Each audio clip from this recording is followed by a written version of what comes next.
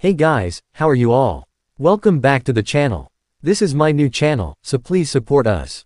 Now let's start today's story on what if Harry Potter summoned his parents' spirits to put Dumbledore on trial. But before we begin, comment 2 blue hearts, be sure to subscribe to our channel, like this video, and share it with your friends. Also, watch till the end because this story is going to be amazing. And don't forget to check out our Patreon for exclusive Harry x Hermione uncensored spicy versions, link is in the description. Now, let's begin the story. Chapter 1, The Beast Within the Champion's tent smelled of sweat and fear. Harry stood apart from the others, his back against the canvas wall, watching Cedric pace a hole into the ground. Fleur Delacour sat perfectly still on a wooden bench, her silver blonde hair catching what little light filtered through the fabric, but her hands were clasped so tightly her knuckles had gone white. Victor Krum simply stood like a statue, arms crossed, face unreadable. For champions. For dragons waiting outside. Harry could hear them. Not just the distant roars that made the crowd gasp, not just the heavy beating of wings that sent vibrations through the earth, he could hear them. The low, rumbling growls that humans weren't meant to perceive. The clicking of claws on stone. The whisper of scales sliding against each other. And beneath it all, something else. Something that called to him like a song half remembered from a dream. Soon, the voice inside him whispered. Soon. Harry closed his eyes and forced himself to breathe. 3 months ago, he hadn't known what he was. The Dementors on the Hogwarts Express had changed everything. Not because of what they'd shown him, but because of what they'd awakened. His mother's screams, yes. The green light, always the green light. But beneath that memory, deeper than he'd ever gone, something had stirred. Professor Lupin had found him afterward, shaking, pale, a piece of chocolate melting forgotten in his hand. Harry? Harry, can you hear me? He'd heard him. But he'd also heard something else. A distant roaring, like thunder trapped inside his chest.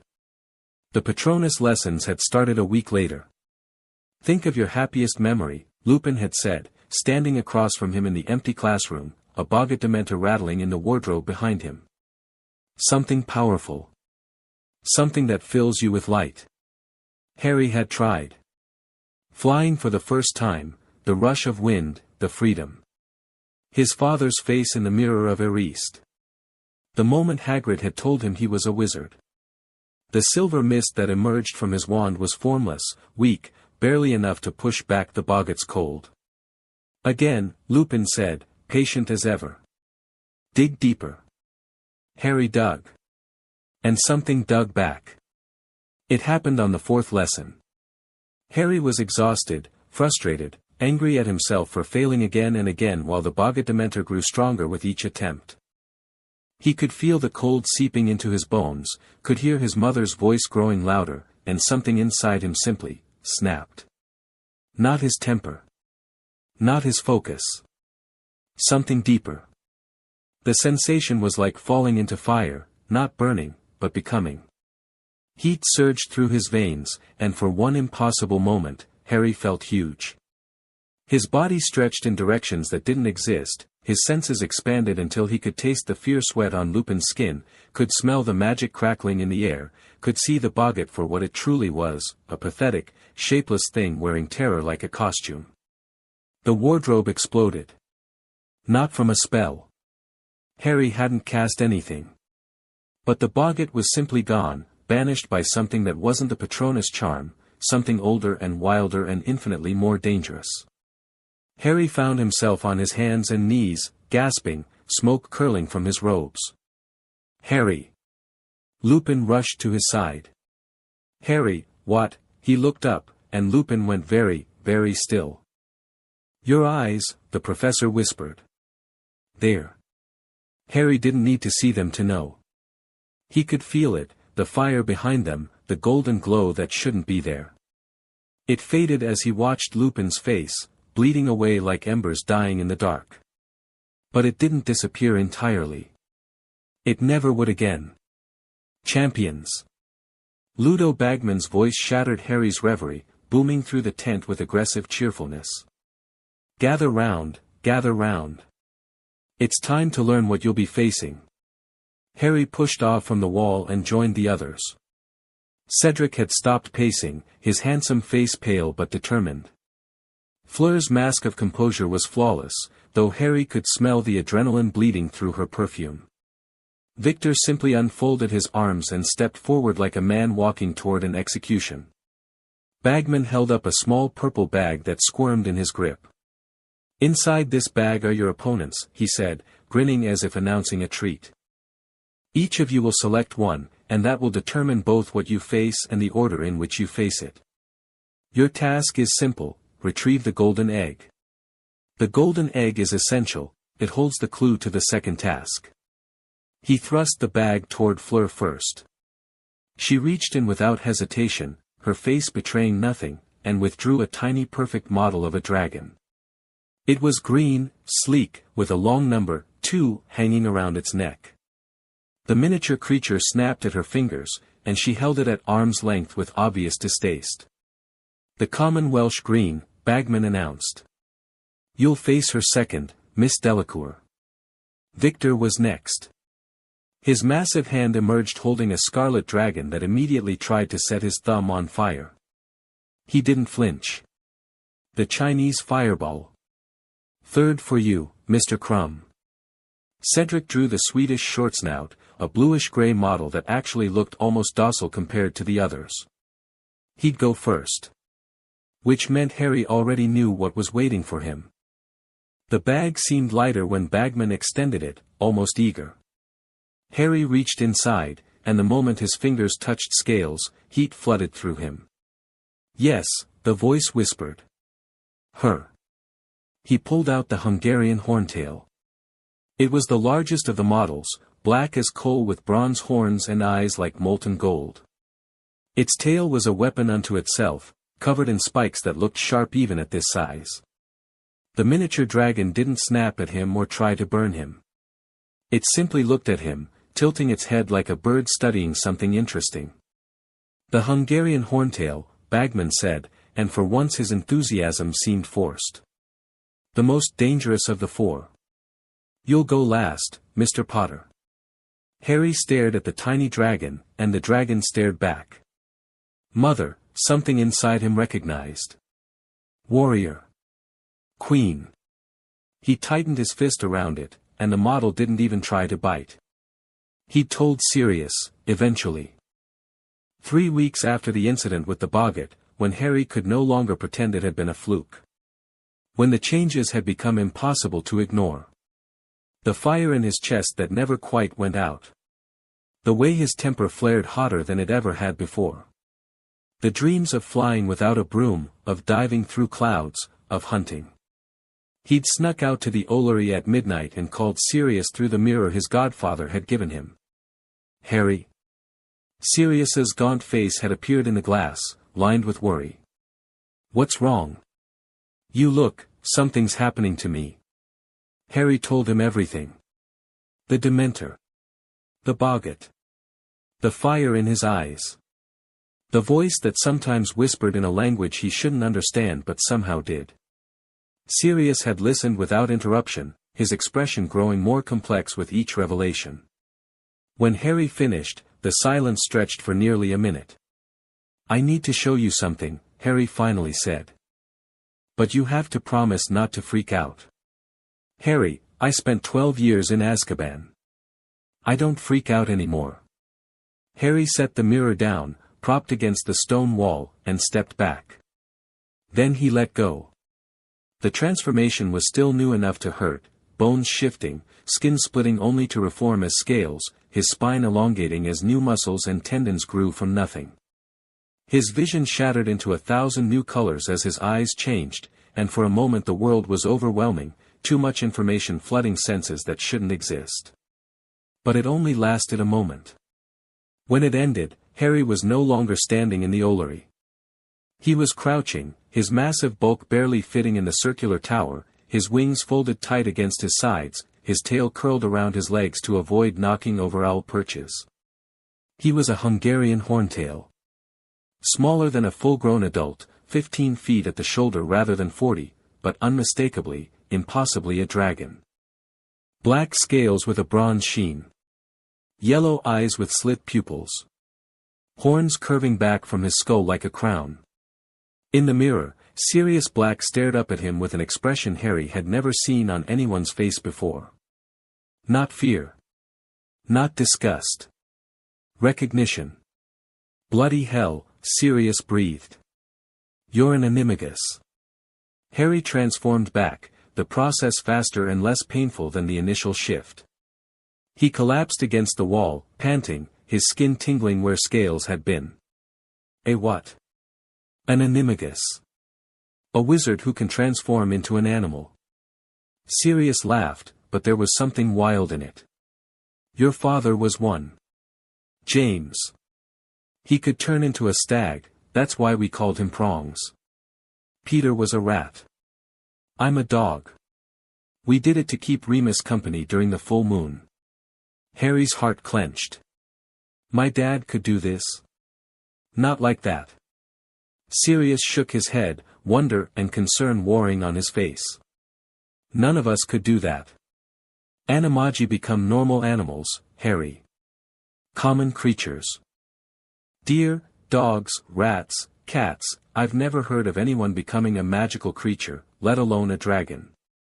But it's possible. Apparently. Sirius ran a hand through his matted hair. I need to do some research. There are books, dark books, old books, that might explain this. But Harry, you have to keep this secret. Do you understand? If the ministry finds out, what would they do? Sirius's eyes went hard. I don't know. And that's what scares me. Unregistered animagi are illegal, but this is something else entirely. This is unprecedented. They might want to study you. They might want to contain you. Or they might just decide you're too dangerous to exist. Harry thought about the fire in his chest. The voice that whispered in ancient tongues. The hunger that sometimes woke him in the night, desperate for something he couldn't name. Okay, he said. I'll keep it secret. He'd meant it. For 3 months, he'd kept it secret. Cedric Diggory stepped out of the tent to face his dragon, and Harry listened to the crowd roar. The Swedish shortsnout was the calmest of the four, but it was still a dragon, still 20 tons of muscle and fire and maternal rage. Harry closed his eyes and tracked the battle through sound alone, the thunder of wings, the crack of spells, the dragon's bellowing anger, and the crowd's alternating screams and cheers. 15 minutes. That's how long it took Cedric to get his egg. Fleur went next. The common Welsh green was smaller, faster, and apparently had a particular hatred for Vila. Harry heard the fight turn desperate halfway through, heard Fleur scream in what might have been pain or fury, heard the dragon shriek as something burned. She got her egg. 21 minutes, and her robes had been singed nearly to ash. Victor Crumb faced the Chinese fireball like he was walking into a Quidditch match, methodical, analytical, utterly without fear. He targeted the dragon's eyes with a precision curse, then snatched the egg while it was half blind and furious. 12 minutes. The fastest yet. And then it was Harry's turn.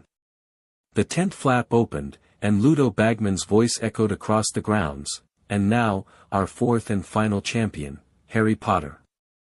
Harry walked out into the sunlight, and the world exploded with sound. The arena was a natural bowl carved from stone, ringed by stands that held thousands of screaming spectators. Ministry officials sat in a raised box, their faces carefully neutral. The judges, Dumbledore, Maxime, Karkaroff, Crouch, and Bagman, watched from their own platform, quills ready to score. And in the center of the arena, surrounded by boulders and bare earth, sat the Hungarian Horntail. She was magnificent. 40 feet from nose to tail, black as the space between stars, her scales glittering with bronze highlights in the afternoon sun. Her wings were half-furled, leathery membranes stretched between razor-edged bones. Her tail lay coiled around a nest of eggs, and one golden egg that gleamed among them. She saw Harry the moment he emerged, and her massive head swung toward him with terrible grace. Their eyes met. And something shifted. "You," the dragon seemed to say. "What are you?" Harry felt the answer burning in his chest, felt the transformation straining against his skin, felt 3 months of suppressed instinct howling to be free. The plan had been to summon his firebolt. To fly, to dodge, to snatch the egg and escape, quick, clean, smart. That's what Hermione had helped him practice.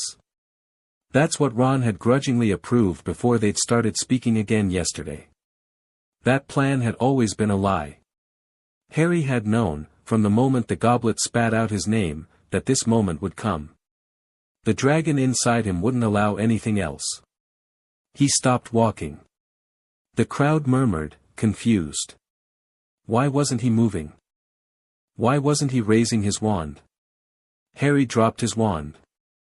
The murmur became a wave of shocked whispers. The horntail cocked her head, equally confused. Prey didn't disarm itself. Prey didn't stand still. This small thing before her, was it surrendering? Was it sick? Then Harry spoke. Not in English. Not in any human language. The sound that emerged from his throat was raw and guttural, a combination of growls and clicks and rumbles that no human vocal cord should be capable of producing. It was the language of dragons, the tongue he shouldn't know, the words that came to him in dreams. "I am not prey," he said. "I am kin." The horntail's eyes went wide. Then Harry let go. The pain of transformation had faded over the months of practice, but it would never disappear entirely. Bones didn't reshape themselves without consequence. Organs didn't restructure painlessly. The human body was not meant to become something else. Harry felt his spine stretch and split, felt new vertebrae grow between existing ones, felt his tail emerge like a new limb learning to exist. His arms lengthened and his fingers fused and membranes of scale-covered skin spread between them until they were wings, true wings, wings that could carry him to the clouds. His skull cracked and reformed, his jaw pushing forward into a muzzle full of teeth like daggers. His eyes shifted from green to gold, and the world became impossibly sharp. He could see individual faces in the crowd, could count the eggs in the nest, could track the horntail's pulse through the veins in her neck. He grew. 15 feet. 20. 25. The transformation stopped when he reached 30 feet at the shoulder, smaller than the nesting mother, but not by much. Not enough to make him less of a threat.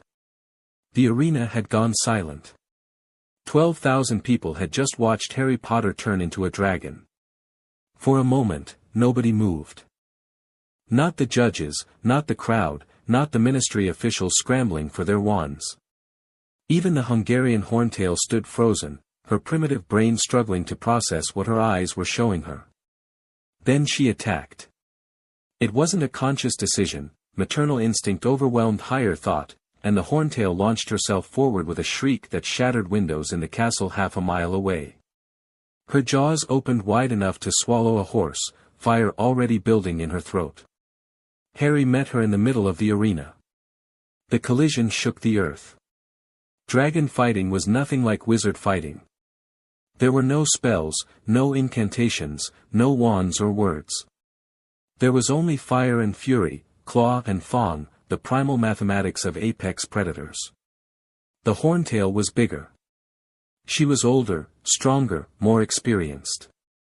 She had killed wizards before, had faced armies and armies, had survived for nearly a century in the most dangerous mountains of Eastern Europe. But Harry had something she didn't. He was both. The horntail breathed fire, and Harry dodged, not the instinctive duck of a dragon, but the calculated barrel roll of a Quidditch player. She swung her tail at his skull, and he didn't just block, he predicted, twisted, let the spikes pass within inches of his eye before clamping his jaws around the tail and pulling. The mother dragon stumbled, surprised. No prey should have been able to do that. Harry wasn't prey. Submit, he roared in the dragon tongue. I will not harm your eggs. I seek only the false one. Submit. Never. She wheeled on him, her claws raking across his shoulder, and Harry felt scales part and blood flow. The pain was distant, filtered through the dragon's alien physiology, but it was real. He could die here. If she got her jaws around his throat, no transformation would save him. He couldn't let that happen. The next few minutes were chaos, a blur of flame and fury that later witnesses would struggle to describe. The two dragons circled and struck and retreated, neither gaining clear advantage.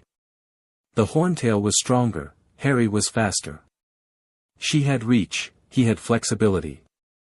Every advantage was matched by a counter. But Harry had one thing the mother did not. He could think. Dragon brains were old brains, built for hunting and hoarding and the simple logic of fire. They were intelligent, brilliant, even, in their own way, but they were not human intelligent. They didn't plan. They didn't strategize. They reacted. Harry watched the horntail's patterns. Every time she lunged, she led with her right foreleg. Every time she breathed fire, she telegraphed it with a slight lifting of her crest. Every time she defended her eggs, she positioned herself in the same protective stance. He counted. He calculated. He waited. And when the moment came, he moved. The horntail lunged with her right foreleg, exactly as she always did. Harry wasn't there. He'd gone low and left, sliding under her strike with a grace that no dragon his size should possess, and before she could adjust, he slammed his shoulder into her forelimb with every ounce of strength he could muster. Bone cracked.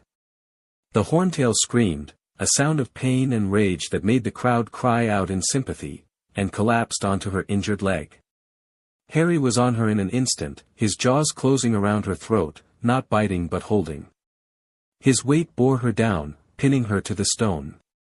"Yield," he commanded. She thrashed, her good forelimb raking his side, opening wounds that steamed in the cold air. Her tail battered his hindquarters, the spikes drawing blood with every strike. But he didn't let go. He couldn't let go. This was dominance. This was the dragon way. The first to release their grip was the loser, the prey, the lesser. Harry would not be lesser. Yield. The horntail's struggles weakened. Her fire guttered out, smoke trailing from her nostrils instead of flame. Her eyes, those massive golden orbs so like his own, rolled up to meet his gaze. She was reading him, he realized. Seeing him. Not as a threat anymore, but as what he truly was. A dragon who was also human. A contradiction that shouldn't exist. But did. Why? She asked, and her voice in the dragon tongue was surprisingly complex, confused, hurting, but curious. Why do you wear human skin? Why do you fight for them? Because I am them, Harry answered. And I am you. I am both. A long pause. The arena was utterly silent, 12,000 people holding their breath. Then the Hungarian horntail, mother of 6 eggs, terror of the Romanian reserves, slayer of 17 wizards, went limp beneath him. Take your golden stone, she rumbled. Leave my children. Harry released her throat and stepped back carefully, never turning his back on her. The mother dragon rose on her 3 good legs, her injured foreleg tucked against her chest, and watched him with something that might have been respect. Or might have been recognition. He padded toward the nest, his massive paws leaving craters in the stone. The eggs, the real eggs, warm and living, pulsed with heat that he could feel through his scales. One of them would hatch soon. A week, maybe 2. The baby inside was strong.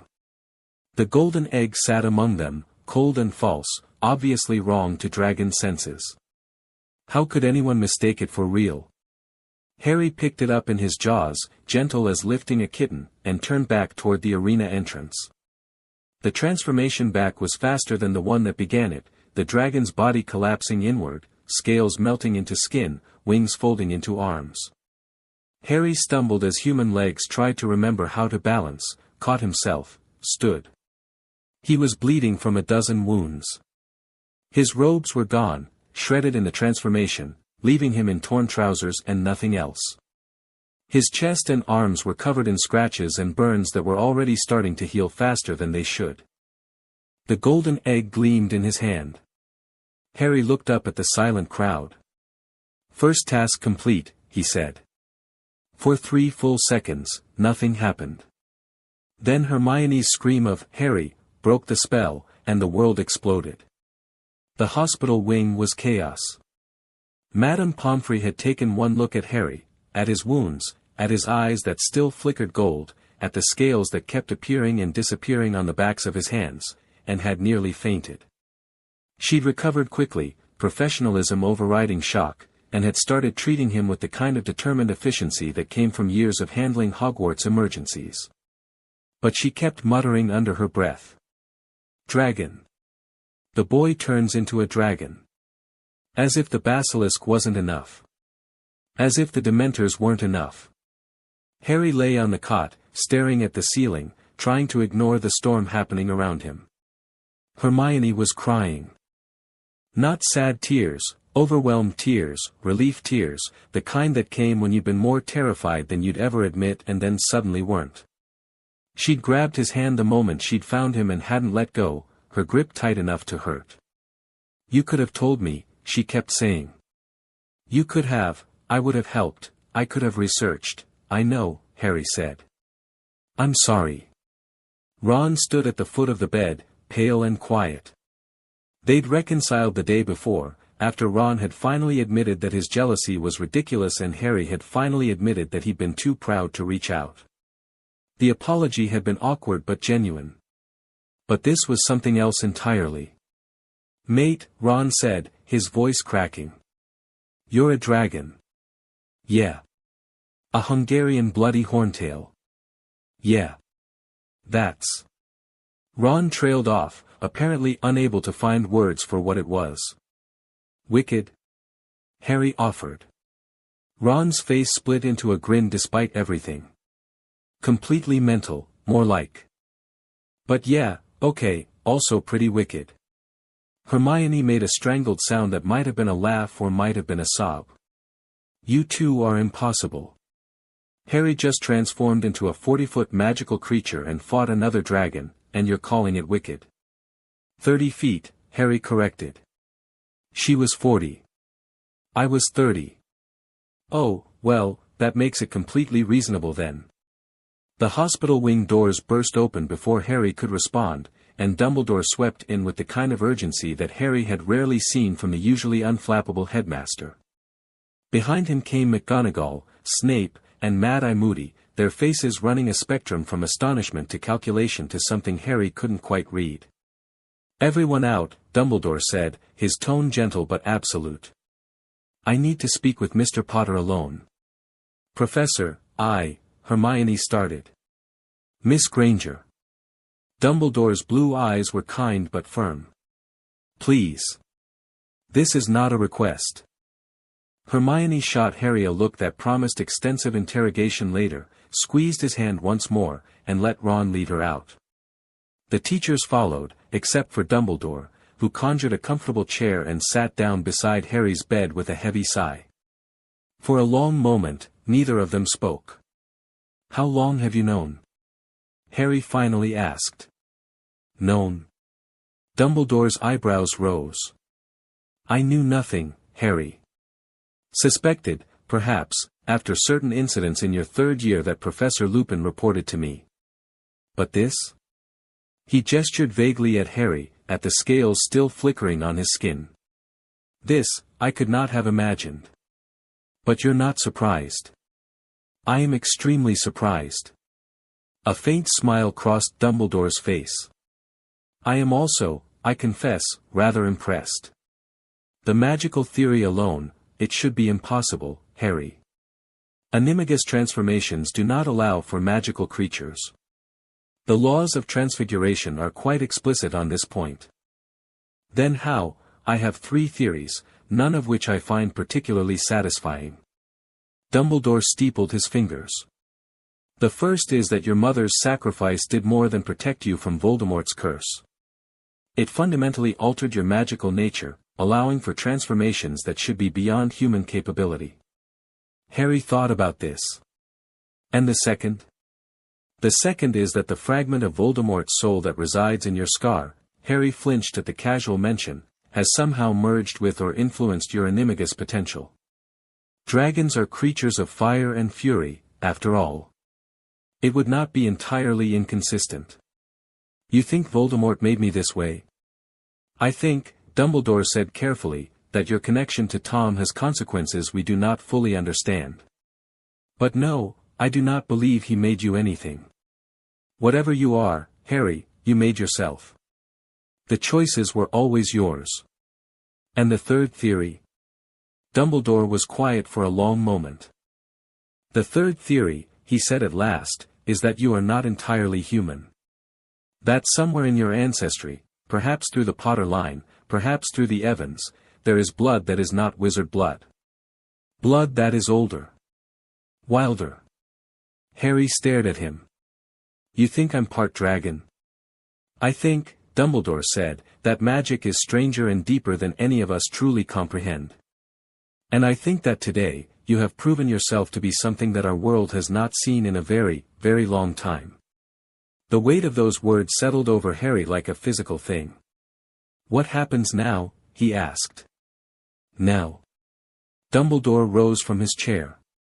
Now, I spend several exhausting hours convincing the Ministry that you are not a threat to public safety. Now, I field questions from the international magical community about what, precisely, Hogwarts has been hiding. Now, I remind several powerful people that Harry Potter is under my protection, and will remain so regardless of what forms he chooses to take. He paused at the door. And you, Harry, should rest. The second task is in February, and I suspect you will need your strength. Professor? Dumbledore turned back. Are you afraid of me? The question hung in the air, naked and honest. Harry hadn't meant to ask it, but the words had escaped anyway, dragged out by something deep and uncertain. Dumbledore's ancient eyes studied him for a long moment. No, he said finally. I am afraid for you. There is a significant difference. Then he was gone, and Harry was alone with the golden egg and the scales on his skin and the fire that still burned in his chest. Night fell over Hogwarts, and Harry couldn't sleep. Madame Pomfrey had healed his wounds, or rather, she'd helped them finish healing themselves, since his body seemed determined to knit itself back together with or without magical assistance. The scratches were already fading to silver scars. The burns had become patches of skin that gleamed faintly in the moonlight. Dragon skin, he realized. Underneath the human surface, something else was growing. He slipped out of the hospital wing at midnight, padding through silent corridors on bare feet. The castle seemed to recognize his mood, opening passages he hadn't asked for and closing doors behind him without a sound. Whether this was Hogwarts magic responding to him or just his imagination, he couldn't say. He ended up on the astronomy tower, because of course he did. The highest point in the castle, open to the sky, where the wind blew cold and clean and the stars burned bright enough to make him ache. Harry stood at the edge, looking out over the grounds, and let the dragon inside him breathe. It was getting harder to contain. Not dangerous, not yet, but present in a way it hadn't been before. Every transformation made it stronger. Every time he let it out, it became more real, more him. The line between Harry Potter the Wizard and Harry Potter the Dragon was blurring, and he wasn't sure which side he'd end up on when it finally disappeared. You're going to catch cold standing there like that. Harry spun, his hand going to a wand that wasn't there, fire already building in his chest. Fleur Delacour stood in the doorway to the tower, silver hair loose around her shoulders, wrapped in a cloak of midnight blue. Her face was unreadable in the starlight. Relax, she said, stepping onto the platform. I am not here to fight. How did you find me? I followed the warmth. She moved to stand beside him at the edge, looking out at the same view. You radiate heat like a furnace, Harry Potter. Avila can sense these things. Harry hadn't known that. Then again, he didn't know much about Vila. Congratulations on the first task, he said, because he couldn't think of anything else. Fleur laughed, a musical sound, but tinged with something bitter. Congratulations. I almost died. My robes caught fire. I tripped over a rock running away. She shook her head. Meanwhile, you turn into a dragon and make the most dangerous creature in the arena bow to you. She didn't bow. She submitted. It is the same thing. Fleur turned to look at him directly, her impossibly blue eyes searching his face. How? How what? How did you become that? She gestured at him, at all of him. I felt it when you changed. Every magical creature within miles felt it, your transformation rang like a bell across the world. It was the most powerful thing I have ever experienced, and I do not understand how it is possible. Harry was quiet for a moment. I don't know, he admitted. I really don't. It started last year, after the Dementors. Something woke up inside me, and I can't make it go back to sleep. Do you want it to? The question caught him off guard. No, he said, and the truth of it surprised him. No, I don't think I do. Fleur nodded slowly. That is good. A gift like yours should not be wasted on fear. Is that what you do? With being a Vila? Part Vila, she corrected, but there was no heat in it. My grandmother was full-blooded. I am merely a quarter, enough for the allure but not the transformation. Though I suspect. She trailed off. What? Nothing. She shook her head. Speculation only. We Vila have our own legends about transformation, about becoming more than human. I always thought they were myths. And now? Her eyes met his, and for a moment Harry saw something in them, a hunger, a recognition, a kinship that went deeper than words. Now I think perhaps we are not as different as I believed, she said.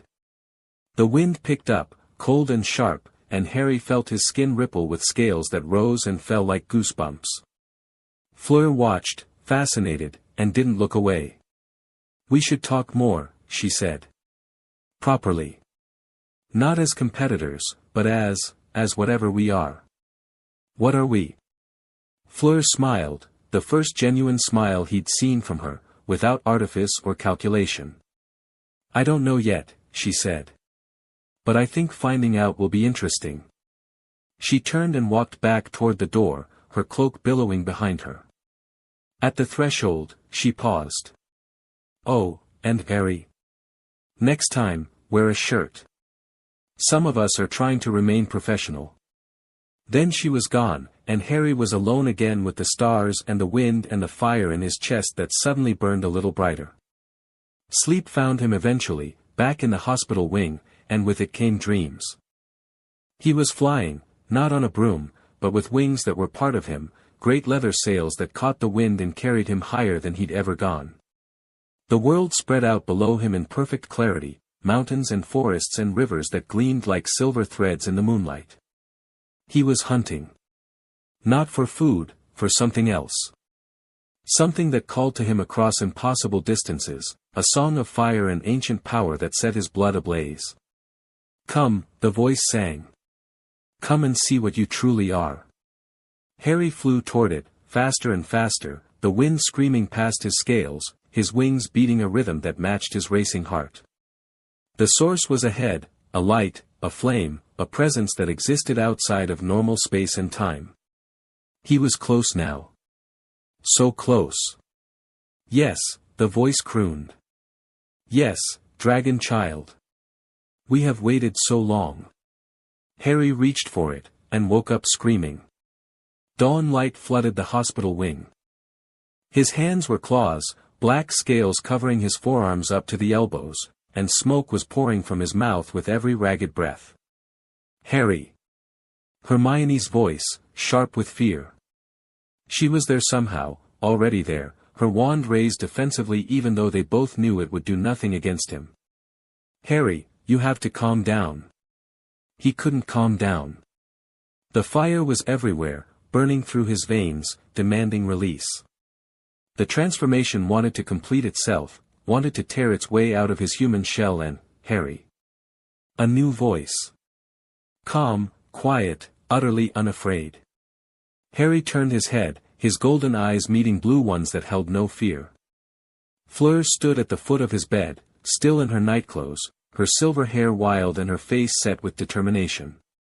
She stepped forward, ignoring Hermione's whispered warning, and placed her hand on Harry's chest. Heat met heat. Something in him recognized her, not as prey, not as threat, but as kin. The fire that burned in her was different from his, older in some ways and younger in others, but it came from the same place. The place where human ended and something else began. Peace, her touch seemed to say. You are not alone in this. The scales receded. The claws became fingers. Harry collapsed back against the pillows, shaking, drenched in sweat that steamed in the cool morning air. What? He croaked. What was that? Fleur's face was pale, but her hand remained on his chest, steady as a heartbeat. That, she said, is why we need to talk. They told Hermione everything. Not just Harry's story, his transformation, his dreams, his fears, but Fleur's as well. The Vila legends she'd grown up hearing, about creatures of fire and passion who could become something more. About the original Vila, who weren't nymphs or spirits but something far older. Something that predated wizards entirely. Dragons, Hermione breathed, her researcher's mind already racing. You're saying Vila were, evolved from dragons? Transformed, Fleur corrected. Not evolved. Long ago, according to the old stories, some dragons found a way to become human. Or nearly human. The change was permanent, they could not return to their true forms, but they retained some of their power. Their allure. Their fire. That's why you could calm him down, Hermione realized. You're related. Magically speaking. Distantly. Fleur's hand was still on Harry's arm, her touch warm and grounding. The connection is very faint. I did not even know it existed until I felt him transform. Harry absorbed this, his mind reeling. So I might be, what? A throwback? Some kind of ancestral regression? Perhaps. Fleur shrugged elegantly. Or perhaps you are something new. Something that has not existed before. There were dragon animagi, Hermione said suddenly. I found a reference, it took weeks to track down, but there were records. The Purge of 1287. An entire community of them, hunted and killed by. She trailed off, her face going pale. By who? Harry demanded. The Order of the Dragon. A secret society dedicated to destroying anyone who could transform into a magical creature. They believed such transformations were abominations, violations of the natural order. She swallowed hard. The record said they killed hundreds. Maybe thousands. Anyone who showed the ability was executed, and their families were often killed too, to prevent the trait from passing on. The fire in Harry's chest flared, hot with sudden rage. And this order? Do they still exist? I don't know. The records are centuries old, and most of them were destroyed. But Harry. Hermione's eyes were frightened now. If they do still exist, and they saw what you did today. She didn't need to finish the sentence. Harry looked at Fleur, at her calm face and steady eyes, at the warmth of her hand that seemed to anchor him to something human. I'm not going to hide, he said. Not anymore. Whatever comes, Hunters, Ministry, Voldemort, I'm not going to spend my life afraid of what I am. No one is asking you to hide, Fleur said. But perhaps being more strategic would be wise. She's right, Hermione agreed. You revealed yourself to 12,000 people today, Harry. The entire wizarding world knows what you are. The question now is what you do with that. Harry thought about Dumbledore's words. About the Horntail's submission. About the dreams that called him towards something ancient and vast. I need to learn more, he said. About what I am. About where this power comes from. About why it's happening now. I can help with the research, Hermione said immediately. And I can teach you about magical creature instincts, Fleur added. How to control them. How to use them without losing yourself. Harry looked at them both, his best friend, and this strange beautiful girl he barely knew but somehow trusted. Why? He asked Fleur. Why help me? We're supposed to be competing. Fleur's smile was small but real. Because you are the first person I have met who understands what it is like, she said. To have something inside you that is not entirely human. To feel the fire and the hunger and the need to be more. She squeezed his hand. We are not competitors, Harry. We are kin. Kin, the dragon inside him agreed. Yes. The morning sun climbed higher, streaming through the hospital wing windows, and somewhere in the distance Harry heard the Hungarian horntail roar. She was being moved today, along with the other dragons, back to Romania where she belonged.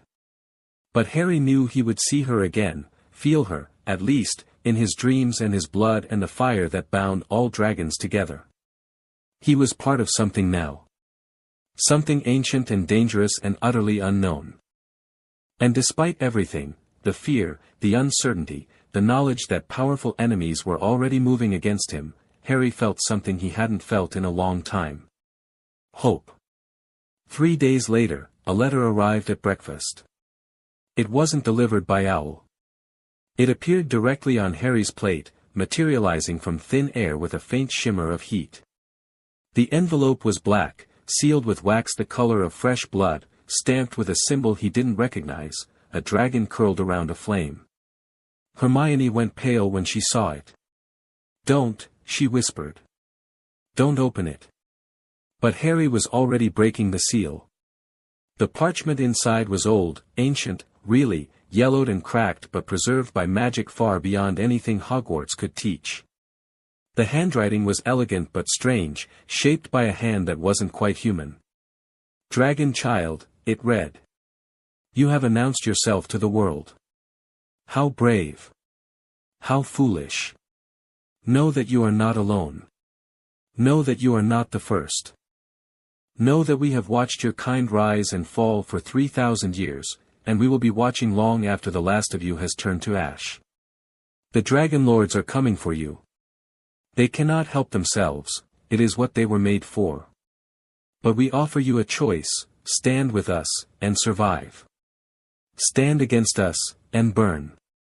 The council convenes at the winter solstice. You are invited to present yourself for judgment. Come willingly, and you will be heard. Refuse, and we will come for you ourselves.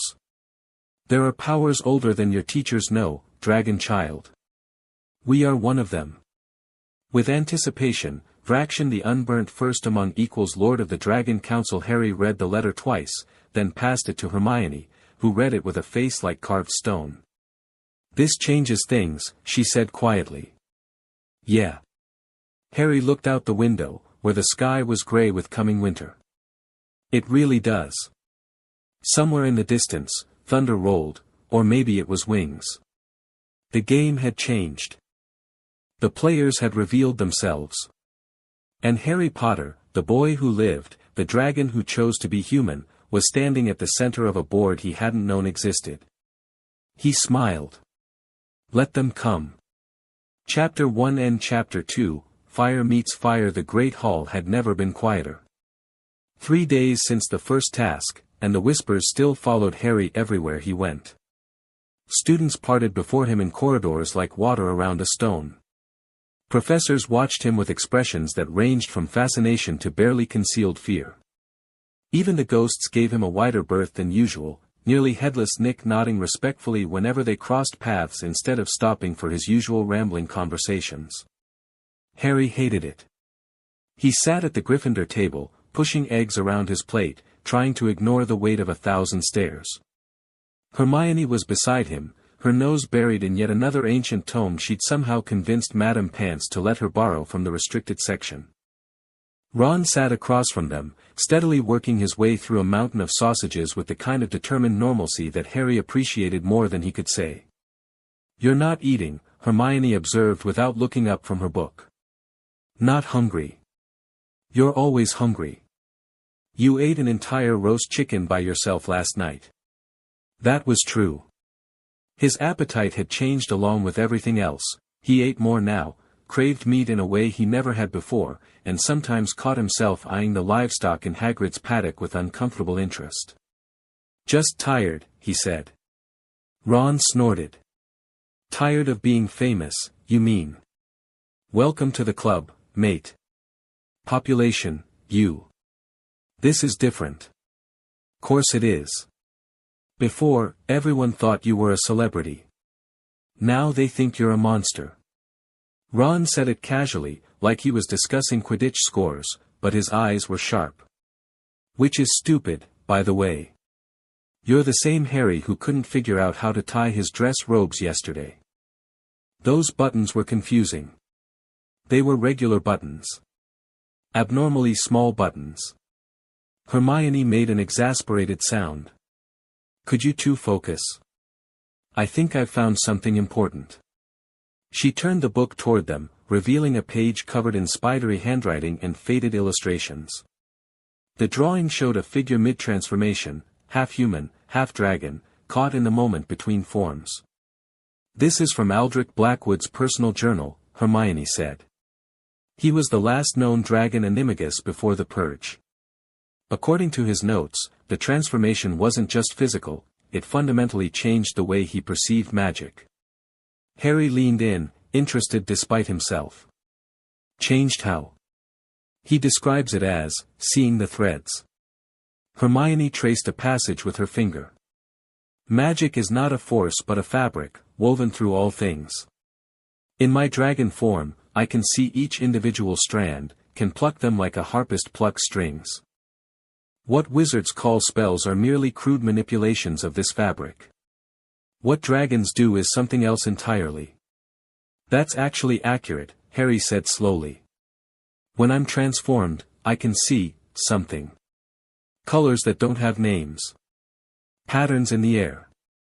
The magical spectrum," Hermione breathed. "There's a theory, highly controversial, that wizards only perceive a fraction of magical energy. Like how humans can only see a small portion of the light spectrum. If dragons can see the full spectrum, then they see magic as it really is," Ron finished. "Bloody hell. No wonder they're so powerful." Harry thought about the Horntail, about the way she'd looked at him with those ancient golden eyes. She hadn't just seen a challenger, she'd seen him, seen through the human shell to whatever fire burned beneath. "There's more," Hermione said, turning pages. "Blackwood writes about something called the primordial flame. He believed it was the source of all draconic magic, a kind of cosmic fire that existed before the universe began. Dragons aren't just magical creatures, they're fragments of this original flame-given form. And dragon animagi? He theorized that certain humans have a connection to this flame. Something in their blood, their soul, that resonates with it. When they transform, they're not just changing shape, they're tapping into something fundamental." She looked up at Harry, her brown eyes intense. "You're not just a wizard who can become a dragon, Harry. According to this, you're a piece of the original fire wearing human skin." The words hit him like a physical blow. A piece of the original fire. Something inside him, the dragon, the flame, whatever it was, stirred in recognition. "Yes," it whispered. "Yes, that is what we are." The letter from Vraction had changed everything. Harry had shown it to Dumbledore, who had read it 3 times before setting it down with hands that trembled slightly. The headmaster had been quiet for a long time, staring at the blood-red seal, before finally speaking. "I had hoped we would have more time," he said. "You knew about them? The Dragon Council?" "I knew they existed. Rumors, mostly, Whispers in dark corners, references in texts so old they predate Hogwarts itself. Dumbledore's blue eyes were troubled. I did not know they were still active. I did not know they were watching. Who are they? Dragons, Harry. Or they were, once. The oldest of their kind, who found a way to take human form permanently. They have been walking among us for millennia, guiding events from the shadows, pursuing agendas we cannot begin to comprehend. Harry absorbed this. And Vraction? The Unburnt. If the legends are true, he was the first, the original dragon Animagus, transformed 3,000 years ago when magic was wild and the world was young. Dumbledore shook his head slowly. I always believed he was a myth. A story to frighten children. He seems pretty real to me. Yes. Dumbledore picked up the letter again, studying it. Yes, he does. And that, Harry, is deeply concerning. They had discussed options. Dumbledore wanted Harry to stay at Hogwarts, protected by ancient wards and a staff of powerful wizards. Harry had pointed out that Vraction's letter had appeared directly on his plate, which meant the wards were meaningless against whatever power the council possessed. In the end, they had agreed on a middle path. Harry would continue his education, continue competing in the tournament, but he would also prepare. Train. Grow stronger. Because the winter solstice was coming, and one way or another, Harry would have to face judgment. The first owl arrived at lunch. It was enormous, easily twice the size of any normal postal owl, with feathers of deep crimson and eyes that gleamed with uncanny intelligence. It landed directly in front of Harry, ignoring the startled gasps from surrounding students, and extended its leg with regal disdain. The letter attached was written in French. It's from my father, Fleur said, appearing at Harry's shoulder as if summoned. She'd been doing that lately, showing up whenever something important happened, her Vila senses apparently attuned to moments of significance. May I? Harry handed her the letter, and she scanned it quickly, her expression shifting from curiosity to something more complex. He wants to meet you, she said. Officially. As head of the Delacour family. Why? Because you are what you are. Fleur folded the letter carefully. The Delacour family has Vila blood going back 20 generations. We have always known we were different. But we did not know why, not truly. Now there is someone who might have answers. I don't have answers. I barely understand what's happening to me. Then perhaps you can find answers together. Fleur's hand brushed his arm, and Harry felt that same resonance he'd experienced in the hospital wing, two flames recognizing each other across the dark. My father is a powerful man, Harry.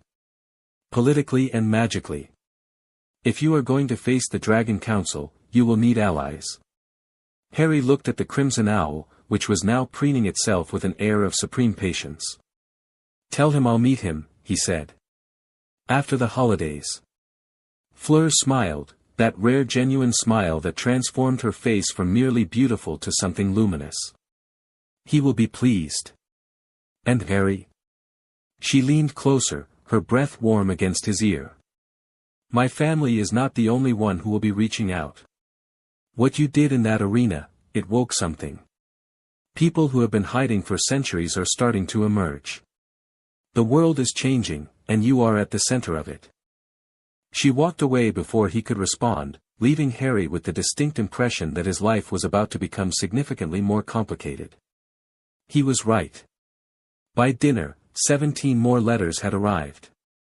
Some were from old wizarding families, offering alliances and marriages and political arrangements. Some were from researchers, begging for interviews and magical samples. Some were threats, crude and angry, warning him that freaks wouldn't be tolerated. And 3 were from people like him. Not dragon animagi, that was apparently still unique, but others with magical creature blood. A wizard in Scotland whose grandmother had been a Selkie. A witch in Brazil whose family had intermarried with local spirits for generations. A man in Japan who claimed his bloodline included something called a tenio. All of them had felt Harry's transformation. All of them had recognized something in it. "We are not alone," the letters said in different words.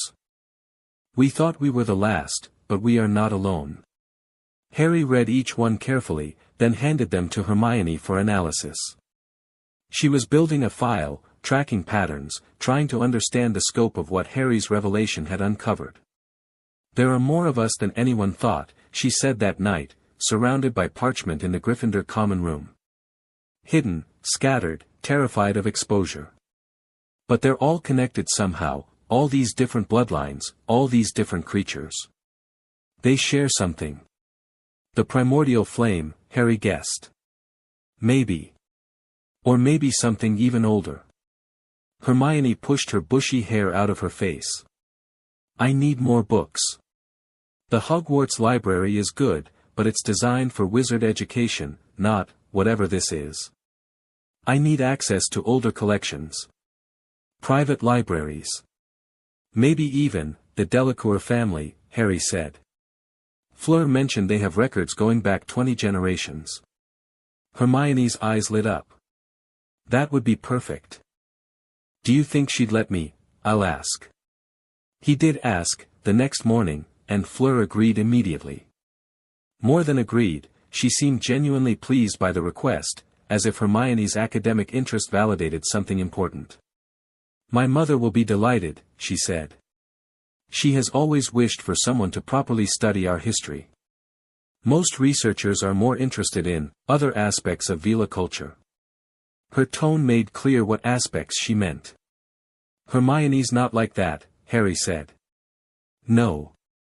Fleur looked across the great hall to where Hermione sat, already buried in another book. "No, she is not. She sees us as people, not creatures. That is rarer than you might think." There was something in her voice, a note of old pain, carefully buried, that made Harry want to reach out. To comfort her. The dragon inside him stirred, protective instincts rising. He pushed them down. "Not now. Not yet. The second task is in February," he said instead. "Have you figured out the clue yet?" Fleur's expression shifted to one of frustration. "The egg screams when I open it. Nothing but noise." "Same. Hermione thinks it might be encoded somehow, a different language or frequency." "Murmish," Fleur said suddenly. "Of course. Murmish sounds like screaming to human ears, but underwater." They looked at each other, the same realization dawning. "The lake," Harry said. "The lake," Fleur agreed. "We need to listen underwater." It was the first time they'd worked together as partners rather than competitors. Harry found he liked it. He found he liked her, in ways that went beyond the strange kinship of their shared fire. That was probably going to be a problem. The Dragon Lords made their first move on a Tuesday. Harry was walking back from care of magical creatures. Hagrid had been teaching them about fire crabs, which Harry had found oddly soothing, when he felt it. A wrongness in the air, like a discordant note in a familiar song. He stopped. The corridor was empty, which was strange. This time of day, there should have been students everywhere, rushing between classes, gossiping in corners. But the hallway stretched before him, silent and abandoned. "I know you're there," Harry said. For a moment, nothing. Then a man stepped out of the shadows, literally stepped out, as if the darkness had been a doorway. He was tall and thin, dressed in robes of deep gray, with a face that might have been handsome if not for the cold calculation in his eyes. On his wrist, barely visible beneath his sleeve, was a brand. A dragon, curled around a flame. The same symbol from Vraction's letter. "Harry Potter," the man said. "The dragon child. You're shorter than I expected. And you're more dramatic. Stepping out of shadows. Really?" The man's lips twitched, not quite a smile, but close. "My name is Aldrich Thornwood. I represent the Order of the Dragon. The Dragon Lords. We prefer the traditional name, but yes." Thornwood began walking toward him, slow and deliberate. "I've been sent to evaluate you." "Evaluate me for what?" "For threat potential." Thornwood stopped about 10 feet away, just outside arm's reach. "You understand, we've been doing this for a very long time. Hunting your kind. The process has become quite refined." Harry felt the fire stir in his chest, responding to the danger. He forced it down. "Your order killed hundreds of people in 1287. Maybe thousands. Necessary losses." Thornwood's voice held no emotion. "Do you know what happens when dragon animagi are allowed to flourish? They grow ambitious. They decide they're better than normal wizards, better than normal humans. They try to rule.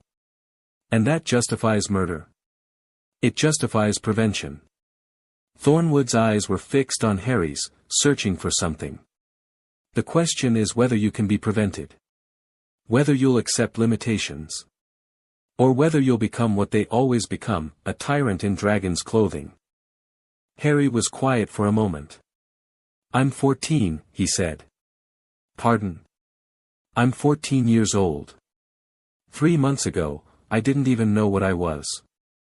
Now I've got ancient secret societies sending scouts to evaluate my threat potential, and you're talking about whether I'll become a tyrant." Harry shook his head. "I just want to survive the tournament and maybe pass my OWLS. That's it." Thornwood studied him with an expression Harry couldn't read. "You're either remarkably naive," he said, "or remarkably good at deception. Maybe I'm just honest. No one in your position is just honest. You have power, Mr. Potter. Power attracts more power. It's like gravity, the larger you become, the more things fall into your orbit." Thornwood reached into his robes, and Harry tensed, but all he withdrew was a card. He held it out between 2 fingers. "When you're ready to discuss terms, contact me. The Order has resources. Knowledge. We could be very useful to someone in your situation. I thought you hunted people like me. We hunt threats." Thornwood's smile was thin as a knife blade. "We also recruit assets. The choice of which category you fall into is, for the moment, still yours." He stepped backward into the shadows and vanished. Harry stood alone in the corridor, the card still extended toward empty air. After a long moment, he took it. The card was black, with silver lettering that seemed to shift when he looked at it directly. Aldrich Thornwood, it read. Acquisitions. Harry tucked it into his pocket and continued toward Gryffindor Tower. The dragon inside him rumbled with something that might have been laughter. "They think they can control us," it seemed to say. How amusing. That night, Harry told the others everything. They met in the room of requirement. Hermione had discovered it while researching the castle's secrets, and it had become their unofficial headquarters. Tonight, the room had provided a comfortable sitting area with overstuffed chairs, a roaring fireplace, and walls lined with books that seemed directly relevant to their current situation. Ron was furious. "They just approached you. In the middle of the school." He was pacing, his ears red with anger. Where were the professors? Where were the wards? The wards didn't stop Fraction's letter either, Hermione pointed out. Whatever magic these organizations use, it's beyond normal protection. That's not comforting. It's not meant to be. Harry sat in one of the chairs, Fleur beside him. She'd insisted on being included after Harry had told her about Thornwood, arguing that if there were threats moving against him, she needed to know. He hadn't had the heart to refuse. "What concerns me," Fleur said, "is that they know who you are but revealed themselves anyway. Either they are confident they can control you, or they are confident they can destroy you if necessary." "Maybe both," Harry said. "Probably both." She turned to look at him directly. "What did your instincts tell you? When you faced him?" Harry considered. "That he was dangerous.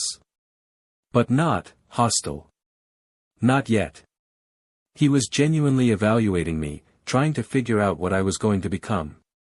And what are you going to become? The question hung in the air. I don't know, Harry admitted. 3 months ago, I was just Harry. Orphan, Quidditch player, guy who keeps almost dying. Now I'm. He shook his head. I don't have a word for what I am. Maybe that's the point, Hermione said quietly. She'd been uncharacteristically silent, turning Thornwood's card over and over in her hands. Maybe you get to decide. No one's ever been what you are before, you said. Dumbledore confirmed that. There's no precedent. No model to follow. Or to avoid, Ron added. Those old dragon animagi, the ones who became tyrants, you're not them. You're Harry. What if that's not enough? Then we'll help you. Ron's voice was firm. That's what we're here for, mate. Not to worship you or be scared of you or any of that rubbish. Just to help you figure things out, same as always.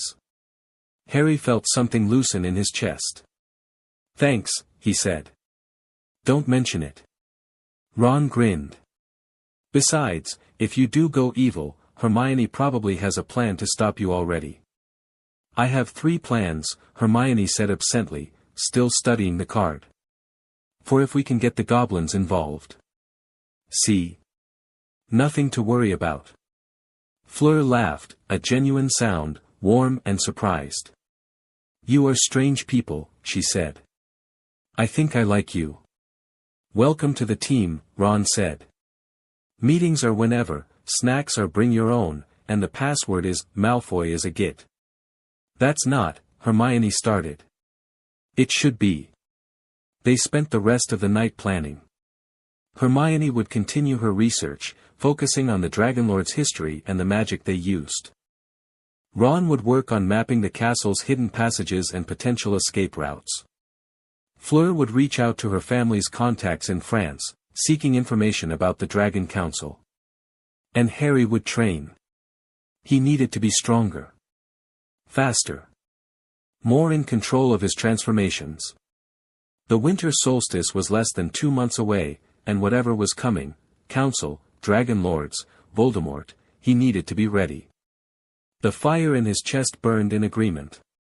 Training started the next morning. Harry woke before dawn, slipping out of Gryffindor Tower while his roommates still slept. The castle was quiet at this hour, only the occasional ghost or wandering portrait to note his passage. He made his way to the Forbidden Forest. Technically, it was off-limits. Practically, Harry had been breaking that rule since his first year, and at this point, the forest felt more like home than anywhere else. The trees knew him. The creatures that lurked in the shadows had learned to give him space. And it was the only place where he could transform without being seen. The clearing he'd chosen was deep in the woods, far from any trail or path. Harry stood in the center, feeling the pre-dawn chill on his skin, and reached for the fire inside him. The transformation came easier now. His body knew the shape it wanted to take, and shifting into it was becoming as natural as breathing. Bones stretched, muscles reformed, wings unfurled, and then he was himself, truly himself, 30 feet of scaled power and ancient fire. He spent the first hour just existing in this form. Feeling the way his senses expanded, the way magic became visible as a tapestry of light and shadow woven through everything. A rabbit 300 yards away, its heartbeat a tiny drum. An owl returning to its nest, its wings leaving trails of disturbance in the magical fabric. The trees themselves, ancient and slow, their consciousness barely perceptible but definitely there. Then he started to move. Flight came naturally now, had from the very beginning, actually, as if his body remembered how even though he'd never done it before. But there was a difference between natural and skilled, and Harry needed to be skilled. He pushed himself through aerial maneuvers that would have been suicidal on a broom, vertical dives, barrel rolls, sudden stops that tested the limits of his wings. By the time the sun rose, he was exhausted. But it was a good exhaustion. The kind that came from genuine effort, from pushing past boundaries and finding new limits to push against. Harry transformed back and lay on the forest floor, staring up at the canopy, feeling his body slowly remember how to be human. "You're getting better." He didn't startle this time. He was starting to recognize that voice. Fleur stepped into the clearing, dressed in practical clothes rather than her usual elegant robes. Her silver hair was pulled back, and there was a determined set to her jaw. "You followed me," Harry said. "I have been following you every morning for the past 3 days." She smiled at his surprise. "Did you think I would let you train alone? What if something went wrong? What could you do if something went wrong? I'm a 30-foot dragon. I could call for help. I could provide medical assistance. I could," she stopped, her expression shifting. "I could be here. That is what matters." Harry sat up, studying her. In the early morning light, without any magical enhancement, she looked almost normal. Still beautiful, of course, Vila Blood saw to that, but more approachable somehow. More real. "Why do you care?" he asked. "I told you. We are kin. That's not the only reason." Fleur was quiet for a moment. "When I was 8, she said finally, I nearly killed someone."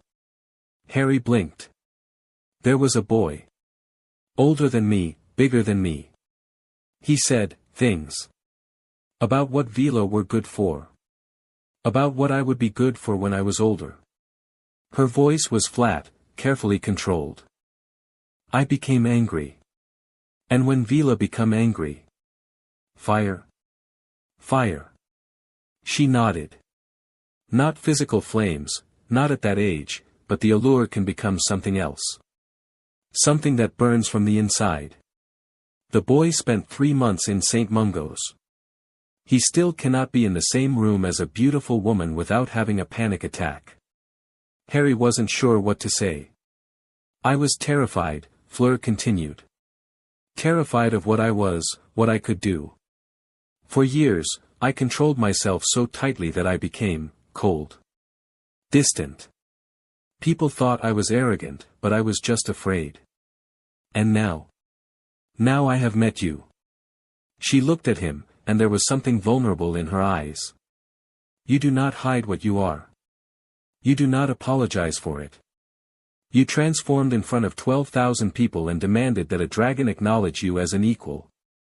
I have never seen anything so brave, or so terrifying. I didn't feel brave. I felt like I didn't have a choice. That is what bravery is."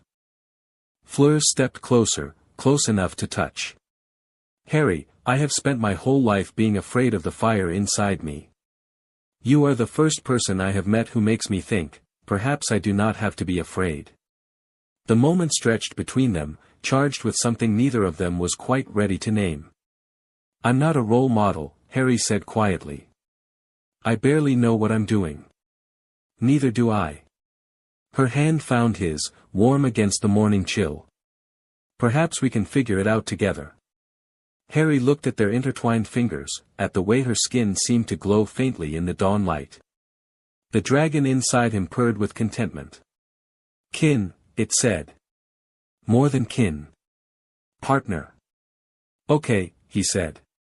"Together."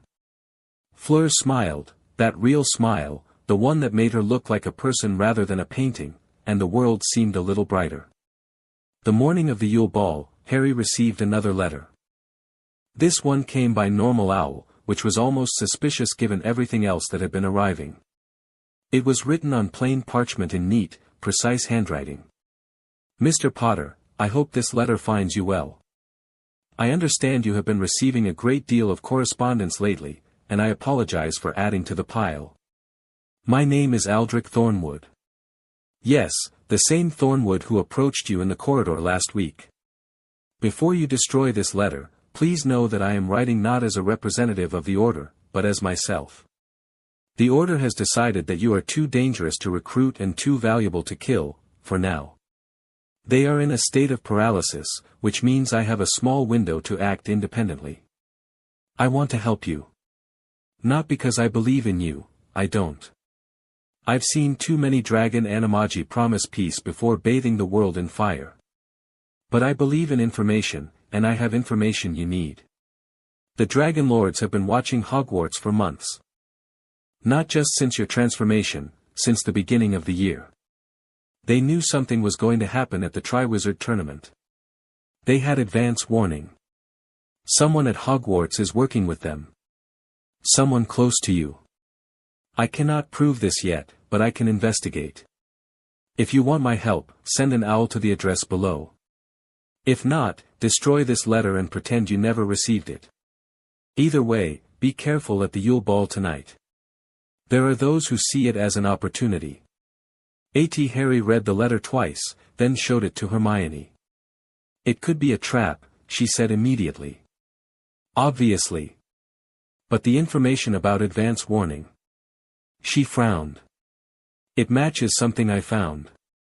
The Dragonlord's records show increased activity in Britain starting last summer. Before anyone knew about you, before your name came out of the goblet. You think he's telling the truth? I think he's telling a truth. Whether it's the whole truth is another matter. Harry looked at the letter again. The warning about the ball was concerning. Fleur was his date, and if anything happened to her because of him. We go ahead as planned, he said. But we stay alert. And we don't eat or drink anything we haven't watched being poured. Paranoid. I've earned it. Hermione nodded slowly. I'll tell Ron. We'll set up a rotation, someone watching you at all times. That's not, yes, it is. Her voice was firm. You're my best friend, Harry. You've been since a troll almost killed me in first year. I'm not losing you to some centuries-old conspiracy because we weren't careful enough. There was nothing Harry could say to that. The Yule Ball was beautiful. Harry had to admit, the decorators had outdone themselves. The Great Hall had been transformed into a winter wonderland, with icicles hanging from the ceiling and snow falling in gentle flurries that never quite reached the floor. A massive Christmas tree dominated one corner, decorated with enchanted ornaments that sang carols in tiny voices. None of which Harry noticed. He was too busy watching Fleur descend the marble staircase. She wore silver, of course she did, but it wasn't the cold silver of metal or ice. It was the silver of moonlight on water, of stars in a clear sky, of fire so pure it transcended heat. The dress flowed around her like liquid light, and her hair was swept up in a complicated arrangement that left her neck bare and elegant. She was the most beautiful thing Harry had ever seen. Mine, the dragon growled inside him, and for once Harry didn't argue. You're staring, Fleur said as she reached him. You're worth staring at.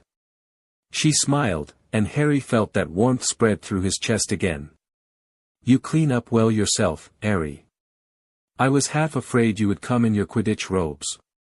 Hermione threatened me. Smart woman. They entered the hall together, and conversation stopped.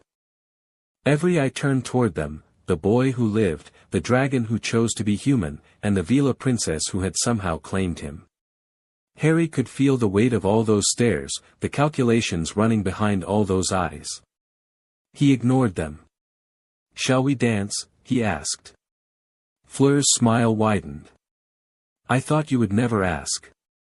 The music started, something slow and elegant, and they moved together. Harry was a terrible dancer under normal circumstances, but something about Fleur's presence made it easier. She guided him subtly, and his body followed without conscious thought. You are doing well, she murmured. I'm trying not to step on your feet. I meant in general. Her eyes met his. The pressure, the attention, everything that has happened. You are handling it better than most would. I've had practice. Being stared at, I mean. This is just, more. Yes. Her hand tightened on his shoulder. It is more. And it will become more still. You know this, yes. I know. And you are not afraid? Harry considered the question seriously. I'm terrified, he admitted. Every day, I wake up wondering if this is the day everything falls apart. The day I lose control, or the Dragon Lords come for me, or Voldemort finally makes his move. Then how do you keep going? Because the alternative is giving up. And I can't do that. He pulled her slightly closer. Because there are people I care about who would be hurt if I failed. Because there's a girl with silver hair who makes me feel like I might actually be able to do this. Fleur's breath caught. You are too young to say things like that, she said, but her voice was soft. I'm too young for a lot of things. Doesn't seem to stop them from happening. The song ended, and they stood in the center of the floor, neither willing to let go. After the tournament, Fleur said quietly. When this is over, when we are no longer competitors, we should talk. Properly. I'd like that. Good. She leaned in, her lips brushing his cheek, and Harry felt the fire inside him surge. Now, let us go get drinks. I am thirsty. The assassination attempt came at midnight. Harry had been careful all evening, watching his glass, checking his food, keeping Fleur within arm's reach. But even paranoia has limits, and he couldn't stay alert forever. The poison was in a glass of champagne that a house elf pressed into his hand during a moment of distraction. Harry raised it to his lips, and Fleur knocked it away. The glass shattered against the floor, and where the champagne splashed, the stone hissed. Acid. Not just poison, something designed to eat through him from the inside out. How did you? Harry started. I felt it. Fleur's face was pale but determined. Something wrong in the magic. Come, we need to. The lights went out. Not the candles or the enchanted icicles, all of them, simultaneously, plunging the great hall into absolute darkness. Screams echoed from somewhere, and Harry felt the crowd pressing in on all sides. Threat, the dragon snarled. Enemies. Fight. He grabbed Fleur's hand and pulled her close, feeling the transformation strain against his skin. Not now, if he changed in this crowd, people would die. Harry. Ron's voice, somewhere to his left. Where are you? Here. Stay back. Something moved in the darkness. Something that wasn't human. Harry felt it before he saw it, a coldness, a wrongness, the same discordance he'd sensed when Thornwood appeared. But stronger. More focused. The lights came back on. Standing in the center of the great hall, surrounded by terrified students, were three figures in gray robes. Dragon Lords. Each carried a weapon that gleamed with enchantment, swords, not wands, designed to kill rather than subdue. Harry Potter, the lead figure said, and Harry recognized the voice from the corridor. Thornwood. The Order of the Dragon has passed judgment. I thought you wanted to help me. I did. I do. Thornwood's face was expressionless. But I was overruled. They've decided you're too dangerous to let the council have you. If you die now, before the solstice, the balance of power remains unchanged. And you went along with this? I follow orders, Mr. Potter. Even ones I disagree with. Thornwood raised his sword. I'm sorry. For what it's worth. He lunged. Harry shoved Fleur aside and met the strike with his bare hand. The blade bit into his palm, cutting deep, and blood flowed, but the wound was already closing, already healing. Harry felt scales rippling across his skin, felt his eyes shifting to gold, felt the fire building in his chest. You should have brought more people, he said. Then he let the dragon out. Not a full transformation, there wasn't room, but enough. His hands became claws. His neck elongated, his jaw pushed forward, and when he opened his mouth, fire poured out. Thornwood threw himself aside, barely avoiding the flame, but one of his companions wasn't fast enough. The man screamed as his robes caught fire, and his screams cut off abruptly as Dumbledore's spell took him down. The headmaster had arrived. He stood in the doorway, wand raised, eyes blazing with a fury Harry had never seen from him. Behind him came McGonagall, Snape, and a dozen other professors, all ready for battle. Enough, Dumbledore said, and his voice echoed with power. You have violated the sanctuary of this school. You have attacked my students. There will be consequences. Thornwood looked at his fallen companion, at Harry's partially transformed form, at the army of teachers facing him. Something flickered in his eyes, calculation, regret, something else. This isn't over, he said. The order doesn't stop. We never stop. He threw something at the ground, a small sphere that exploded into blinding light, and when Harry could see again, the Dragon Lords were gone. The aftermath was chaos. Students crying, teachers trying to restore order, ministry officials appearing from nowhere to ask questions that no one could answer. Harry stood in the middle of it all, his hand healed but still tingling, his eyes still flickering between green and gold. Fleur had found him immediately, throwing her arms around him, not caring who saw. You could have died, she said into his shoulder. So could you. I am not the one they were trying to kill. No. You're just the one who saved me. Harry pulled back enough to look at her face, at the tears tracking down her cheeks. Thank you. Do not thank me. Her hands cupped his face, fierce and desperate. Just survive. Whatever happens, whatever they throw at us, survive. I will if you will. She kissed him. It wasn't gentle or careful or any of the things first kisses were supposed to be. It was fire meeting fire, desperation and relief and something deeper that neither of them was ready to name. When they finally broke apart, the whole great hall was staring. Harry didn't care. Together, he said. Together, Fleur agreed. Across the hall, Hermione watched with an expression caught between worry and hope. Ron stood beside her, his face pale but determined. Cedric Diggory was helping calm younger students, Victor Crumb was checking on his Durmstrang companions, and the professors were beginning to restore order. The Yule Ball had become something else entirely. But looking at Fleur, at her fierce eyes and her warm hands and the fire that burned inside her like an answer to his own, Harry couldn't bring himself to regret any of it.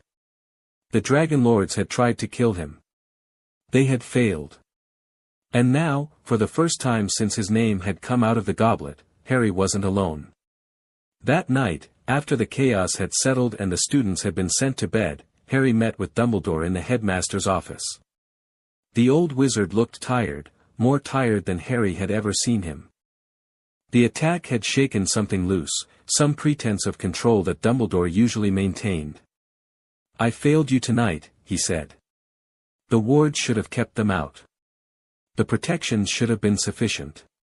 They came in through the shadows, Harry said. Like Thornwood did before. Whatever magic they use, it bypasses normal defenses. Yes. Dumbledore nodded slowly. Ancient magic.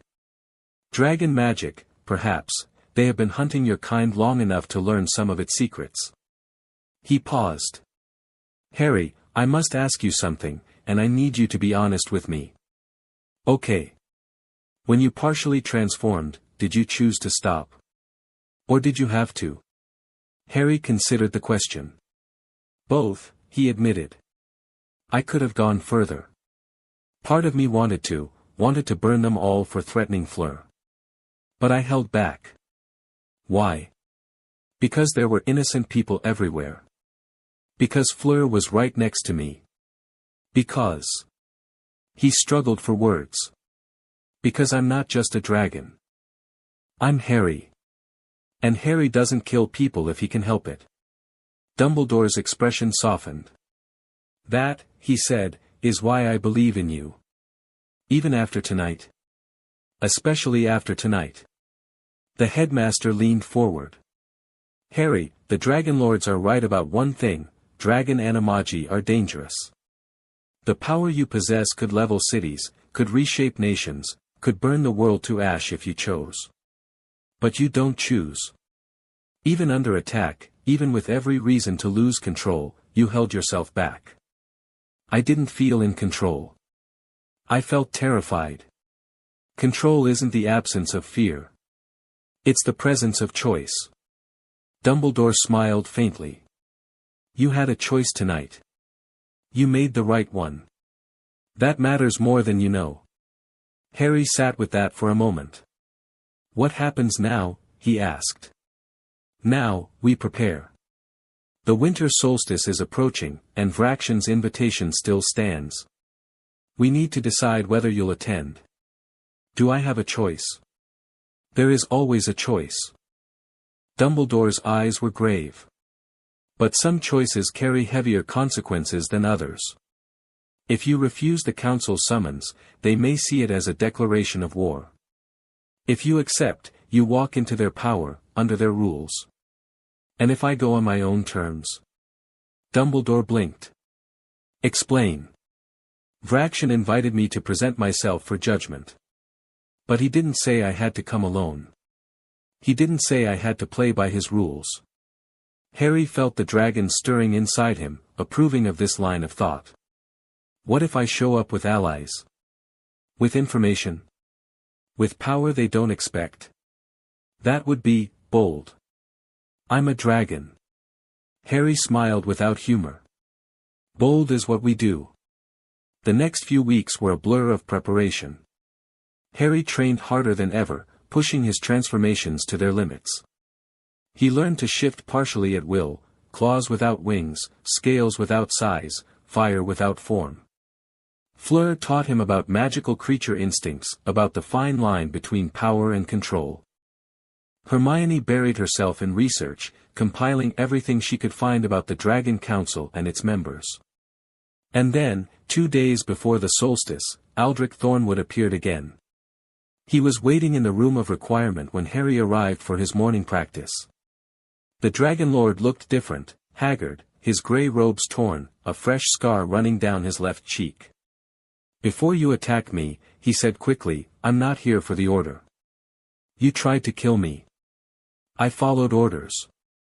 There's a difference. Thornwood's voice was bitter. A difference I should have recognized sooner. Harry didn't relax. What do you want? To defect.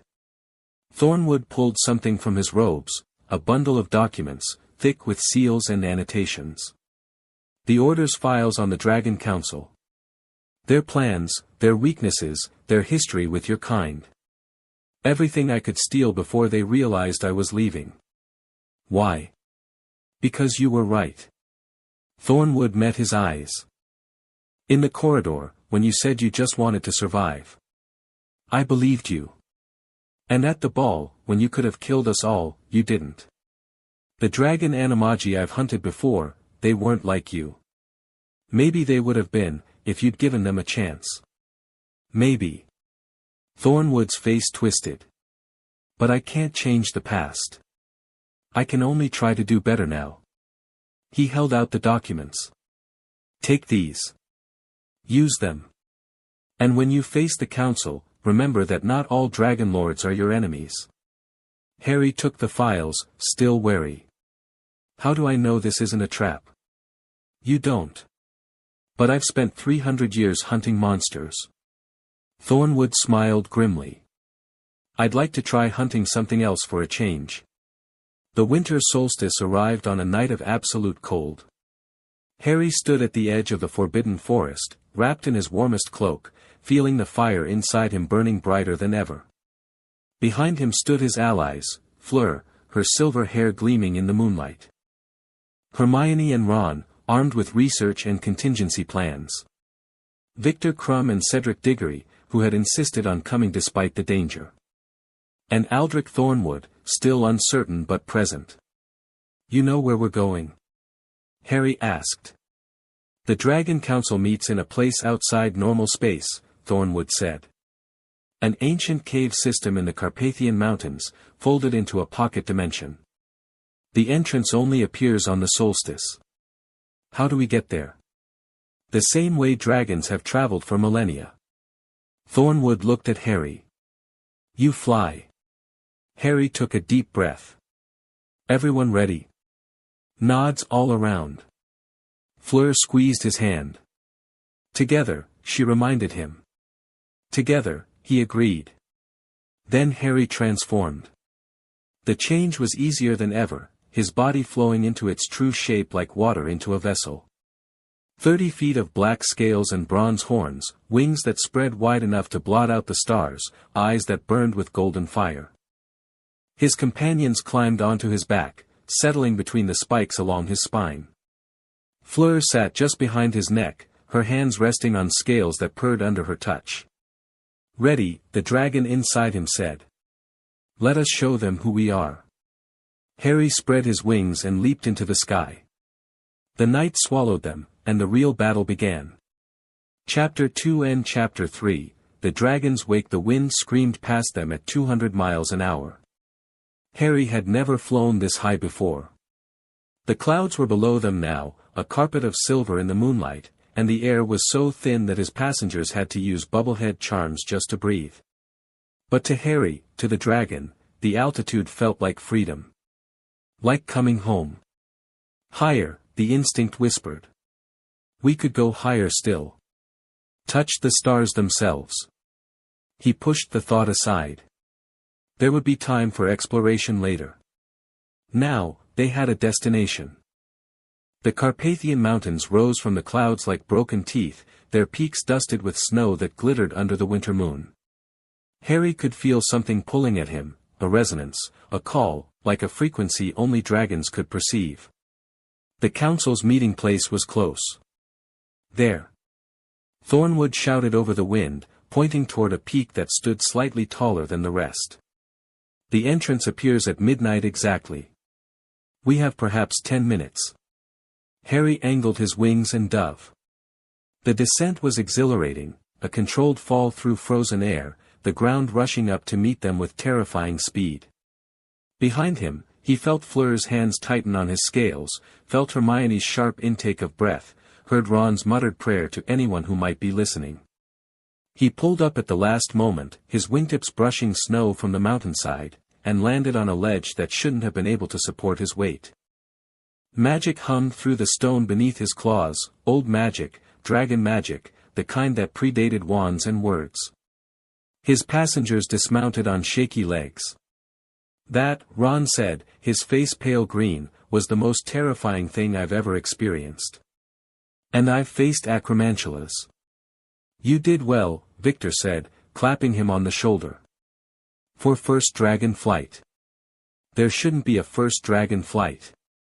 Dragons aren't meant to be transportation. Harry transformed back, the shift leaving him slightly dizzy but otherwise fine. Sorry. I'll fly slower on the way back. You'll fly differently on the way back, or I'm walking. Fleur was studying the cliff face, her wand casting faint light across the stone. I can feel it, she murmured. The fold in space. It's like a door that hasn't been opened yet. The entrance appears at midnight, Thornwood repeated. He was checking his weapons, a sword and 2 wands, all enchanted with magic Harry didn't recognize. We'll have a narrow window. Once we're inside, the portal closes behind us. There's no leaving until the council permits it. Comforting, Hermione muttered. Harry moved to stand beside Fleur, reaching out with senses that went beyond the physical. She was right, there was something here, a thinness in reality, like a scar that hadn't quite healed.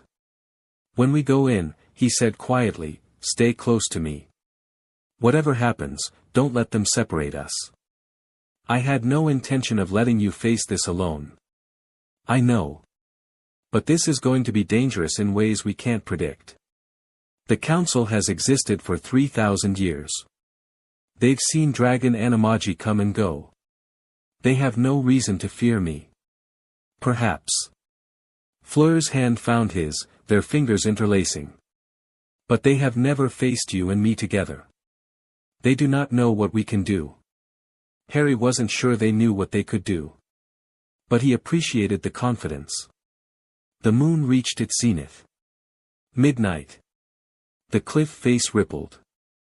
It was the only word that fit, stone becoming liquid for just a moment, flowing like water disturbed by a dropped pebble.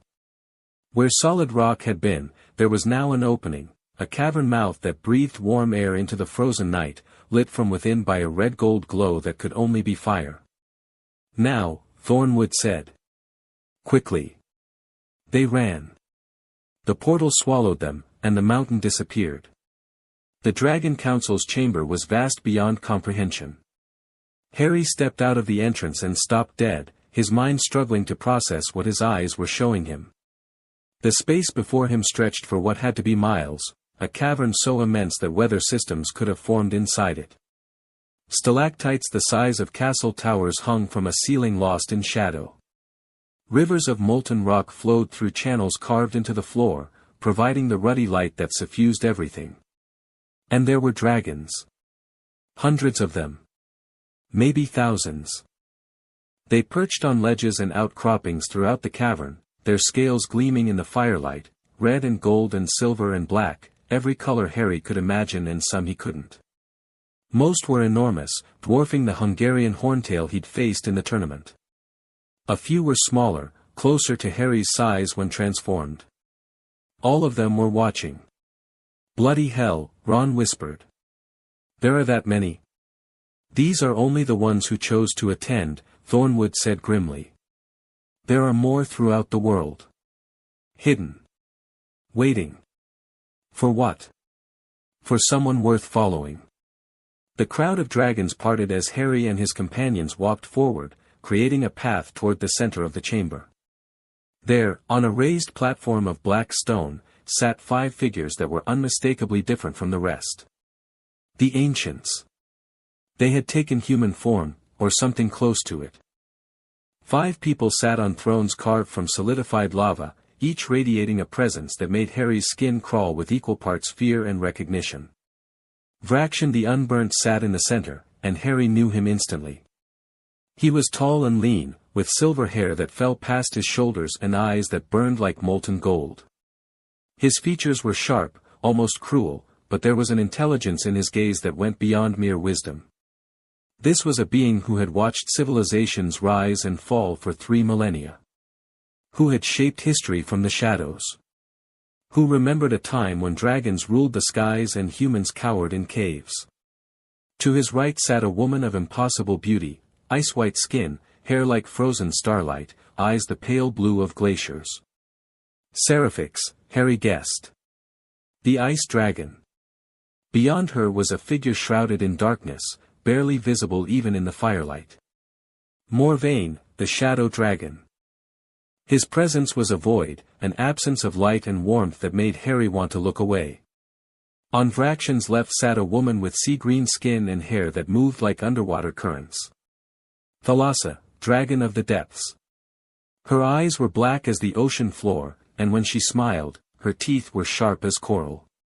And finally, at the end, sat the oldest of them all. Ignatius, the firstborn, the eternal flame. He was small compared to the others, a wizened old man with skin like cracked lava and eyes that held the heat of creation itself. Harry stopped at the base of the platform and met Vrakshan's gaze. You came, the ancient said. His voice echoed through the cavern, not with volume but with presence. I wasn't certain you would. You invited me. I summoned you. There is a difference. Vrakshan's eyes moved across Harry's companions, lingering on each in turn. And you brought allies. Interesting. I bring my family, Harry said. The word surprised him, but it felt right. Where I go, they go. Family. Vrakshan's lips curved into something that might have been a smile. A human concept. Sentimental. Limiting. Maybe. But it's kept me alive this long. A ripple of sound moved through the watching dragons, rumbles and growls that might have been laughter or might have been threat. Harry couldn't tell. We shall see. Vrakshan rose from his throne, and despite his human size, his presence filled the chamber. Harry Potter, called the dragon child. You stand before the Council of Fire, oldest authority of dragonkind. You have been summoned to answer for your existence. I wasn't aware existing was a crime. It is not, yet. But your kind has a history. Vrakshan began to descend the platform, each step deliberate. Dragon animagi are not natural. They are not born, they are made, whether by accident or design. And those who are made often believe they are entitled to what natural dragons possess. I don't want anything from you. No. Vrakshan stopped a few feet away, studying Harry with those ancient eyes. Then why did you come? It was a test. Harry recognized it, the kind of question that had no right answer, only revealing ones. Whatever he said would be analyzed, interpreted, judged. So he told the truth. I came because you asked. Because the Dragon Lords are hunting me and I need to understand why. Because there's something waking up inside me that I don't understand, and you might have answers. He took a breath. And because I'm tired of being afraid of what I am. The cavern went silent. Vrakshan stared at him for a long moment, his expression unreadable. Then, slowly, he began to laugh. It wasn't human laughter, too deep, too resonant, with harmonics that vibrated in Harry's bones. But it wasn't cruel either. It was surprised. Genuine. 3,000 years, Vrakshan said when the laughter faded. 3,000 years, and you are the first of your kind to stand before this council and speak truth. The others came with demands, with threats, with elaborate plans for dominion. You come with honesty. It's all I have. It is more than you know. Vrakshan turned back to the other ancients. Brothers. Sisters. What say you? Does this child deserve our attention? Morvain spoke first, his voice like wine through empty graves. He should be destroyed. Whatever novelty he presents, he is still an abomination, human and dragon merged against nature's law. Let him burn, and let his ashes serve as warning to any who might follow. Ever the pragmatist, Seraphic said coolly.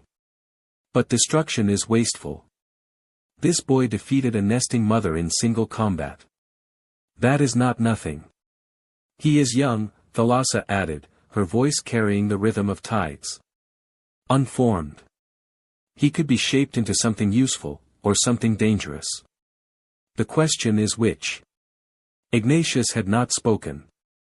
The eldest ancient sat motionless on his throne, his cracked lava eyes fixed on Harry with an intensity that made the fire in his chest burn hotter.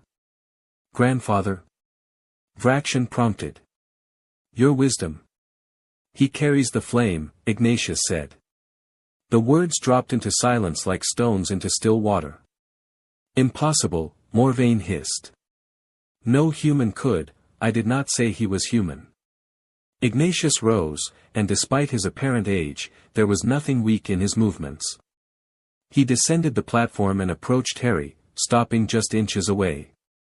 This close, Harry could feel the heat radiating from his skin, not uncomfortable, but present, like standing near a hearth. Show me, Ignatius said. Harry didn't ask what he meant. He reached for the fire inside himself, not to transform, but to reveal. To let what burned in his chest rise to the surface without changing his shape. His eyes flared gold. His skin rippled with scales that didn't quite manifest. And in his chest, something blazed. Ignatius nodded slowly. There. Do you see it? I see fire, Vrakshan said. Any dragon carries fire. Not like this. Ignatius reached out and placed one burning hand against Harry's chest. The touch should have hurt, should have incinerated, but instead it felt like recognition. Like two flames greeting each other after an eternity apart. This is the primordial flame, Ignatius said. The source from which all dragonkind springs. I have not felt its touch in 2,000 years, not since the last of its chosen walked this earth. Chosen? Harry managed. The flame does not gift itself randomly. It chooses vessels, beings capable of carrying its power without being consumed. Dragons are born with fragments of it, but the full flame? Ignatius shook his head. That is reserved for those who will shape the future of our kind. I didn't ask for this. No. But it chose you nonetheless. Ignatius removed his hand, and Harry felt the absence like a physical loss. The question now is what you will do with it. The council deliberated for 3 hours. Harry and his companions were given quarters in a side cavern, comfortable enough, with conjured furniture and food that appeared from nowhere, but clearly guarded. Dragons perched at the entrance, watching them with eyes that never blinked. "Well," Ron said, collapsing onto a stone bench, "that went differently than I expected." "Better or worse?" Cedric asked. "No idea. Better, I think. Nobody's tried to kill us yet." "Give it time," Thornwood muttered. He'd stationed himself near the entrance, watching the guards as carefully as they watched him. "Morvain won't let this go.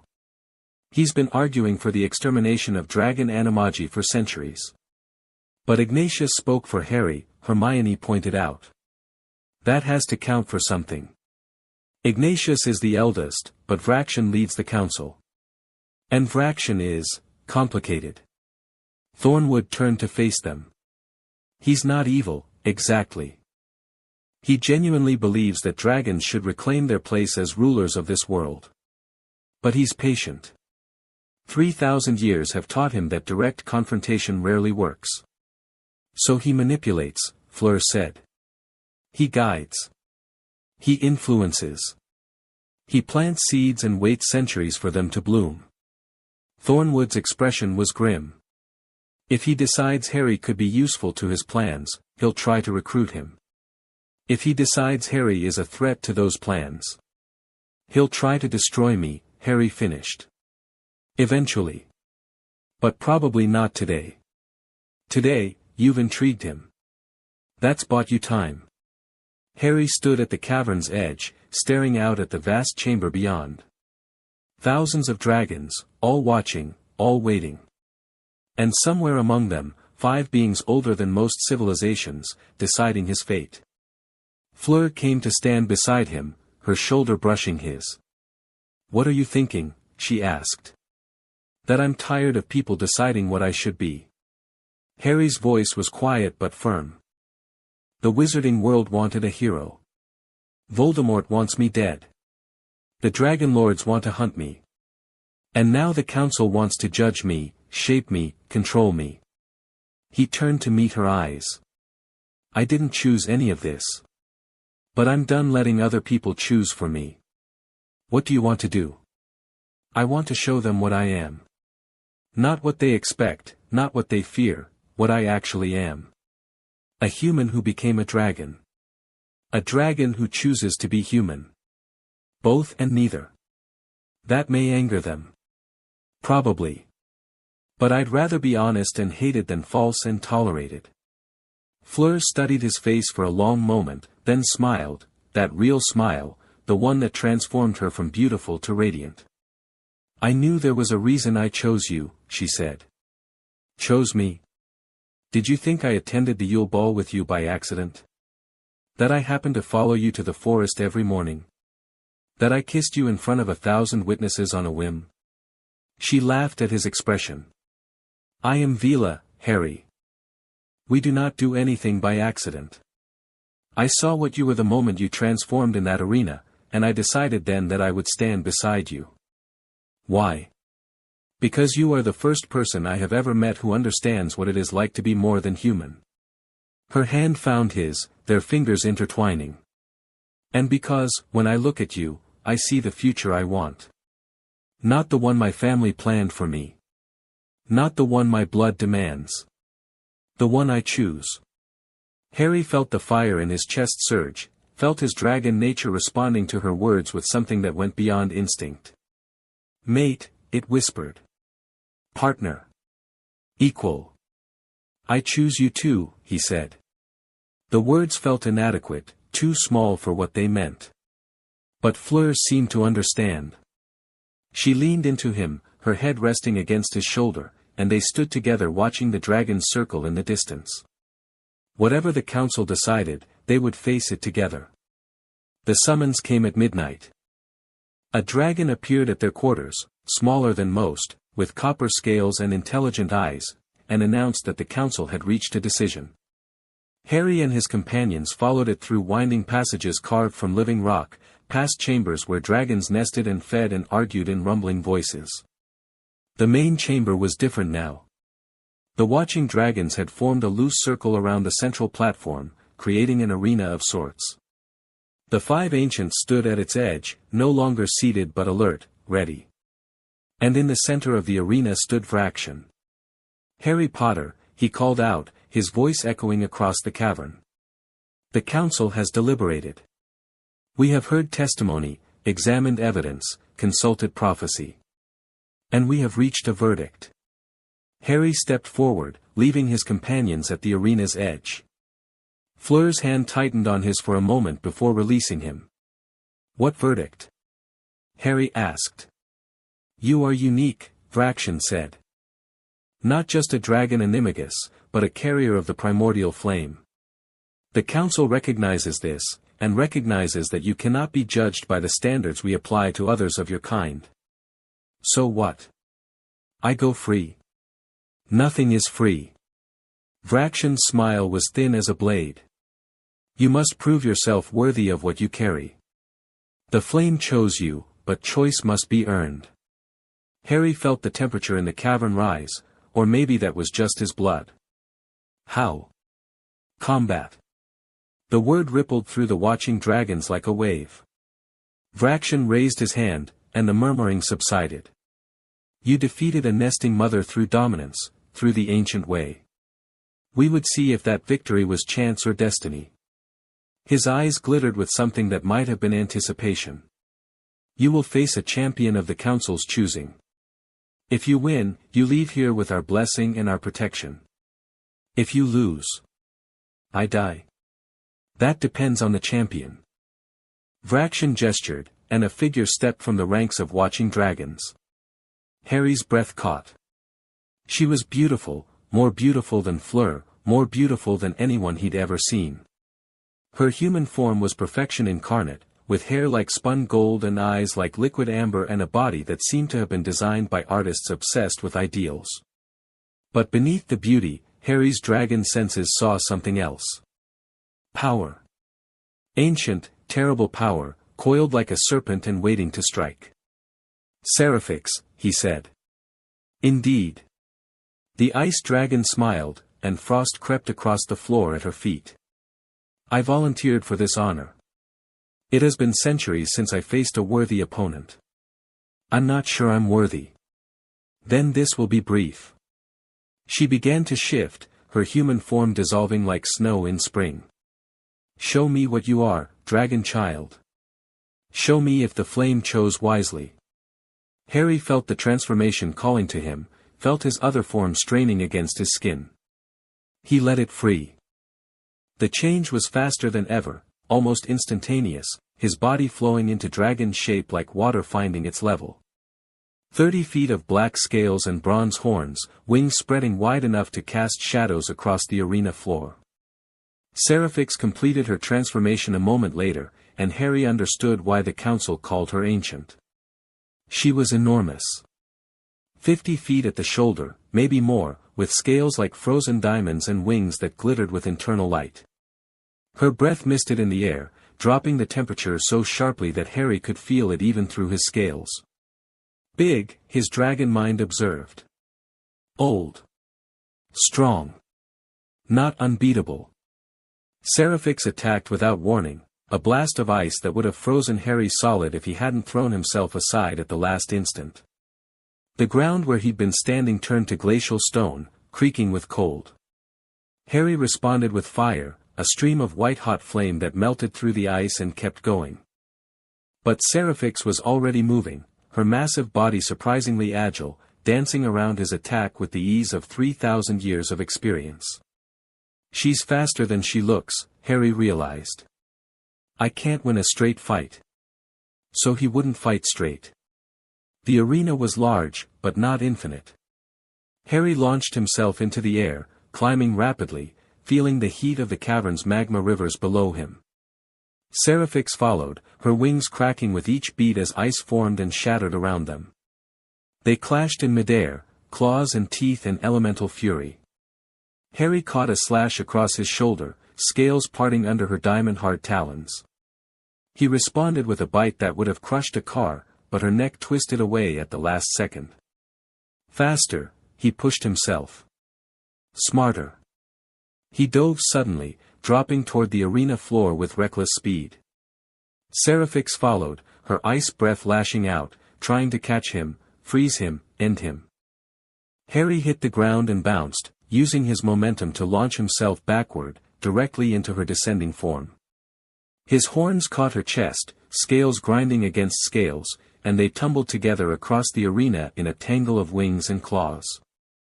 Seraphix recovered first. She was simply too experienced to stay disoriented, but Harry had gained something from the exchange. His claws had found purchase in her scales, and when they separated, he was inside her guard. He bit. Not for the throat, she was too big, and he couldn't get the angle, but for the joint where her wing met her body. His jaws closed on muscle and tendon, and he tasted blood that was colder than ice. Seraphix screamed. It wasn't a human sound, wasn't even a dragon sound, it was the shriek of a glacier calving, of a winter storm being born. She thrashed, trying to dislodge him, but Harry held on with every ounce of strength he possessed. Submit, he demanded in the dragon tongue. Submit. Never. She rolled, crushing him beneath her weight, and Harry felt something crack in his chest. Pain exploded through him, ribs, probably, maybe worse, but he didn't let go. Couldn't let go. This wasn't just about winning. This was about showing them, all of them, the council, the watching dragons, the world, that he was more than a child playing at power. Submit. Seraphix's struggles weakened. The cold radiating from her body was affecting him now, slowing his movements, numbing his jaws. But her struggles were weakening too.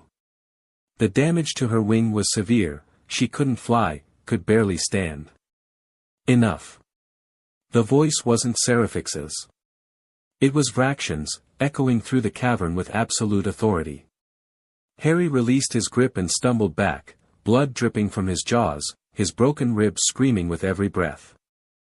Seraphix collapsed onto her side, her massive chest heaving, her golden eyes fixed on Harry with something that might have been respect. Or might have been hunger for revenge. Hard to tell with dragons. The trial is complete, Vraxion announced. The dragon child has proven himself. Harry transformed back, the shift agonizing with his injuries. He fell to his knees, clutching his side, and felt Fleur's arms wrap around him moments later. You idiot, she whispered. You beautiful, brave idiot. Did I win? You survived. That counts as winning. She pulled back enough to look at his face. Your ribs are broken. Several of them. You need healing. After. Harry forced himself to his feet, swaying but standing. He faced Vraxion, who had descended to the arena floor and was approaching with measured steps. Impressive, the ancient said. You lasted longer than I expected. And you showed intelligence, you knew you couldn't overpower Seraphix, so you fought to disable rather than destroy. I didn't want to kill her. No. I noticed. Vraxion's expression was unreadable. Most dragon animagi, when given power, use it without restraint. They see combat as conquest. You see it as necessity. Violence should always be a last resort. A human sentiment. But not an unwelcome one. Vraxion nodded slowly. The council accepts you, Harry Potter. You will leave here with our protection, no dragon will hunt you or harm those under your care. In return, you will remember our generosity when the time comes to choose sides. Choose sides in what? The war that is coming. Vraxion's eyes glittered with ancient fire. You know it approaches. You felt it, the primordial flame stirring, the old powers waking. The balance that has held for millennia is shifting, and when it breaks. He spread his hands. Dragons will have to choose.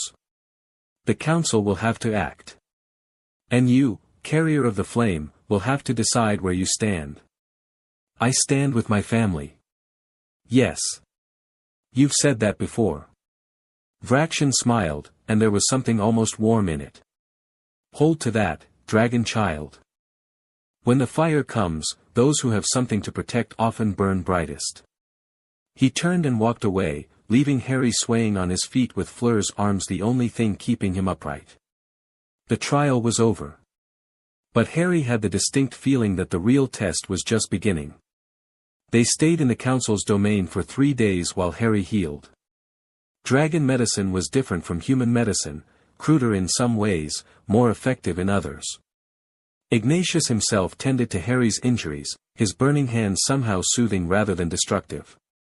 The flame heals those who carry it, the eldest ancient explained. Your body will mend faster than a human's, stronger than before. It is one of the gifts. What are the others? Long life, if you choose it. Power that grows with age. A connection to dragonkind that transcends language. Ignatius paused. And a burden that few can bear. What burden? The flame demands use. It wants to burn, to transform, to create and destroy. Those who carry it must find purpose, or be consumed by their own power. His cracked lava eyes were grave. I have seen it happen. Dragon animagi who started with the best intentions, who swore they would use their gifts for good, but the flame whispered to them, and they listened, and in the end they burned brighter than anyone, until they burned out entirely. Harry thought about the voice inside him. The hunger for power that sometimes woke him in the night. The dragon's desire to dominate, to rule, to burn. How do I avoid that fate? By remembering what you are. Ignatius placed his hand over Harry's heart. You are not just a dragon wearing human skin. You are Harry Potter, a boy who grew up loved and unloved, who has lost and survived, who carries scars that have nothing to do with fire. That humanity is your anchor. Lose it, and you lose everything. My friends keep me human. Then keep them close. Closer than your power, closer than your pride. Ignatius rose. The council has accepted you, but not all dragons share the council's wisdom. There will be those who see you as a threat, or a prize, or a means to an end. Be careful who you trust. Even you. The ancient laughed, a sound like cooling lava, popping and hissing. Especially me. I am old, Harry Potter. Old and tired and carrying wounds that even the flame cannot heal. My time is ending, and I would see dragonkind secure before I pass into the fire. You're dying. Everything dies. Even ancients. Even stars. Ignatius smiled, and there was peace in it. But not today, and probably not tomorrow. I have a few centuries left to irritate Vrakshan. He left Harry alone with his thoughts and his healing body and the fire that burned eternal in his chest. On the 3rd day, they prepared to leave. The council had provided supplies, food, clothing, a few gifts that Harry suspected were more significant than they appeared. Seraphix had even approached him, her human form bearing no trace of the injuries he'd inflicted. You fight well, she said. It wasn't quite an apology, but it wasn't a threat either. You fight better. I just got lucky. Luck is a form of skill. Her ice-blue eyes studied him. My sister speaks highly of you. Harry blinked. Your sister. Thalassa. She sees patterns in the tides, prophecies in the depths. She believes you are important, not just to dragons, but to the world. Seraphix shrugged. I am less certain. But I am willing to wait and see. That's very generous. It is practical. Killing you would upset Ignatius, and he is insufferable when upset. She turned to leave, then paused. A word of advice, dragon child. When the war comes, and it will come, do not try to stand between the factions. You will be crushed. What should I do instead? Choose a side. Any side. But choose, and commit. She smiled, and frost glittered on her lips. Indecision is death. Then she was gone, and Harry was left wondering how many more cryptic warnings he would receive before someone actually explained what was happening. The journey home was quieter than the journey there. Harry flew through clear winter skies, his passengers bundled against the cold, the mountains falling away behind them until they were just purple smudges on the horizon. The full moon hung overhead, so bright it seemed like they could reach out and touch it. Fleur sat behind his neck again, her hands warm against his scales. "What are you thinking?" she asked. Harry considered the question. "That I have more enemies than I realized. That I have more allies than I expected. That nothing about my life is ever going to be simple again. Was it ever simple? No. But I used to be able to pretend." He banked slightly, catching a thermal that carried them higher. "Now I'm a dragon who carries the primordial flame, apparently. I've been accepted by the council and warned by 3 different ancients that war is coming. And I still have to face the second task of the tournament in less than a month. One challenge at a time. That's what I keep telling myself. But the challenges keep multiplying." Fleur was quiet for a moment. "My grandmother used to say something," she said finally. "She was full-blooded Vila, and she lived through the Grindelwald War. She said, the fire that burns brightest is the fire that faces the most wind. Let the wind come, and burn all the brighter for it. That's either very wise or very reckless. Perhaps both." Fleur leaned forward, her lips brushing the scales near his ear. "You are not alone, Harry. Whatever challenges come, we will face them together. Never forget that." "Together," the dragon inside him agreed. "Always." Harry flew on through the winter night, carrying his family toward home. The second task was waiting. The dragon lords were still hunting. Voldemort was still out there, somewhere, planning. But for this moment, soaring through moonlight with Fleur's warmth at his back and his friend's heartbeat steady against his scales, Harry felt something he hadn't felt in months. Peace. It wouldn't last. It never did. But it was enough. They landed at Hogwarts just before dawn. The castle was still asleep, its windows dark, its grounds blanketed in fresh snow. Harry transformed at the edge of the forbidden forest, shivering slightly as cold air hit human skin. "Everyone okay?" Nods all around. Even Ron looked less green than he had on the outward journey. "Right. We should get inside before someone notices we've been gone for 3 days." "Too late," Hermione said, pointing. A figure was walking toward them across the snow-covered lawn. Even at this distance, Harry recognized the silhouette, tall, thin, moving with a purpose that suggested important business. Dumbledore reached them a moment later, his blue eyes sharp behind his half-moon spectacles. "You're back," he said. "Good. We have much to discuss. How did you know we were gone?" "I am the headmaster of this school, Harry. I notice when 4 of my students and a French champion disappear for 72 hours. Dumbledore's expression was unreadable. "Though I confess I did not expect you to take a Dragonlord defector with you." Thornwood stepped forward. "Headmaster. I have information that, yes, I'm sure you do. And we will discuss it, at length, in my office." Dumbledore's tone was polite but firm. "For now, I suggest you all get some rest. The second task is in 3 weeks, and I suspect you'll need your strength." "What about the council?" Harry asked. "They accepted me. Gave me their protection. A development I am most interested to hear about. But later."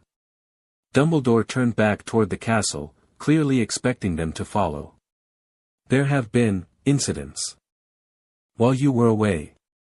The Dragon Lords made another move. The Ministry is in an uproar. And," he paused. "And there is news about Voldemort." Harry felt ice in his stomach that had nothing to do with the winter cold. "What news?" "Later," Dumbledore repeated. "For now, rest. You'll need it." He walked away, and after a moment, Harry's friends began to follow. Fleur lingered, her hand finding his in the pre-dawn darkness. "Whatever it is," she said, "we will face it together." "I know." "Good." She kissed his cheek, brief and warm. "Now come. You need sleep, and I need to explain to Madame Maxime why her champion was missing for 3 days. They walked toward the castle together, leaving footprints in the fresh snow. Behind them, the sun began to rise over the mountains. A new day was beginning. And with it, Harry suspected, a new set of problems. Chapter 3 and Chapter 4, Old Blood. The headmaster's office smelled of lemon drops and ancient secrets. Harry sat in a chair that was simultaneously too comfortable and too small, watching Dumbledore pace behind his desk with an energy that belied his age. Fawkes perched on his stand, occasionally trilling notes that seemed to carry meaning Harry couldn't quite grasp. It had been 6 hours since they'd returned from the Dragon Council.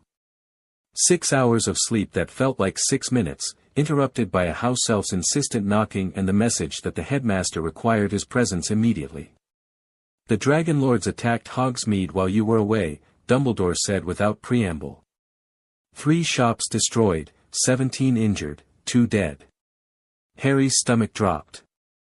"Who?" "The proprietor of Scrivenshaft's quill shop. And a 7th-year Hufflepuff who was in the wrong place at the wrong time." Dumbledore's voice was heavy. "A boy named Marcus Webb. He was shopping for Christmas gifts for his family." The name meant nothing to Harry, which somehow made it worse. A person he'd never met, dead because of a war he'd never asked to join. Why Hogsmeade? Why not attack the school directly? A message, I suspect. They cannot breach Hogwarts wards, not easily, at any rate, but they can strike at what surrounds it. They want you to know that nowhere is truly safe. Dumbledore finally stopped pacing, sinking into his chair with visible weariness. They also want the wizarding public to fear you. Every attack they make, they leave your name behind. Pamphlets claiming you are a monster. Warnings that anyone who shelters you will suffer. That's insane. I've never hurt anyone who didn't attack me first. Truth rarely matters in propaganda. Dumbledore's eyes were grave. The Dragon Lords have been shaping public opinion for centuries. They know how to turn a population against someone. Harry thought about the stares that followed him everywhere now. The whispers. The students who crossed to the other side of corridors when they saw him coming. What about Voldemort? You said there was news. Ah. Yes. Dumbledore reached into his desk and withdrew a photograph, magical, moving, showing a dark clearing in what looked like a forest. Figures in black robes stood in a circle around something Harry couldn't quite make out. This was taken 3 nights ago by an Order operative. The Death Eaters are gathering, Harry. More openly than they have in years. And according to our intelligence, they are attempting a ritual. What kind of ritual? We're not certain. But it involves blood magic, ancient texts, and, Dumbledore paused. And they have been seeking dragon components. Scales, blood, bones. Items that are extraordinarily rare and extraordinarily controlled. The implication hit Harry like a physical blow. They're trying to give Voldemort dragon power. That is one possibility. Another is that they're attempting to create some kind of weapon against you specifically. Dumbledore shook his head. Without more information, we cannot know.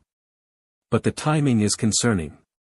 Your revelation at the first task, the Dragon Council's acceptance of you, and now this accelerated activity from Voldemort's followers, these things are connected. You think he's afraid of me. I think Tom Riddle fears nothing. But he respects power, and he has seen yours. Dumbledore leaned forward. Harry, the protection I can offer you is limited. The Council's protection may be more substantial, but it comes with its own complications. You are becoming a figure of significance in multiple worlds, wizarding, draconic, and whatever lies between. That significance makes you both valuable and vulnerable. I want you to be careful. I want you to train, to prepare, to build alliances where you can. Dumbledore's eyes softened slightly. And I want you to remember that you are still a student. Still young. Still deserving of a life beyond war and politics. I haven't felt young in a long time. I know. And I am sorry for it. The headmaster rose, signaling the end of the meeting. The second task is in 3 weeks. Focus on that for now. Let me handle the Dragon Lords and the Death Eaters, at least for the moment. And if they attack again? Dumbledore's expression hardened. Then they will learn that Hogwarts is not as defenseless as they believe. Hermione had commandeered an entire section of the library. When Harry arrived, she was surrounded by towering stacks of books, scrolls, and loose parchment covered in her cramped handwriting. Ron sat nearby, looking overwhelmed, while Fleur examined a particularly ancient tome with careful hands. "You're awake," Hermione said without looking up. "Good. I found something."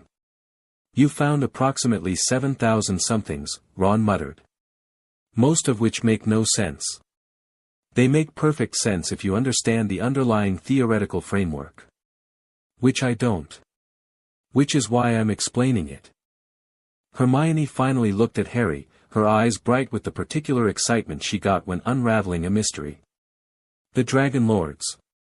I've been researching their history, their methods, their magical techniques. And I think I know why they're so effective against dragon animagi." She pulled out a scroll and spread it across the table. It showed a diagram, complex, interconnected circles surrounding a central figure that was half human, half dragon. "They don't just hunt your kind," Hermione said. "They harvest them." Harry felt his scales ripple under his skin. Harvest? The magic that allows dragon animagi to transform is incredibly valuable. When a dragon animagus dies, if the death is handled correctly, that magic can be extracted and stored. She pointed to annotations around the diagram. The Dragon Lords have been doing this for centuries. Building up a reserve of transformation magic that they use to power their own abilities. That's how they step through shadows, Fleur realized. That's how they bypass wards. They're using stolen dragon magic. Exactly. But it gets worse. Hermione pulled out another document, this one clearly from Thornwood's stolen files.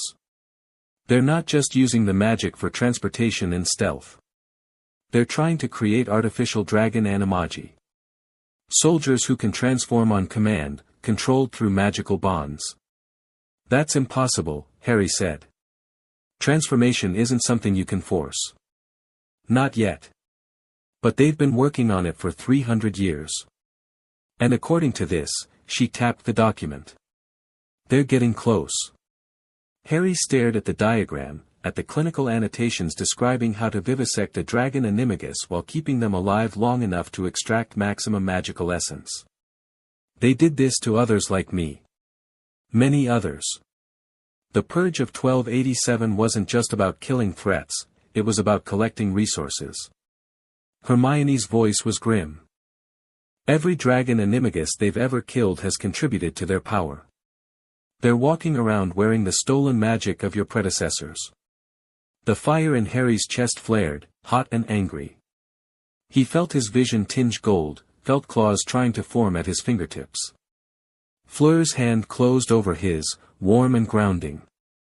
"Breathe," she murmured. "Stay with us." Harry forced himself to calm down. The dragon retreated, still angry but contained. "Does Thornwood know about this?" he asked. "He knew some of it. Not all." Hermione gathered the documents. "He's been helping me fill in the gaps. Whatever else he is, he seems genuinely horrified by what the Order has done in his name." "Where is he now?" "Dumbledore has him in protective custody. He's cooperating, but the headmaster wants to verify everything he says before trusting him fully." Smart. Harry didn't fully trust Thornwood either, couldn't, given their history, but the information he provided was proving valuable. "What about the second task?" Ron asked. "We know it involves the lake, but we still don't know what we're supposed to actually do. The egg, Fleur said. We need to listen to it underwater. Harry and I discussed this before the ball. Have you done it yet? There hasn't exactly been time. Harry thought about the golden egg sitting in his trunk, untouched since the first task. I'll do it tonight. The prefect's bathroom should work. I can come with you, Fleur offered. That's probably not appropriate. I am not suggesting anything inappropriate. Her eyes sparkled with amusement. But 2 heads are better than 1, and I am curious about the clue as well. Ron made a strangled sound. Hermione looked like she was trying very hard not to laugh. Fine, Harry said, feeling his face heat. Tonight. After curfew. The prefect's bathroom was everything Harry remembered and more. Enormous, gleaming with marble and gold, filled with taps that produced every conceivable type of bubble bath. The pool-sized tub dominated the center of the room, steam rising from its surface. Fleur arrived 10 minutes after he did, dressed in a simple swimming costume that somehow managed to be both modest and devastating. Harry reminded himself firmly that he was here to solve a puzzle, not to admire his, what were they exactly? Girlfriend seemed too casual. Partner felt more accurate. Ready? She asked. Harry held up the golden egg. Let's find out what this thing has to say. They slipped into the water together, the warmth enveloping them instantly. Harry took a breath, dove under the surface, and opened the egg. The screeching he'd heard before transformed into something else entirely. A chorus of ethereal voices, singing in harmonies that raised goosebumps on his skin even underwater. Come seek us where our voices sound, we cannot sing above the ground, and while you're searching ponder this, we've taken what you'll sorely miss, an hour long you'll have to look, and to recover what we took, but past an hour, the prospect's black, too late, it's gone, it won't come back. Harry surfaced, gasping, to find Fleur already above water with a troubled expression. Mere people, she said. They will take something from us and hide it in the lake. We have 1 hour to find it. What do you think they'll take? Fleur's face was pale. Something we'll sorely miss. A person, perhaps.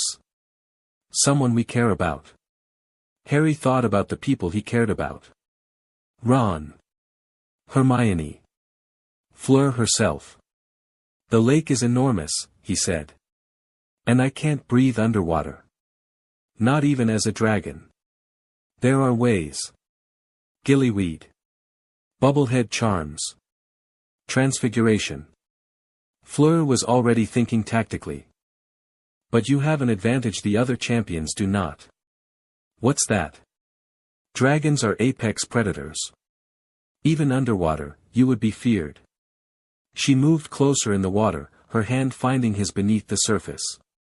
You could transform partially, keep your human form but take dragon senses. See through the murk. Hear the merpeople's song. I've never tried that in water. Then you should practice. She had a point. Harry had been training his transformation extensively, but always on land or in the air. Water was an entirely different environment. There's something else, he said. Something I've been thinking about since the council. What? Ignatius said the flame heals me. Makes me stronger, faster to recover. Harry met her eyes.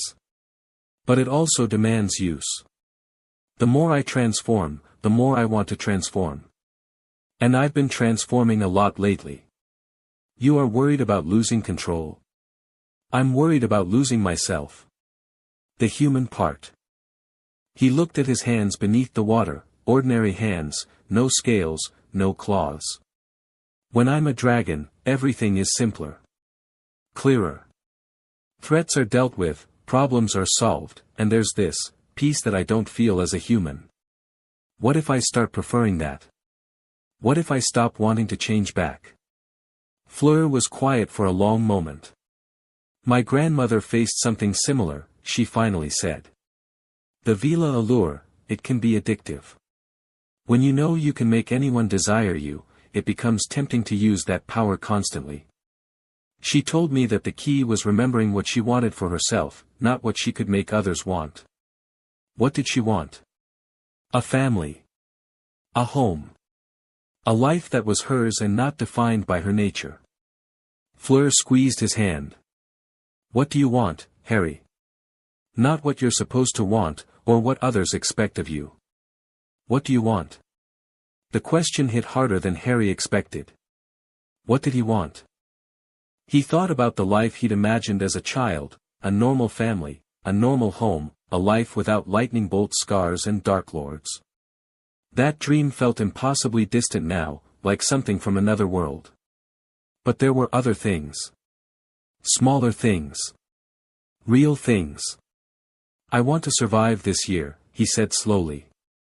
I want my friends to be safe. I want. He hesitated. I want to see what we could be. You and me. Without all the chaos. Fleur smiled, that real smile, the one that made her look human rather than divine.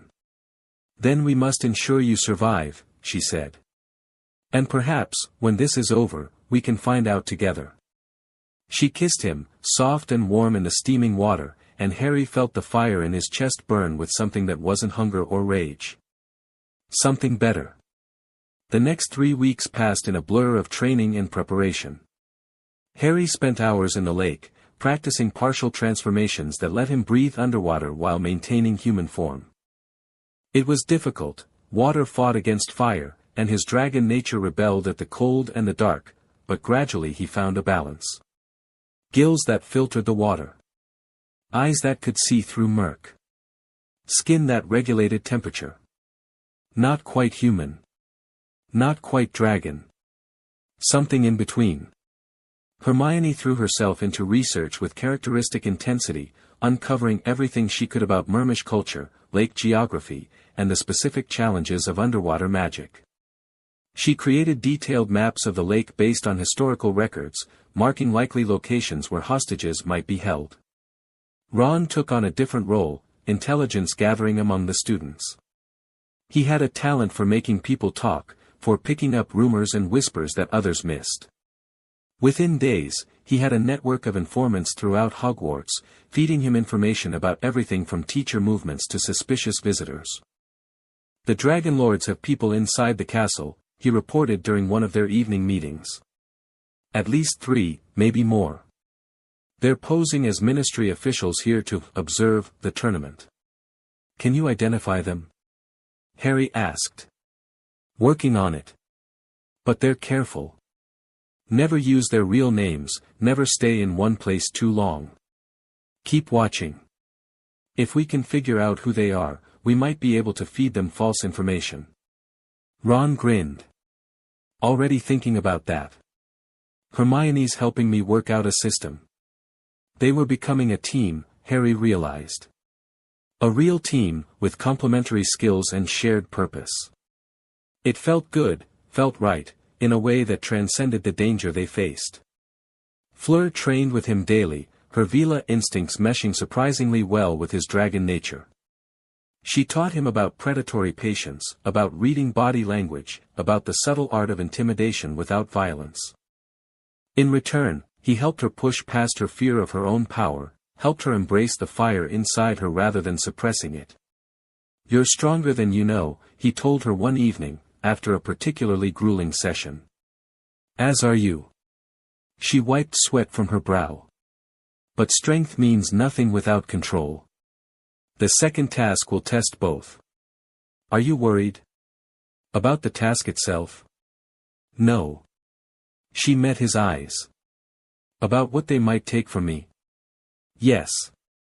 Harry understood. The clue had been clear, we've taken what you'll sorely miss. For him, that could be Ron, or Hermione, or Fleur herself. The thought of any of them at the bottom of the lake, helpless, waiting. We'll get them back, he said. Whatever it takes. I know. Fleur's hand found his. That's what worries me. Victor Crumb found Harry 2 days before the task. The Durmstrang champion had been keeping his distance since the council visit, processing, Harry suspected, everything he'd learned about the magical world beneath the surface. But now he approached with purpose, his heavy brow furrowed in thought. "Can we speak? Alone?" Harry nodded, and they walked to a secluded corner of the castle grounds. The snow had melted somewhat, leaving patches of brown grass visible beneath the white. "I have been watching you," Victor said without preamble. "Your training. Your transformations. What you can do. And I am impressed. But also concerned." Victor's dark eyes were intense. "You are becoming something new, Harry. Something the world has not seen. Do you understand what that means? I'm getting lectures about it from everyone, so yeah, I'm starting to. This is not a lecture. This is a warning, perhaps. Or an offer."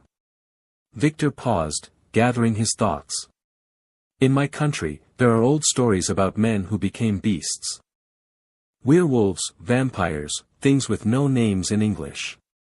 Most of these stories end badly, the beast consumes the man, and what remains is neither. You think that'll happen to me? I think it could happen to anyone with your power. But you have something most of them did not, you have people who see you as you are. Not as a monster, not as a weapon, but as Harry." Victor's expression softened slightly. "That girl, Fleur. She looks at you like you are the most important thing in the world. Hold on to that. I'm trying. Try harder. Because there will come a time when the dragon wants to burn everything, and you will need something, someone, to bring you back." Victor extended his hand. "I would like to be your ally, Harry. Not because you are powerful, but because I believe you are good. And the world needs more good men with power." Harry shook his hand. "I'd like that too. Then it is settled." Victor's stern face cracked into something approaching a smile. "Now, let us discuss tactics for this task. I have been researching the lake, and I believe I know where the Mare people will take our hostages." The morning of the second task dawned cold and gray. Harry stood at the edge of the lake, wearing swimming clothes beneath his robes, feeling the familiar fire burning in his chest. Beside him, Fleur looked composed but pale. Victor stood apart, his face set in determined lines. Cedric was stretching, preparing his body for the ordeal ahead. The stands were packed with spectators, bundled against the February chill. Ministry officials watched from a raised platform, their expressions ranging from curious to suspicious. Harry spotted Dumbledore among the judges, his blue eyes meeting Harry's with a slight nod of encouragement. "Welcome to the second task." Ludo Bagman's voice boomed across the lake. "Last night, something was stolen from each of our champions, something they will sorely miss. These treasures now lie on the bottom of the Black Lake, and our champions have 1 hour to retrieve them." Harry scanned the crowd, looking for Ron and Hermione. They weren't there. His stomach dropped. They took Ron, he realized. Or Hermione. Or both. Beside him, Fleur had gone rigid. "Gabrielle," she whispered. "They have my sister. We'll get them back. You don't understand." Fleur's voice was tight with controlled panic. "Gabrielle is 8 years old. She cannot swim well. If something happens, nothing is going to happen." Harry gripped her arm. "I swear to you, Fleur. I'll bring her back." The cannon fired. Harry didn't hesitate. He stripped off his robes and dove into the lake, the cold hitting him like a hammer. Immediately, he reached for the transformation, not full, but partial. His skin rippled with scales, providing insulation against the freezing water. Gills opened along his neck. His eyes shifted, the murk becoming clear as day. He swam. The lake was enormous, and even with dragon senses, finding the hostages would be a challenge. But Harry had an advantage the other champions didn't. He could hear the merpeople's song, carried through the water like a beacon. He followed it down, deeper and deeper, past underwater cliffs and tangled forests of kelp. Fish scattered at his approach, sensing the predator in their midst. A Grindilo tried to grab his ankle and recoiled, burned by the heat radiating from his scales. The Mermish village appeared out of the gloom like something from a nightmare, crude structures built from stone and bone, illuminated by bioluminescent plants that cast everything in sickly green light. Mere people watched from windows and doorways, their sharp teeth bared in expressions that might have been curiosity or hostility. In the center of the village, bound to a massive statue of a merperson warrior, floated 4 figures. Ron, Hermione, Cho Chang, and a small girl with silver blonde hair who could only be Gabrielle. Harry's heart clenched. All of them. They took all of them. He swam closer, and the mere people moved to intercept, a wall of scaled bodies and wicked-looking tridents blocking his path. You may take only your own, a merman said, his voice distorted but understandable in the water. Those are the rules. Which one is mine? The merman pointed at Ron. The red-haired boy. He is your treasure. Harry looked at the 4 hostages, unconscious and helpless. Hermione, his best friend, the sister he'd never had. Cho, who he barely knew but who didn't deserve to drown because of a stupid tournament. Gabrielle, a child, Fleur's heart walking around outside her body. I'm taking them all. That is not permitted, I don't care what's permitted. Harry felt the dragon rising inside him, felt his eyes blaze gold, felt power crackling along his scales. Get out of my way, or I will move you. The mere people exchanged glances. Something in Harry's voice, or perhaps in his eyes, made them hesitate. The girl child is claimed by the Silver Witch, the merman said finally. If you take her, you steal from another champion. Then I'll answer to the champion. Not to you. A long moment of tension. Harry could feel the merpeople's uncertainty, could see them calculating whether this strange creature before them was worth fighting. They parted. Harry swam to the statue and began cutting the hostages free, using claws that extended from his fingers with a thought. Ron came loose first, then Hermione, then Cho. He gathered them in his arms, awkward but manageable. Gabrielle was last. The little girl was pale, too pale, and when Harry touched her, he could feel her heartbeat fluttering like a wounded bird. She was dying. No. Harry pulled her close, pressing her against his chest where the heat was strongest. The fire inside him surged, responding to his desperation, and warmth flooded into her small body. Live, he commanded. Live. Gabrielle's heartbeat steadied. Color returned to her cheeks. She remained unconscious, but she was no longer dying.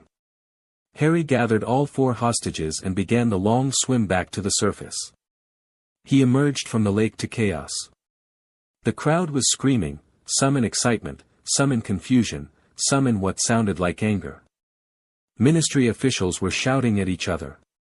Madame Pomfrey was rushing toward the water's edge with medical supplies. Fleur was there, ankle-deep in the water, her face a mask of terror. Gabrielle, she cried. Where is? Harry laid the small girl in her arms. She's okay, he said. She's okay. Fleur made a sound that was half sob, half laugh, clutching her sister tight. Gabrielle stirred, murmuring something in French, and Fleur's tears flowed freely. You saved her. You saved her, you. She looked up at Harry, and the expression on her face made him forget about the cold, the competition, everything. Thank you. Thank you. Champions are only supposed to retrieve their own hostage. A ministry official, Barty Crouch, Harry recognized, was storming toward them. Potter has violated the rules. The rules don't specify consequences for saving additional hostages, Hermione said, shivering in a blanket that someone had wrapped around her. She'd regained consciousness during the swim-up. They only specify the scoring mechanism. This is highly irregular, this is heroic. Dumbledore's voice cut through the argument like a knife. Mr. Potter showed moral fiber that transcends the bounds of competition. He prioritized lives over points. His blue eyes swept the crowd, then fixed on Crouch. I would think the ministry would celebrate such behavior. Crouch sputtered, but he had no response. The judges conferred. When they emerged, Bagman announced the scores with barely concealed glee. For Victor Crumb, who used partial shark transformation and returned with his hostage within the time limit, 40 points. The Durmstrang contingent cheered. For Cedric Diggory, who employed the bubblehead charm with excellent precision, 47 points. Hufflepuff went wild. For Fleur Delacour, who was attacked by Grindylows and could not reach her hostage, Bagman paused. 25 points. Fleur didn't react. She was still holding Gabrielle, still crying, still looking at Harry. And for Harry Potter, who used an unknown transformation to not only retrieve his hostage but to save all 4 captives when he believed they were in danger, Bagman grinned. 45 points, with special recognition for outstanding moral courage. Harry barely heard the announcement. He was too busy watching Fleur rise from the water's edge, hand Gabrielle to a Medowitch, and walk toward him with purpose in every step. She kissed him. Not a gentle kiss, not a polite kiss, a fierce, desperate, claiming kiss that told the entire world exactly where they stood. Harry's arms wrapped around her instinctively, pulling her close despite their both being soaking wet and shivering. The crowd went absolutely mad. I think, Ron said somewhere behind them, that's going to be in the Prophet tomorrow. Harry didn't care. The evening after the task, a letter arrived. It wasn't delivered by owl or magic or shadow-stepping dragon lords. It was slipped under Harry's door in Gryffindor Tower, written on plain parchment in a hand he didn't recognize. Dragon child, you impressed us today. Not with your power, that we expected, but with your compassion. You risked yourself to save children who were not your concern. That speaks well of your character. We have been watching you for some time, debating whether to make contact. Today's events have decided us. The Dragon Lords are not your only enemies. There are others, older, stranger, who see in you a threat to their ancient plans. The primordial flame you carry was not meant to awaken in this age. Its presence disrupts arrangements that have stood for millennia. If you wish to understand what you face, come to the Shrieking Shack at midnight. Come alone. We mean you no harm, but we cannot risk exposure. A friend. Harry read the letter 3 times, then showed it to Fleur. A trap, she said immediately. Probably. You are going anyway. Probably. Her eyes flashed with frustration. Harry, I know. But they mentioned the primordial flame specifically. That's not common knowledge. Even the council doesn't fully understand what I carry. He folded the letter carefully. This could be important. Or it could be death. Everything could be death. At this point, I'd rather die knowing what's going on than live in ignorance. He took her hands. Come with me. Stay hidden, watch from a distance. If it's a trap, you can get help. Fleur was silent for a long moment.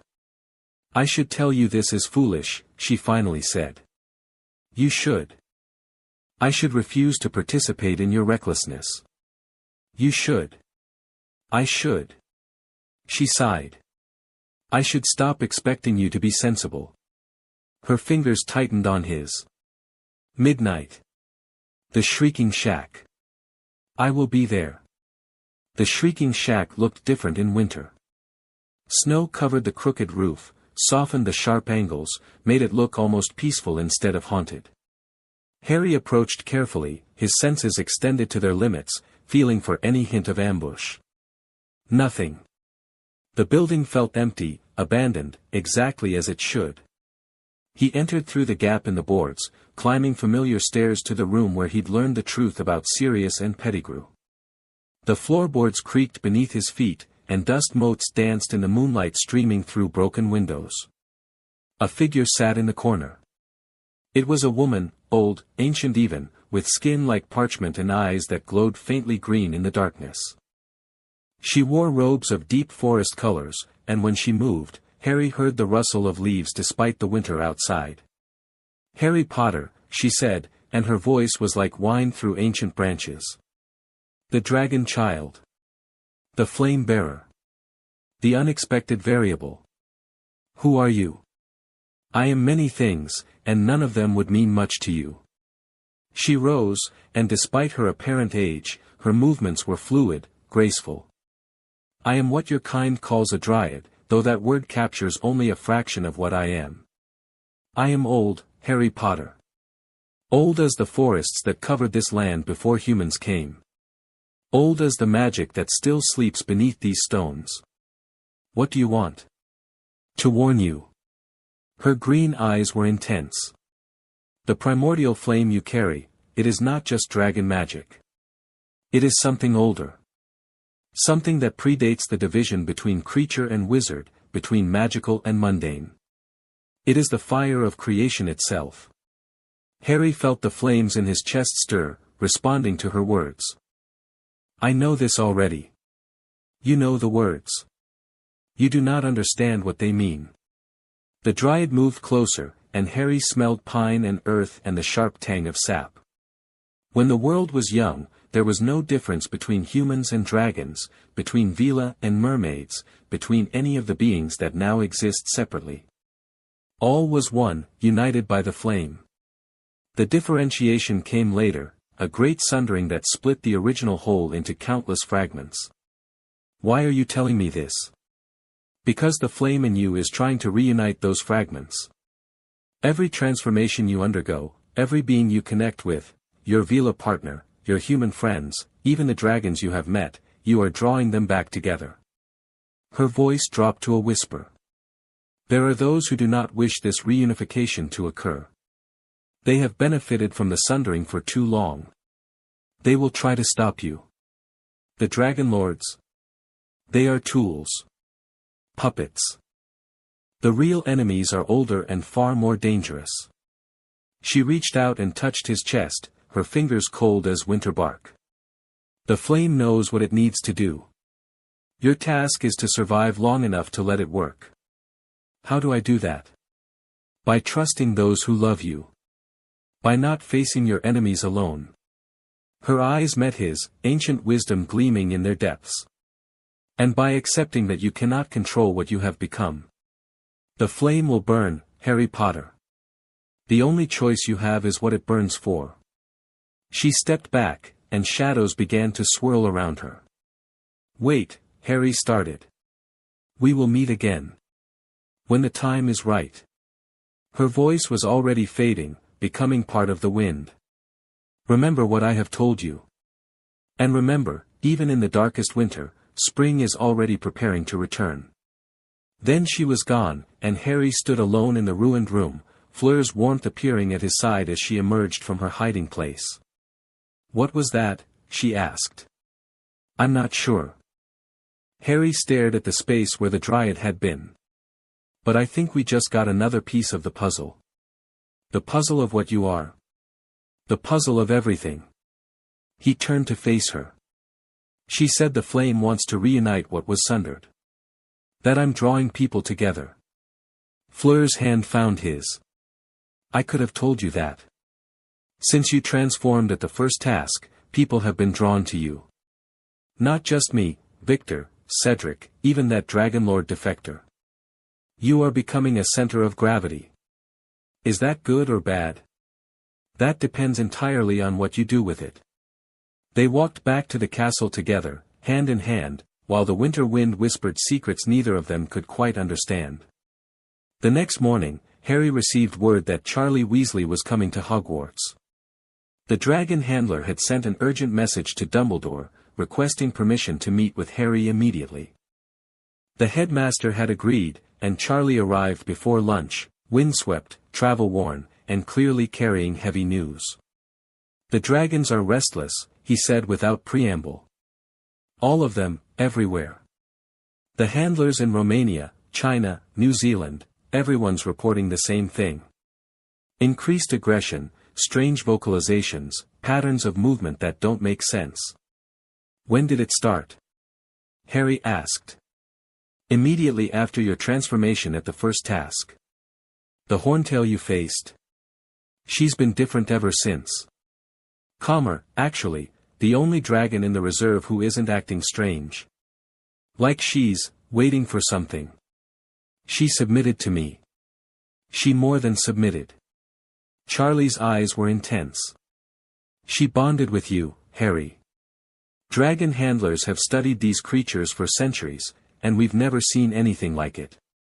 There's a magical connection between you and that horntail now, something that wasn't there before. Harry thought about the dreams he'd been having. Flying over mountains, hunting through forests, circling a nest of eggs that somehow felt like his. I've been dreaming about her. She's been dreaming about you too, I'd bet. Charlie ran a hand through his red hair. Look, I don't know what you are or what's happening to you. But the dragons know. They feel it. And whatever you're becoming, it's changing the fundamental rules of how dragonkind operates. Is that dangerous? For you? Probably. For the rest of us? Charlie shrugged. Depends on what happens next. If the dragons decide you're a threat, if they try to eliminate the disruption. They'd come for me. They might. Or they might decide you're something else entirely, a leader, a unifier, something they've been waiting for. Charlie leaned forward. That horntail, Harry. She's not just calmer. She's protective. The other dragons in the reserve, they've started deferring to her. Like she's claiming authority she didn't have before. Because she beat me in a fight? Because you beat her and let her live. In dragon culture, that matters. A lot. Charlie stood. I'm going to stick around for a while, if Dumbledore allows it. I want to study what's happening, document it. This is unprecedented, Harry. Whatever you are, whatever you're becoming, it's going to change everything we thought we knew about dragons. After he left, Harry sat alone in the quiet, thinking about what the Dryad had said. The flame will burn. The only choice you have is what it burns for. The fire in his chest pulsed in agreement. That night, Harry had a new dream. He was flying over mountains he'd never seen, through skies that blazed with colors that didn't exist in the waking world. Below him, dragons filled the valleys like a living sea, thousands of them, perhaps millions, scales gleaming in an impossible sunset. They were waiting for something. For someone. Harry descended, and as he dropped through the clouds, the dragons turned to watch. Golden eyes, amber eyes, emerald and sapphire and every color between, all fixed on him, all burning with expectation. Let us, they seemed to say. Unite us. Become what you were meant to be. He landed in the center of their gathering, and the dragons parted to reveal a single figure waiting for him. Not a dragon, a human, or something that wore human shape. Vrakshan the Unburnt. You see it now, Vrakshan said. The truth of what the flame offers. Not just power, purpose. A chance to reunite what was broken, to restore what was lost. Is this real? Real enough. The flame connects all dragons, Harry. And through you, it speaks to us all. Vrakshan spread his arms. Join us. Let us. Together, we could remake this world. And if I refuse? Vrakshan's smile was ancient and cold. Then you burn alone. The flame will not be denied forever. It will find another vessel, and when it does. He shrugged. Well. Let us hope you make the right choice. Harry woke gasping, Fleur's concerned face hovering over him, the fire in his chest burning brighter than ever before. The choice was coming. And he still didn't know which way to turn. Chapter 4 and Chapter 5, The Yule Ball 3 weeks until the third task. Harry stood at the window of Gryffindor Tower, watching the sun rise over the forbidden forest, feeling the weight of everything pressing down on him. The dreams had continued every night since his encounter with the Dryad, visions of dragons gathering, of Rakshans offer echoing through realms that shouldn't exist, of the primordial flame burning brighter with each passing day. He hadn't told anyone about the dreams. Not even Fleur. Some burdens you had to carry alone. You're brooding again. Harry turned to find Ron climbing through the portrait hole, 2 cups of tea in his hands. His best friend looked tired, they all looked tired these days, but there was a determined set to his jaw that Harry had come to rely on. I'm thinking. Same thing, with you. Ron handed him one of the cups. Hermione's in the library. Says she's found something about the 3rd task, but she wants to verify it before telling anyone. Of course she does. And Fleur's looking for you. Said something about training.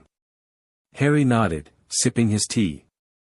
The warmth spread through him, but it was nothing compared to the fire that burned constantly in his chest now. Even simple pleasures felt muted, distant, like experiencing them through a pane of glass. Ron. Yeah. If something happens to me. If I change, become something dangerous, stop. Ron's voice was sharp. Don't even start with that. I'm serious. The flame is getting stronger. Sometimes I can barely remember what it felt like to be normal. If I lose control, then we'll bring you back. Ron met his eyes, unflinching. That's what friends are for, mate. Not just the good times. The hard stuff too. What if you can't? Then we'll die trying.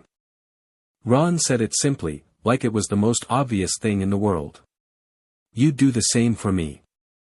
Harry wanted to argue, to point out all the ways that wasn't the same, all the reasons Ron should protect himself first. But looking at his friend's face, that stubborn Weasley determination that had carried them through trolls and chess games and giant spiders, he couldn't find the words. Thanks, he said instead. Don't mention it. Ron grinned. Now drink your tea and go find your girlfriend. Some of us have normal problems to deal with, like homework. Fleur was waiting in the room of requirement, which had configured itself into a training space that combined elements of forest, lake, and open sky. She stood in the center, her silver hair loose around her shoulders, wearing the practical clothes she'd adopted for their sessions. You're late, she said. I was brooding. I know.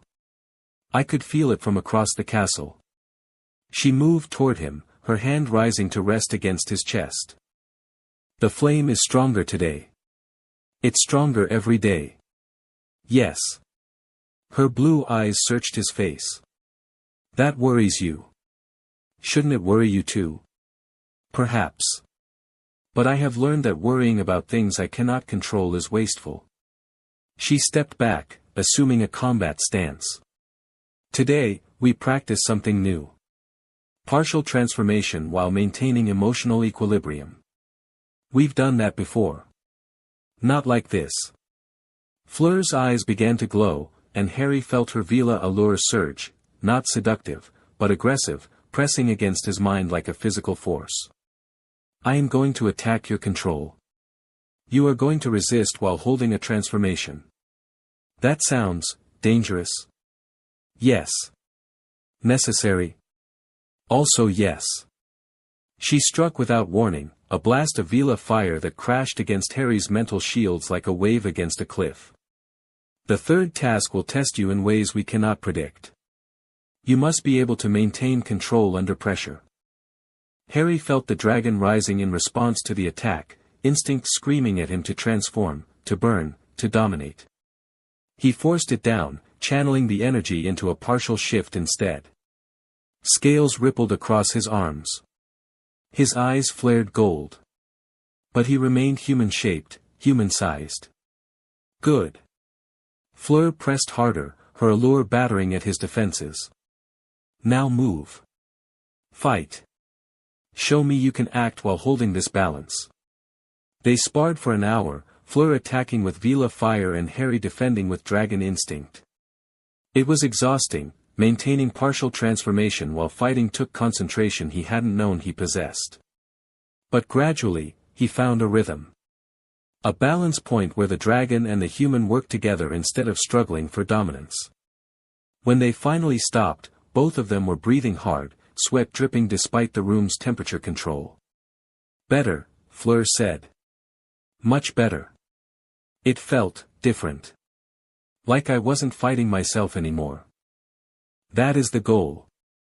She moved close again, her hand finding his. The dragon is not your enemy, Harry. It is part of you. The more you accept that, the stronger you become. Ignatius said something similar. That I needed to find balance. The ancient was wise. Fleur smiled. Though I prefer my teaching methods to his. Your methods involve hitting me with Vila fire. And yet here you are, still standing. Her smile widened. I must not be hitting hard enough. Harry laughed, a real laugh, surprising himself with how good it felt. Fleur's eyes softened at the sound. There, she said. That is what I wanted to see. The human, not just the dragon. You're good at reminding me. That is my purpose. Among others. She leaned up and kissed him, brief but warm. Now. Shower, change, and meet me in the Great Hall. We have a meeting with your Dragonlord defector. Thornwood had been given quarters in a secured section of the castle, warded by Dumbledore himself and monitored constantly by portraits loyal to the headmaster. When Harry and Fleur arrived, they found him pacing like a caged animal. Finally, Thornwood said. I've been waiting for hours. We were training. Training won't help you against what's coming. Thornwood stopped pacing and fixed Harry with an intense stare. I've made contact with some of my former colleagues. The ones who share my concerns about the Order's direction. You have allies inside the Dragonlords? A few. Enough to gather intelligence, at least. Thornwood pulled out a map and spread it on the table. The Order is planning something big. Something connected to the third task. Harry studied the map. It showed Hogwarts and its grounds, with various locations marked in red ink. The Quidditch pitch, where the third task would take place, was circled multiple times. They're going to attack during the task. Worse. They're going to use the task. Thornwood pointed to the pitch. The maze that's being grown there, it's not just hedges. The magical plants they're using have been seeded with ancient magic, dormant for now but capable of being activated. If someone with the right knowledge triggered that magic during the task, the maze becomes a weapon. The maze becomes a trap. Specifically, a trap designed to contain and harvest dragon animagi. Thornwood's face was grim. They've been planning this for months, Harry.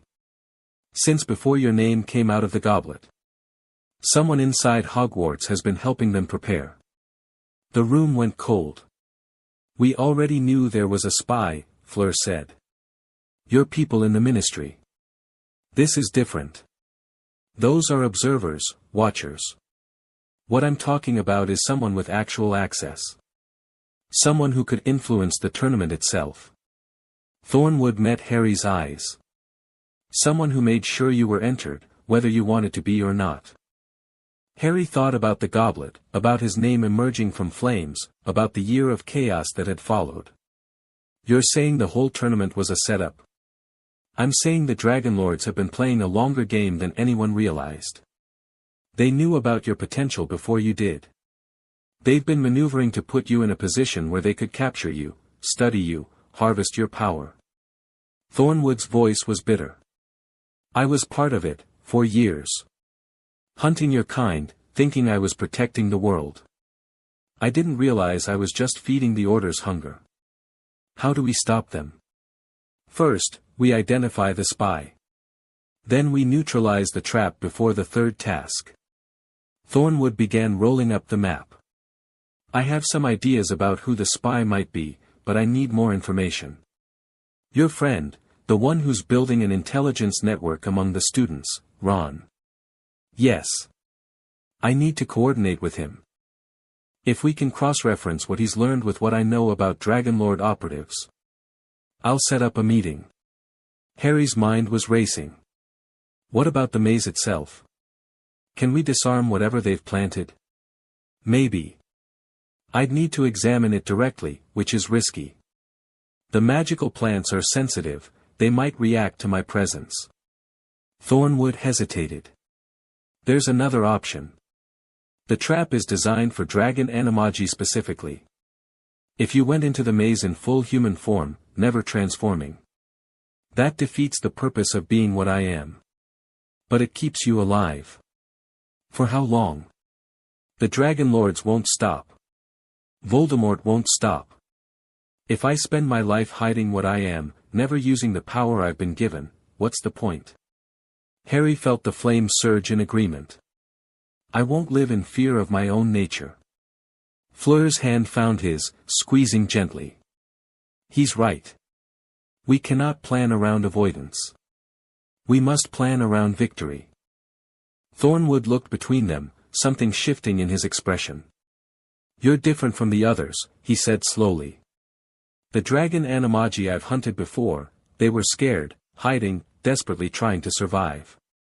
You're not scared. I'm terrified, Harry admitted. But I'm more terrified of what happens if I let fear win. Spoken like a true dragon. Thornwood almost smiled. All right. We plan for victory. But we also plan for contingencies. If things go wrong in that maze, I want extraction routes, fallback positions, ways to get you out alive even if everything else fails. Agreed. They spent the next hour strategizing, mapping potential threats and responses, building a framework that would hopefully keep Harry alive through whatever the third task brought. When they finally emerged, the sun was setting over the castle, painting the sky in shades of gold and crimson. One more thing, Thornwood said as they parted. The spy I'm tracking, I think they're connected to the Death Eaters as well as the Dragon Lords. Voldemort's people have been making moves, and some of them line up too perfectly with Dragon Lord operations to be coincidence. You think they're working together? I think someone is playing both sides. Using the tournament to advance multiple agendas simultaneously. Thornwood's eyes were dark. Be careful who you trust, Harry. In this game, even your allies might be your enemy's pawns. The days that followed were a blur of activity. Ron threw himself into intelligence gathering with renewed focus, leveraging every connection he built among the students. Hermione buried herself in research on magical plants, trying to identify what the Dragon Lords might have seeded into the maze. Fleur coordinated with her family's contacts in France, seeking information about Dragon Lord operations across Europe. And Harry trained. He trained until his muscles screamed, until his magical reserves were depleted, until the dragon inside him was too tired to struggle for dominance. Then he rested, recovered, and trained again. Victor joined some of his sessions, the Durmstrang champion proving to be an excellent sparring partner. His shark transformation gave him instincts that complemented Harry's dragon nature, and their fights pushed both of them to improve. You are getting stronger, Victor observed after one particularly brutal bout. Faster, too. But you are also getting more reckless. I don't have time to be careful. Careful and reckless are not opposites. A true warrior is both, careful in planning, reckless in execution. Victor helped Harry to his feet. You plan well. But when you fight, you hold back. You are afraid of what happens if you truly let go. If I let go completely, I might not be able to stop. Then learn where the line is. Push against it, understand it. A sword that has never been drawn is useless. A sword that cannot be sheathed is dangerous. Victor clapped him on the shoulder. Find the balance, my friend. Your life may depend on it. Cedric also became part of their growing alliance, his cheerful determination a counterpoint to the grimness that sometimes threatened to overwhelm them. He wasn't a fighter like Victor or Harry, but he had skills of his own, a talent for defensive magic, for protective wards, for the kind of careful spellwork that could turn a trap into an opportunity. The third task is supposed to be about getting through the maze, he said during one of their planning sessions. But we're not going to be the only ones in there. There'll be obstacles, creatures, maybe even direct attacks. The Dragon Lords will use the confusion, Harry agreed. They'll try to isolate me, cut me off from any help. So we make sure you're not alone. Cedric pulled out a set of enchanted coins he'd been working on. Communication devices. Tap them with your wand, and the others vibrate. We can coordinate our movements, make sure at least one of us is always within supporting distance. The judges won't allow that. The judges don't have to know. Cedric's eyes glinted with unexpected rebellion. This isn't just a tournament anymore, Harry. It's a battlefield. And on a battlefield, you use every advantage you have. Harry looked at the coins, at Cedric's determined face, at the friends who had gathered around him despite every reason to stay away. Okay, he said. Let's do this. 2 weeks before the third task, everything changed. Harry was in the library with Hermione, going over her research on the maze's magical plants, when a house elf appeared with an urgent message. Dumbledore needed to see him immediately. The headmaster's office was crowded when Harry arrived. Dumbledore sat behind his desk, his face grave. Professor McGonagall stood to one side, her lips pressed into a thin line. And in the center of the room, guarded by 2 Aurors, stood a man Harry had never expected to see. Barty Crouch Jr. He looked nothing like the ministry official Harry had met before. His face was gaunt, his eyes wild, and he twitched constantly as if fighting some internal battle. Harry, Dumbledore said. Mr. Crouch has something to tell you. He's a Death Eater, Harry said. He helped Voldemort, yes. And he's been here at Hogwarts all year, disguised as Professor Moody. Dumbledore's voice was heavy. The real Alastor Moody is being treated at St. Mungo's as we speak. He was held captive since August. Harry's mind reeled. Moody, the man who had taught them about unforgivable curses, who had turned Malfoy into a ferret, who had seemed like such a perfect gruff mentor, was an imposter. Why, he managed. Crouch laughed, a broken, terrible sound. Because my master commands. Because the boy must die. Because the dragon must burn. Explain, Dumbledore said sharply. Tell Harry what you told me. The tournament, Crouch giggled. So carefully planned. So perfectly executed. Your name in the goblet, Harry Potter. Your path through each task. All leading to the third, where the cup would take you straight to my master. The Triwizard Cup is a portkey. To a graveyard where the Dark Lord waits. Where your blood will resurrect him fully, where your power will be claimed for his glory. Crouch's eyes rolled. But the plan changed. When you transformed, when you showed what you truly were, my master became interested. Dragon blood. Dragon power. So much more valuable than mere prophecy fulfillment. Harry felt the flame surge in his chest, responding to the threat. How did he know? About what I am. The Dragon Lords told him. Oh yes, Crouch's grin was horrible. They've been talking, your enemies. Making deals. The Dark Lord offers them the dragon Animagus they've always wanted, and they offer him the power to defeat death itself. Voldemort is working with the Dragon Lords. Working with. Manipulating. Being manipulated by. Does it matter? The end result is the same. Crouch lunged forward, restrained by the Aurors. You're going to burn, Potter. One way or another, you're going to burn. Dumbledore gestured, and the Aurors dragged Crouch from the room. When the door closed behind them, the headmaster slumped in his chair, looking every one of his considerable years. I should have seen it, he said. The signs were there, Alastor's behavior was off, his methods extreme even for him. But I was so focused on protecting you from external threats that I missed the one living in our midst. What do we do now? We change the plan.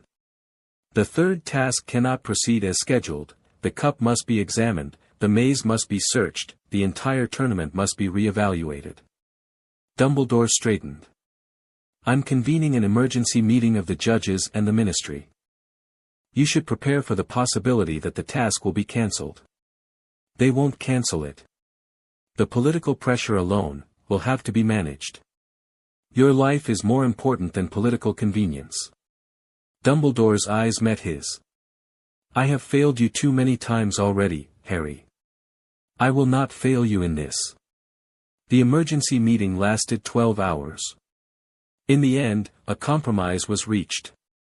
The third task would proceed, but with significant modifications. The cup would be examined by independent cursebreakers. The maze would be swept by Aurors. Additional security would be stationed throughout the grounds. And Harry would be given something he'd never had before, official protection. The ministry has agreed to provide an escort, Dumbledore informed him the next morning. 3 Aurors, handpicked by Director Bones herself. They'll be with you from the moment the task begins until the moment it ends. Won't that count as cheating? The rules specify that champions must navigate the maze alone. They say nothing about what happens before entering or after exiting. A ghost of Dumbledore's usual twinkle appeared. Besides, given the circumstances, I believe all parties agree that your survival takes precedence over competitive purity. It wasn't much comfort, but it was something. The days until the third task counted down like a ticking bomb. Harry trained, planned, worried, trained some more. His friends gathered around him like a protective wall, their presence a constant reminder of what he was fighting for. The night before the task, Fleur came to him. They met in the room of requirement, which had configured itself into something like a forest glade, peaceful, green, far removed from the tension that gripped the castle. She stood in the center, silver hair loose, eyes shimmering with something that might have been tears.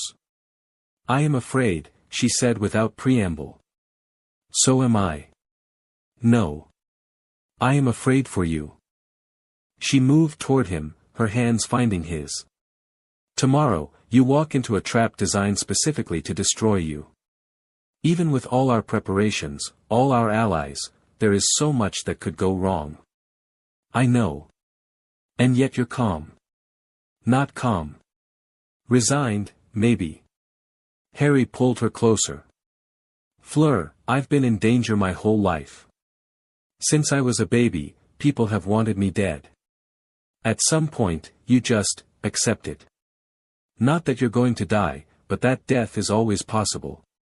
And once you accept that, you can focus on living. That is either very wise or very sad. Probably both. He smiled. But tomorrow, I'm not going to think about death. I'm going to think about winning. About surviving. About what comes after. What does come after? I don't know. But I want to find out. He cupped her face in his hands. I want to find out with you. Fleur's eyes glistened. That was romantic. I have my moments. She kissed him then, deep and fierce and full of everything they hadn't said. Harry pulled her close, feeling the fire inside him burn not with rage or power but with something warmer. Something human. They held each other for a long time, two creatures of fire finding comfort in shared warmth. Whatever happens tomorrow, Fleur whispered, I am proud to stand beside you. Whatever happens tomorrow, Harry replied, I'm grateful you chose to. They stayed together until dawn, talking and not talking, being present with each other in a way that needed no words. When the sun rose on the morning of the third task, Harry felt ready. Not confident, never that. But ready. The maze waited. The stands were packed by the time Harry emerged onto the Quidditch pitch. Thousands of spectators filled the seats, their cheers and jeers creating a wall of sound that pressed against him from all sides. Ministry officials watched from elevated boxes. Reporters scribbled frantically. And in the judges' section, Dumbledore sat with an expression of carefully masked concern. The maze dominated the center of the pitch, 20-foot hedges grown into a complex labyrinth that seemed to shift and breathe in the afternoon light. Harry could feel the magic embedded in those plants, dormant for now but humming with potential energy. Thornwood had been right. This place was a trap. But Harry was done being prey. His escort of aurors flanked him as he approached the starting position. Kingsley Shacklebolt, a tall dark-skinned man with a commanding presence. Nymphadora Tonks, whose hair kept shifting colors as she scanned for threats. And a scarred veteran named Dawlish, who hadn't spoken a word but moved with the coiled readiness of a lifelong fighter. "Remember," Kingsley murmured. "First sign of trouble, you signal. We'll be right outside the maze perimeter." "Understood." "And Potter?" Kingsley's dark eyes met his. "Whatever you are, whatever you can do, don't hold back. If it comes to survival, you do what you have to do." It was the first time an authority figure had explicitly given him permission to use his dragon nature. Harry nodded, something loosening in his chest. The other champions gathered at their own starting points. Victor's face was set in determined lines. Cedric looked nervous but focused. Fleur met Harry's eyes across the pitch, and something passed between them, a promise, a reassurance, a reminder of everything they'd said the night before. Together, her gaze seemed to say, "Even apart, we are together. Champions." Bagman's voice boomed. "You will enter the maze in order of current standings. Mr. Potter and Mr. Crumb are tied for first, so they will enter simultaneously.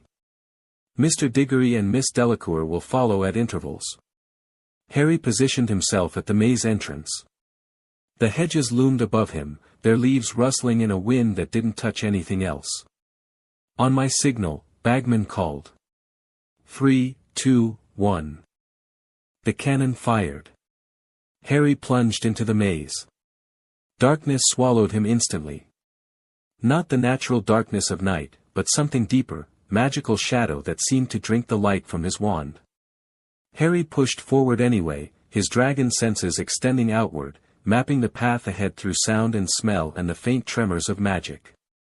The maze shifted around him. Hedges that had been open moments before closed silently. Paths that shouldn't exist opened up like invitations.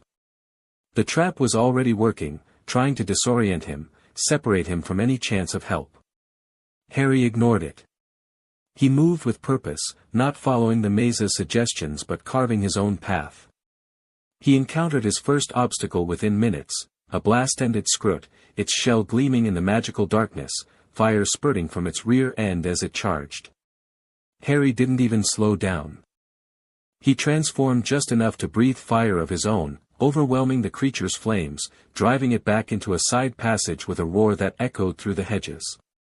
The maze shuddered in response. Harry felt the dormant magic inside its plants stir, awakened by his transformation. "They're monitoring," he realized. "Every time I use dragon power, they know exactly where I am. Let them know. Let them come." He pressed on, navigating by instinct more than strategy. The maze tried to confuse him, presenting false paths and dead ends, but his dragon senses cut through the illusions. He could feel the cup somewhere ahead, its magic a beacon pulling him forward. He could also feel something else. Something wrong. The hedges on either side of him began to glow. Not with light, but with runes, ancient symbols that burned into the leaves with cold green fire. Harry recognized some of them from Thornwood's warnings. Containment runes. Harvesting runes. The trap was springing. He ran. The runes spread faster than he could move, racing along the hedges ahead and behind, cutting off escape routes. Harry felt the magic reaching for him, trying to latch onto his dragon essence, trying to pull. No. The flame inside him surged in response, burning hot and bright, pushing back against the invasive magic. Harry transformed fully, his body expanding into 30 feet of scales and fire, and roared his defiance at the trap closing around him. The runes flickered. And then they shattered. The explosion of magical feedback ripped through the maze, tearing hedges apart, sending debris flying in all directions. Harry rode the shockwave in dragon form, using his wings to control his trajectory, landing in a newly created clearing at the heart of the labyrinth. The Triwizard Cup stood before him on a pedestal of white marble. Between him and the cup stood Voldemort. Not Voldemort as Harry remembered him from the back of Quirrell's head, not a wraith, not a parasite. This was something between, a twisted humanoid form that seemed barely able to hold itself together. Red eyes blazed from a face that was more snake than man, and dark robes billowed around a body that flickered like a bad memory. "Harry Potter," Voldemort rasped. "The Dragon Child. The Flame Bearer. How fortunate that you came to me. The Portkey plan failed. Plans change. Opportunities arise." Voldemort raised a wand that looked like it was made of bone.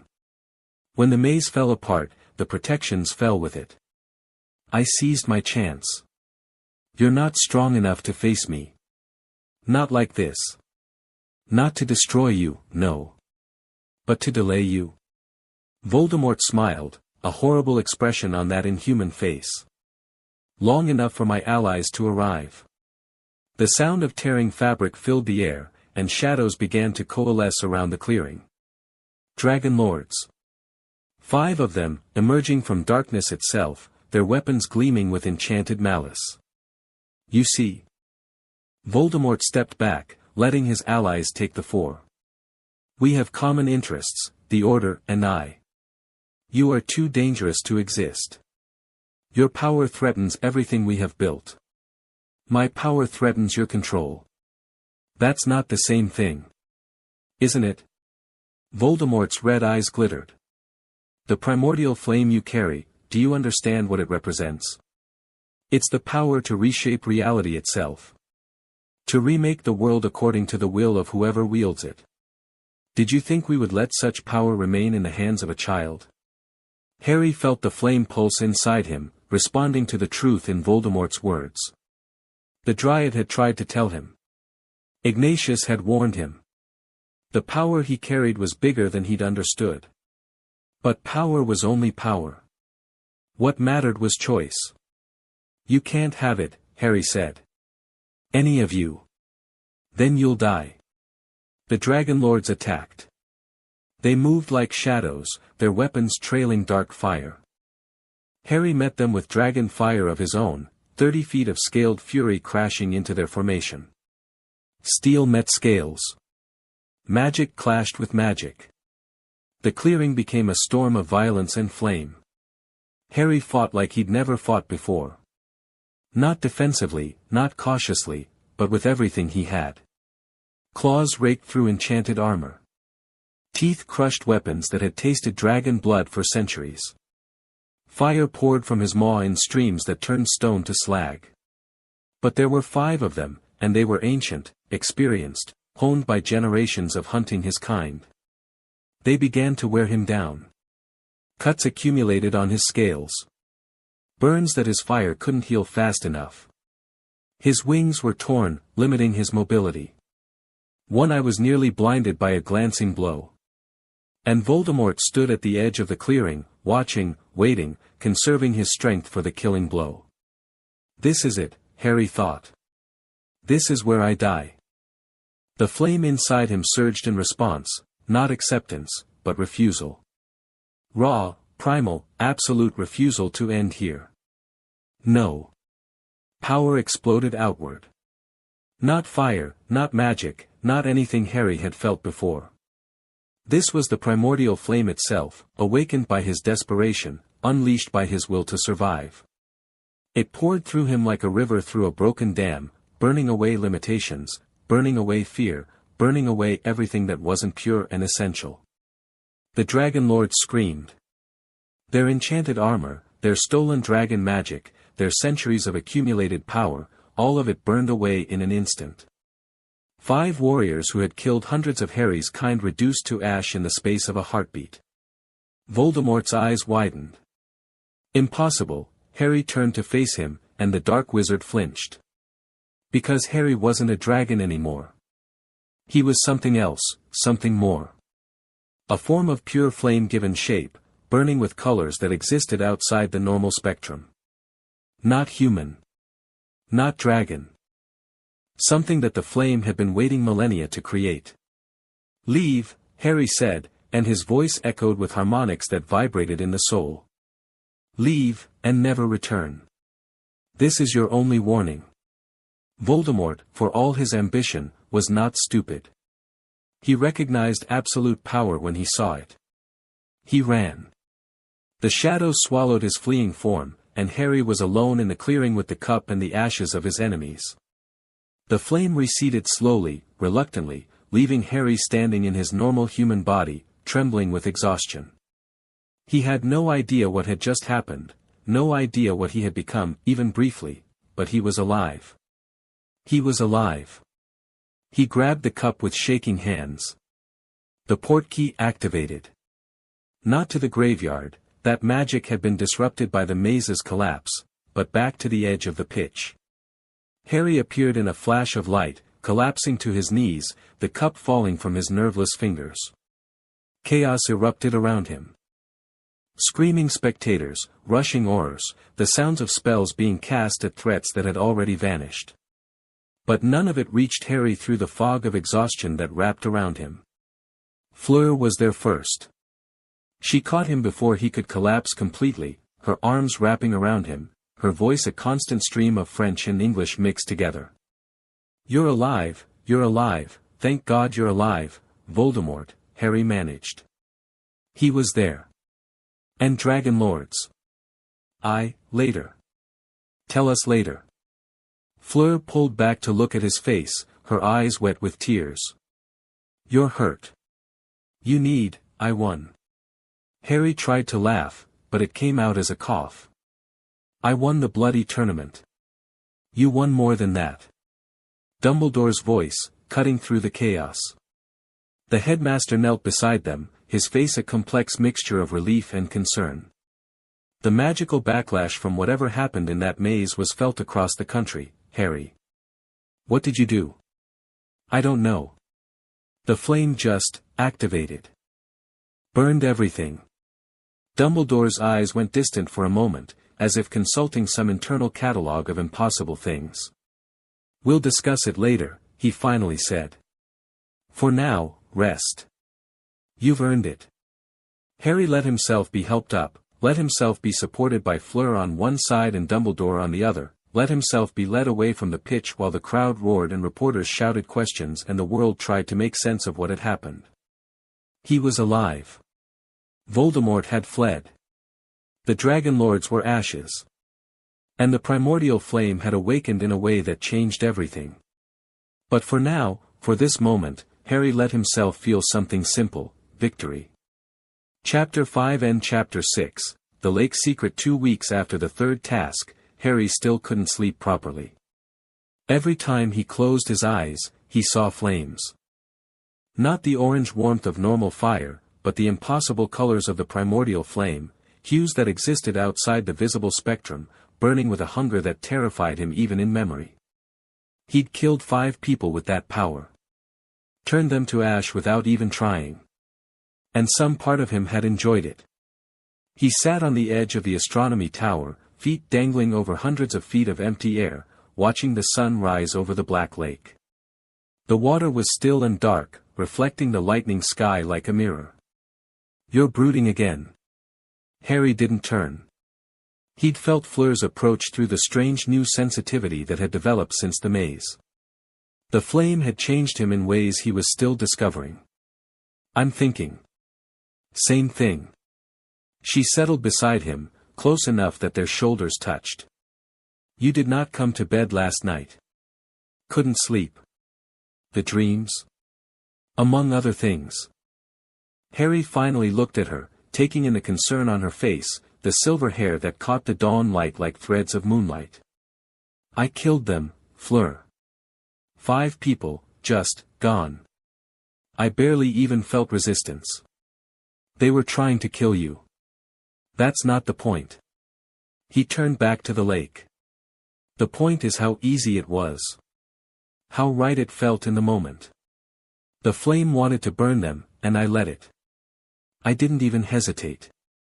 Fleur was quiet for a long moment. When I was 14, she said finally, I lost control of my allure. There was a boy, older, cruel, the kind who enjoyed making others feel small. He said things about me. About what Vila were good for. Her voice was carefully neutral. I became angry, and the allure shifted. Became something else. Something that burns from the inside. You told me. At St. Mungo's for months. What I did not tell you is how I felt afterward. Her hand found his. Not guilty. Not horrified. Satisfied. He had hurt me, and I had hurt him worse. There was a terrible rightness to it. How did you deal with that? Badly, at first. I tried to suppress everything, my anger, my power, my nature. I became cold because I was afraid of what my heat could do. She squeezed his hand. It took years to understand that the satisfaction was not the problem. The lack of control was. A predator does not apologize for having teeth. But a person chooses when to bite. Harry absorbed this, feeling the truth in it resonate with something deep inside him. The flame wanted to burn them, he said slowly. But I chose to let it. The choice was still mine. Yes. And if the choice had been different, if they had been innocent, if there had been another way, you would have chosen differently. Fleur leaned against him. You are not becoming a monster, Harry. You are becoming something powerful. The difference is that monsters do not ask the questions you are asking. I hope you're right. I am always right. A hint of humor entered her voice. You should know this by now. Harry laughed, a small sound, but genuine. Some of the weight on his chest eased. The professors want to examine me again today, he said. They've been running tests since the maze, trying to understand what happened. Have they learned anything? Nothing that makes sense. The magical signature I released should have been impossible, more power than any human could channel without being destroyed. But I'm fine. He looked at his hands. Better than fine, actually. I've been healing faster, sensing things I couldn't before. Whatever the flame did when it activated, it's still doing it. Evolution, Fleur murmured. What? My grandmother used to speak of it. The idea that magical beings are not static, that they grow, change, become more than they were. Her eyes met his. Perhaps this is what the flame was always meant to do. Not just give you power, but transform you. Make you into something that can carry its full weight. That's a terrifying thought. Most important truths are. She stood, pulling him up with her. Come. Breakfast first, then your tests. And after, a distant sound interrupted her. A horn, blowing from somewhere on the grounds. 3 long blasts, then silence. Harry recognized the signal. Dumbledore had established it after the maze, an alert system for emergencies that couldn't wait for normal channels. Something was wrong. They found chaos at the lake's edge. A crowd had gathered, students, professors, Aurors from the security detail that still patrolled the grounds. They were all staring at the water, where something was rising from the depths. No. Not something. Someone. A figure broke the surface, swimming toward shore with steady strokes. Silver hair streaming behind her. Scales glinting in the early light. A mermaid. But not like the merpeople Harry had encountered during the second task. This one was different, older, more refined, with features that spoke of depths the Black Lake had never known. She reached the shallows and rose to her feet, her tail splitting into legs as she walked onto the shore. Naked, unapologetic, with eyes like the bottom of the ocean. I seek the flame bearer, she announced, her voice carrying across the gathered crowd. The one called Harry Potter. Harry stepped forward. I'm here. The mermaid studied him with those fathomless eyes. You are smaller than I expected. I get that a lot. A flicker of something, amusement, crossed her face. I am Thessalonica, speaker for the Deep Council. I have traveled from the Mediterranean to find you, across currents and trenches that would crush lesser beings. Do you know why? I'm guessing it's connected to what happened in the maze. The entire magical world felt what happened in the maze, Flame-bearer. Every creature touched by the old power, merfolk, centaurs, dragons, beings without names in any human tongue, all of them felt the primordial flame awaken.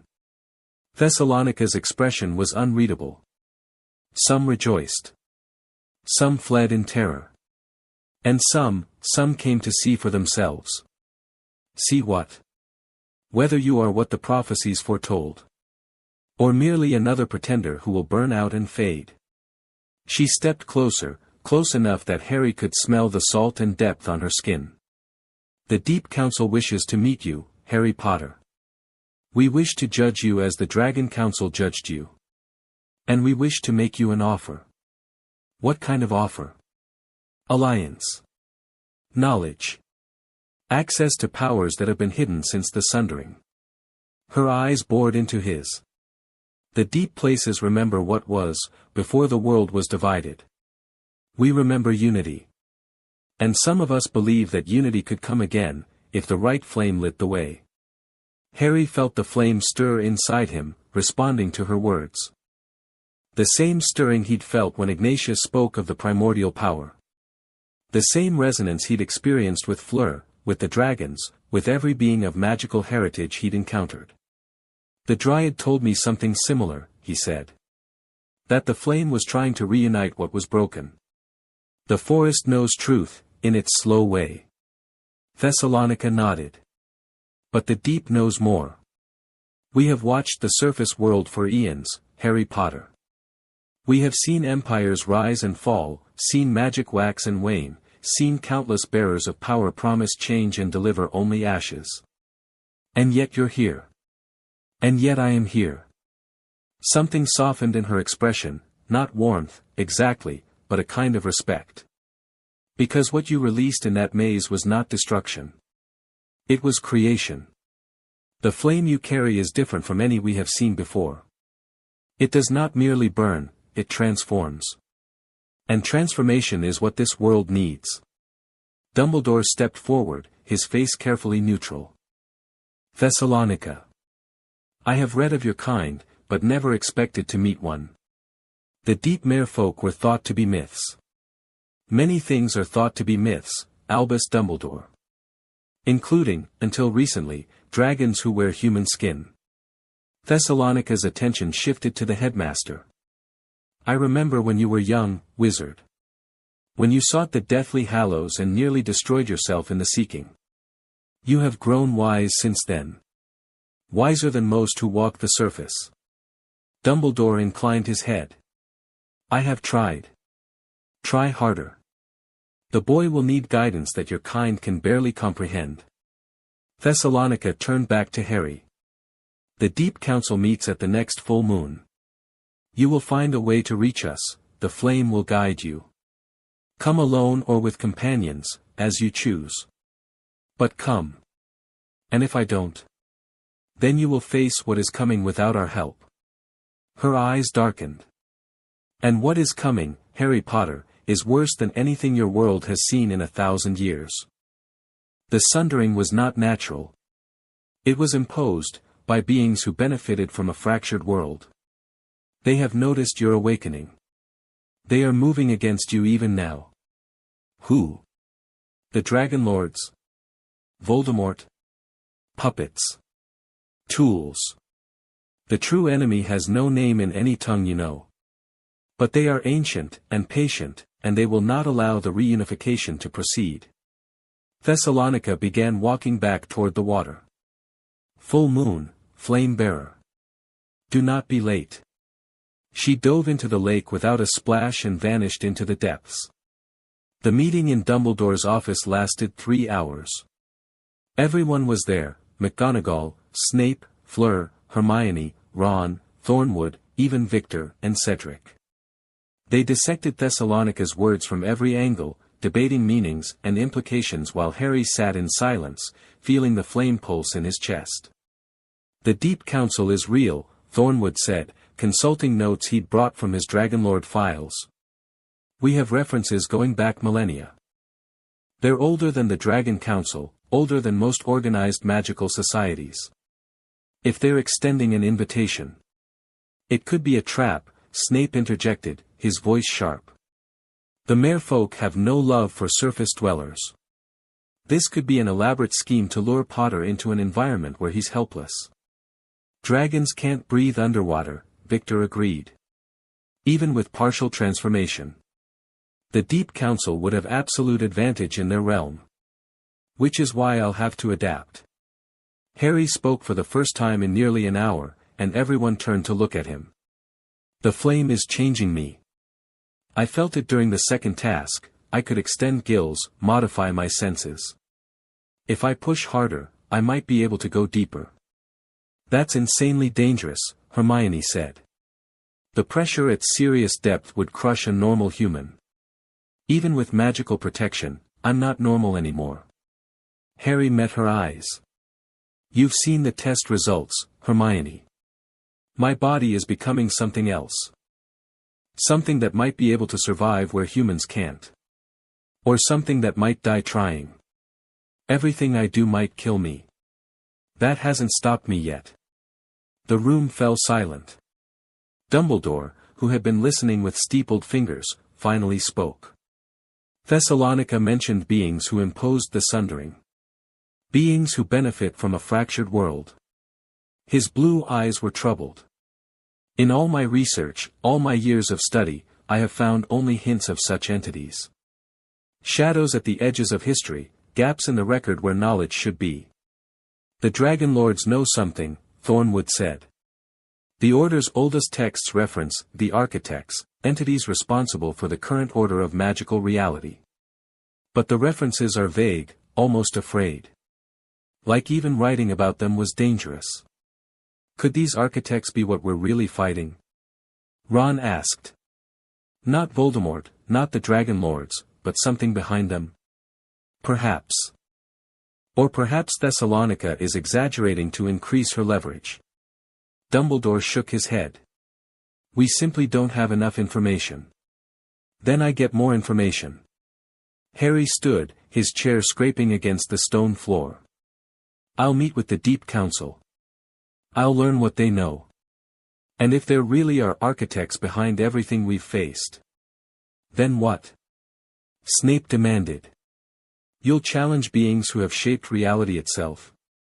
If I have to. Harry felt the flame pulse in agreement. The primordial power didn't choose me so I could hide from threats. It chose me to do something. And I'm going to do it, whether the architects like it or not. Spoken like a true Gryffindor, Snape muttered, but there was something almost respectful in his tone. The full moon is in 12 days, Dumbledore said. That gives us time to prepare. Hermione, I want you researching everything we have on the Deep Council and deep-sea magical survival. Victor, Cedric, coordinate with the Auror detail on security. If Harry goes into the lake, I want people ready to respond if things go wrong. What about me? Fleur asked. Dumbledore hesitated. Miss Delacour. I am going with him. Her voice left no room for argument. The Vila were part of the original unity. If this Deep Council wants to judge Harry, they should judge me as well. The pressure, Vila fire burns hotter than anything in the deep ocean. I will adapt, or I will die trying. But I will not stay on the surface while Harry faces this alone. Harry took her hand. Together. Together, she agreed. Dumbledore looked between them, something complex moving behind his eyes. Finally, he nodded. Very well. Together, then. But please, both of you, try not to die. The world has invested rather a lot in your continued existence. The 12 days passed faster than Harry expected. He spent most of them in the lake, pushing his transformations deeper than he'd ever attempted. The Black Lake was deep, deeper than most people realized, and its cold darkness became his classroom. Day 1, he reached 50 feet. The pressure was uncomfortable, but manageable. Day 3, he hit 100 feet and nearly passed out. His dragon lungs, designed for mountain altitudes, struggled with the crushing weight of water. Day 5, he cracked the problem. Not by resisting the pressure, but by accepting it, letting the flame reshape his body to accommodate the environment. His scales thickened, his chest cavity compressed, his blood chemistry shifted in ways that no human healer could explain. By day 10, he was diving to 300 feet and feeling more comfortable than he did on land. "It's incredible," Hermione said, studying the results of her latest scan. "Your bone density has increased by 40%. Your muscle tissue has changed composition to resist pressure damage. Your eyes have developed a secondary membrane for underwater vision." She shook her head in wonder. "You're not transforming into a dragon anymore, Harry. You're transforming into something new. Something that doesn't have a name." "The flame's vision," Harry said. "That's what Thessalonica called it. Not just dragon or human, but both and neither. Something that can exist anywhere. That's theoretically impossible. So am I." Fleur's adaptation was different but equally remarkable. Her Vila fire, instead of being quenched by the water, seemed to intensify under pressure. She surrounded herself with a cocoon of heat that held back the cold and the crushing depth alike. "The deep places have fire too," she explained. "Volcanic vents, magma chambers, the molten heart of the earth. My flame recognizes them. Calls to them. You're becoming an underwater Vila. I am becoming me." She smiled. "Fully, finally, completely. Whatever limits I thought I had, they were illusions. I was always capable of this. I just never had a reason to try." They dove together on day 11, reaching depths that should have killed them both. The Black Lake's bottom was strange and ancient, filled with ruins that predated Hogwarts, predated wizards, predated anything Harry had learned about in history of magic. "This was a city once," Fleur whispered, her voice carried by the water despite the depth. "Look at the architecture. Those aren't wizard buildings." Harry studied the collapsed structures, the worn statues, the symbols carved into stone that had somehow survived millennia of submersion. She was right, these weren't human designs. The proportions were wrong, the aesthetic alien. "Who built this? Perhaps the Deep Council will tell us." Fleur took his hand. "Are you ready for tomorrow?" "No." Harry smiled. "But I'll go anyway." The full moon rose over a Hogwarts wrapped in tension. Half the staff had gathered at the lake's edge, along with Aurors, Order members, and representatives from 3 different magical governments. Dumbledore had tried to keep the expedition quiet, but word had spread. Everyone wanted to see what would happen when the flame-bearer descended into the deep. Harry stood at the water's edge with Fleur, both of them dressed in simple garments that would survive transformation. The communication coin Cedric had created hung around his neck on an enchanted chain. "Remember," Dumbledore said quietly. "If anything goes wrong, I know. But it won't." Harry met the headmaster's eyes. "The flame didn't bring me this far to die in a lake. Whatever's waiting down there, I'll handle it. And if you can't, then the world will have to find another hope." Harry smiled grimly. "But let's not plan for that, yeah." Dumbledore nodded slowly. "Good luck, Harry. To both of you." Harry turned to Fleur. "Ready?" "Always." They walked into the water together, feeling its cold embrace, letting it rise past their knees, their waists, their chests.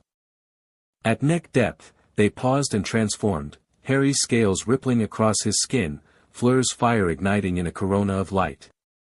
Then they dove down through the dark water, past the merpeople's village, where curious faces watched them descend. Past the ancient ruins Fleur had found. Down into depths where no light reached, where pressure built until it seemed like the water itself wanted them gone.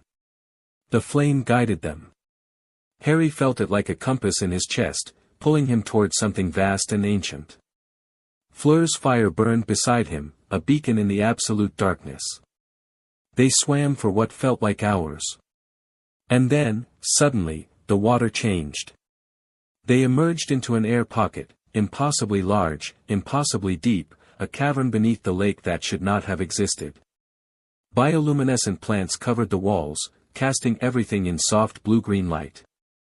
Structures rose from the cavern floor, buildings, temples, monuments to beings Harry couldn't identify. And waiting for them, arranged in a semicircle on a raised platform, was the Deep Council. They were not mermaids. They were something older, beings with features that suggested ocean depths never touched by sun. 8 of them, each unique, each radiating an age that made even the Dragon Council seem young. Thessalonica stood among them, but here she was clearly the youngest. The others watched with eyes that had seen civilizations rise and fall like tides. Harry Potter, one of them said, a massive being with skin like deep-sea coral. The Flame Bearer. You have answered our summons. I have questions. As do we. The coral being gestured, and 2 seats rose from the cavern floor. Sit. Speak. We have much to discuss. Harry and Fleur took the offered seats, and the real conversation began. The Deep Council spoke of things Harry had never imagined. They spoke of the world before the Sundering, a unified reality where magic flowed freely between all beings, where the distinction between human and creature, mundane and magical, simply didn't exist.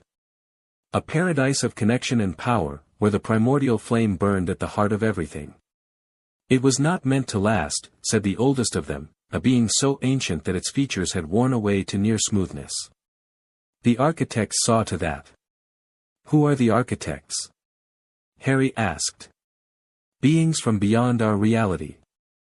Entities that exist in the spaces between worlds, feeding on separation, on conflict, on the energy released when unified things are broken apart.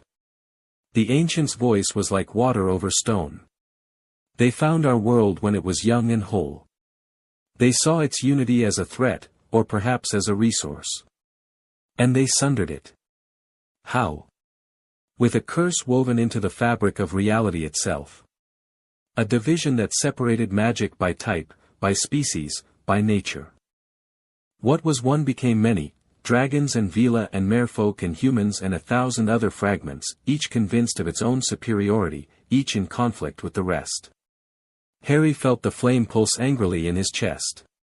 And they've been maintaining this division ever since. Feeding on it. Growing fat on the energy of eternal conflict. Thessalonica leaned forward. Every war, every prejudice, every act of violence between magical beings, it nourishes them. They have grown powerful beyond imagining over the millennia, Harry Potter. Powerful enough that none of the sundered fragments could challenge them alone. But united. United, we could resist. Perhaps even reverse the sundering. The coral being's eyes gleamed. That is what the flame represents. Not just dragon power, but the power of connection. The ability to bridge the gaps the architects created. And that's why they're afraid of me. Afraid is too simple a word. They are threatened. For the first time in countless ages, something has emerged that could undo their work. The ancient spoke again. The Dragon Lords, Voldemort, the various forces arrayed against you, they are pawns. Tools the architects are using to eliminate you before you can grow strong enough to challenge them. Harry absorbed this, feeling the pieces click together in his mind. Everything he'd faced, everything that had happened since his transformation, it wasn't random. It was orchestrated by beings beyond his comprehension, pulling strings from outside reality itself. How do I fight something like that? You don't. Not yet, not alone. The Deep Council exchanged glances. But you can prepare. You can grow. You can unite. The Dragon Council accepted me. You're considering an alliance. Who else is there? The forests answer to the eldest dryads. The skies belong to the phoenixes. The shadows hold beings you have not yet encountered. Thessalonica listed them off. Each fragment remembers the unity, even if only in legend.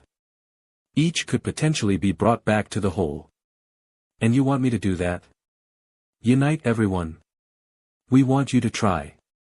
The coral being rose, its massive form casting shadows across the cavern. The flame chose you, Harry Potter. Not because you were the strongest or the wisest, but because you have something the previous bearers lacked. Something that let you survive what would have destroyed them. What's that? Love. The word hung in the silence. The previous flame bearers were solitary creatures. Dragons who isolated themselves, who saw connection as weakness. The flame burned in them, but it burned alone, and alone, it could only destroy. The being gestured at Fleur. You are different. You have bound yourself to another bearer of magical heritage. You have friends who would die for you. You have refused to cut yourself off from humanity, even as you have become something more than human. Love anchors the flame, the ancient added. Gives it purpose beyond mere burning. That is why you could release such power in the maze without being consumed. Not because you controlled it, but because your connections gave it direction. Harry looked at Fleur, at the tears streaming down her face, at the fire in her eyes that matched the fire in his chest. I'm not doing this alone, he said. No. You never were. The Deep Council rose as one. We accept you, Harry Potter. The Deep stands with the Flame Bearer, now and in whatever comes. Ask what you would ask. We will answer what we can. They talked until the bioluminescent light began to fade, an indication that dawn was approaching on the surface. Harry asked about the architect's weaknesses. They had few, but they existed. He asked about the other magical factions, some would be allies, others enemies, most undecided. He asked about the mechanics of the sundering and how it might be reversed, centuries of work, assuming success was even possible. And he asked about himself. The flame is still changing me, he said. I can feel it, every day. Where does it end? It doesn't, the ancient replied. The flame is not a gift given once. It is a process, an ongoing transformation that will continue as long as you live. You will become more powerful, more connected, more other than human. Whether you retain your humanity through that change depends entirely on you. What happens if I don't? Then you become like the dragons who came before. Pure flame, pure power, pure destruction. Magnificent and terrible and ultimately empty. The ancients' worn features seem to soften. The architects have destroyed many flame bearers that way.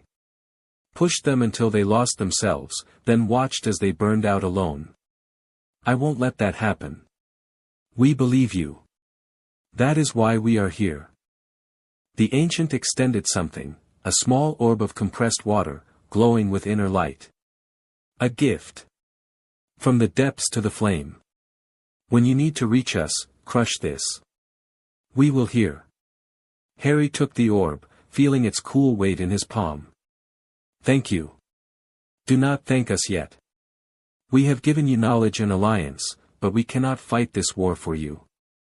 The unification must come from above, from the surface where the architect's influence is strongest.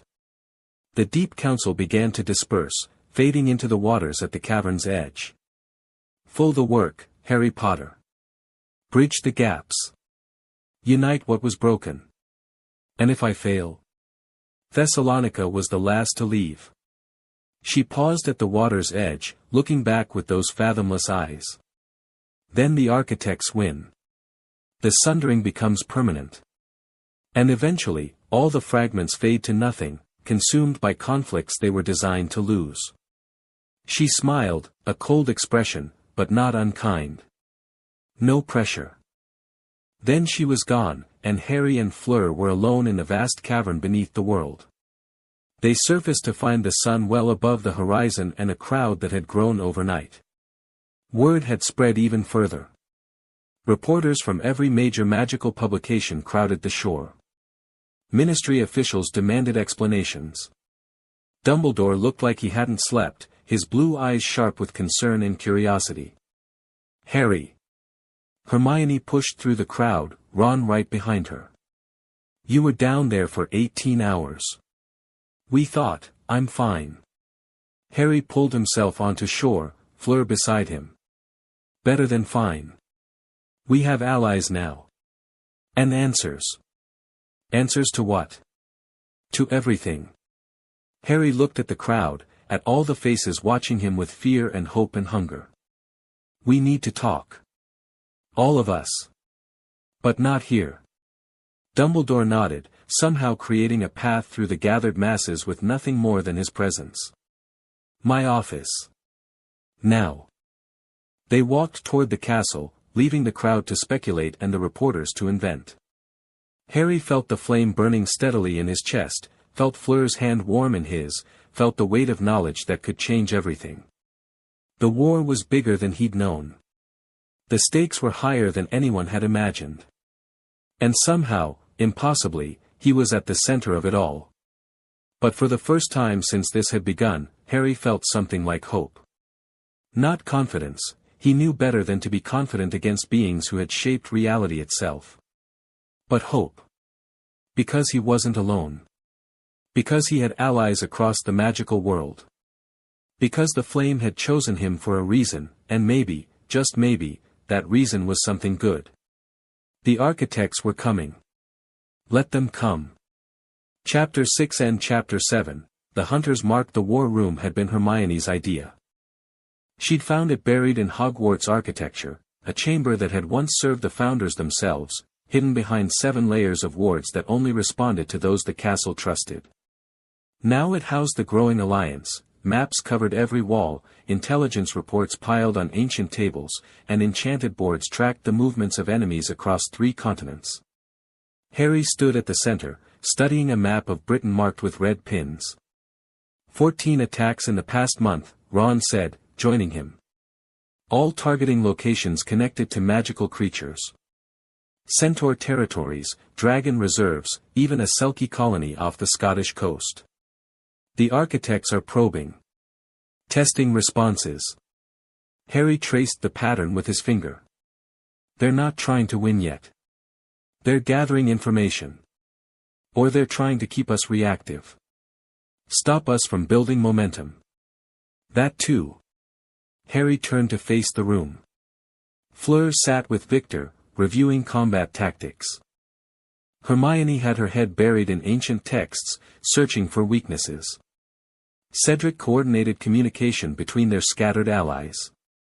And in the corner, maintaining careful distance from the others, Thornwood analyzed Dragonlord movements. It had been 3 weeks since the Deep Council.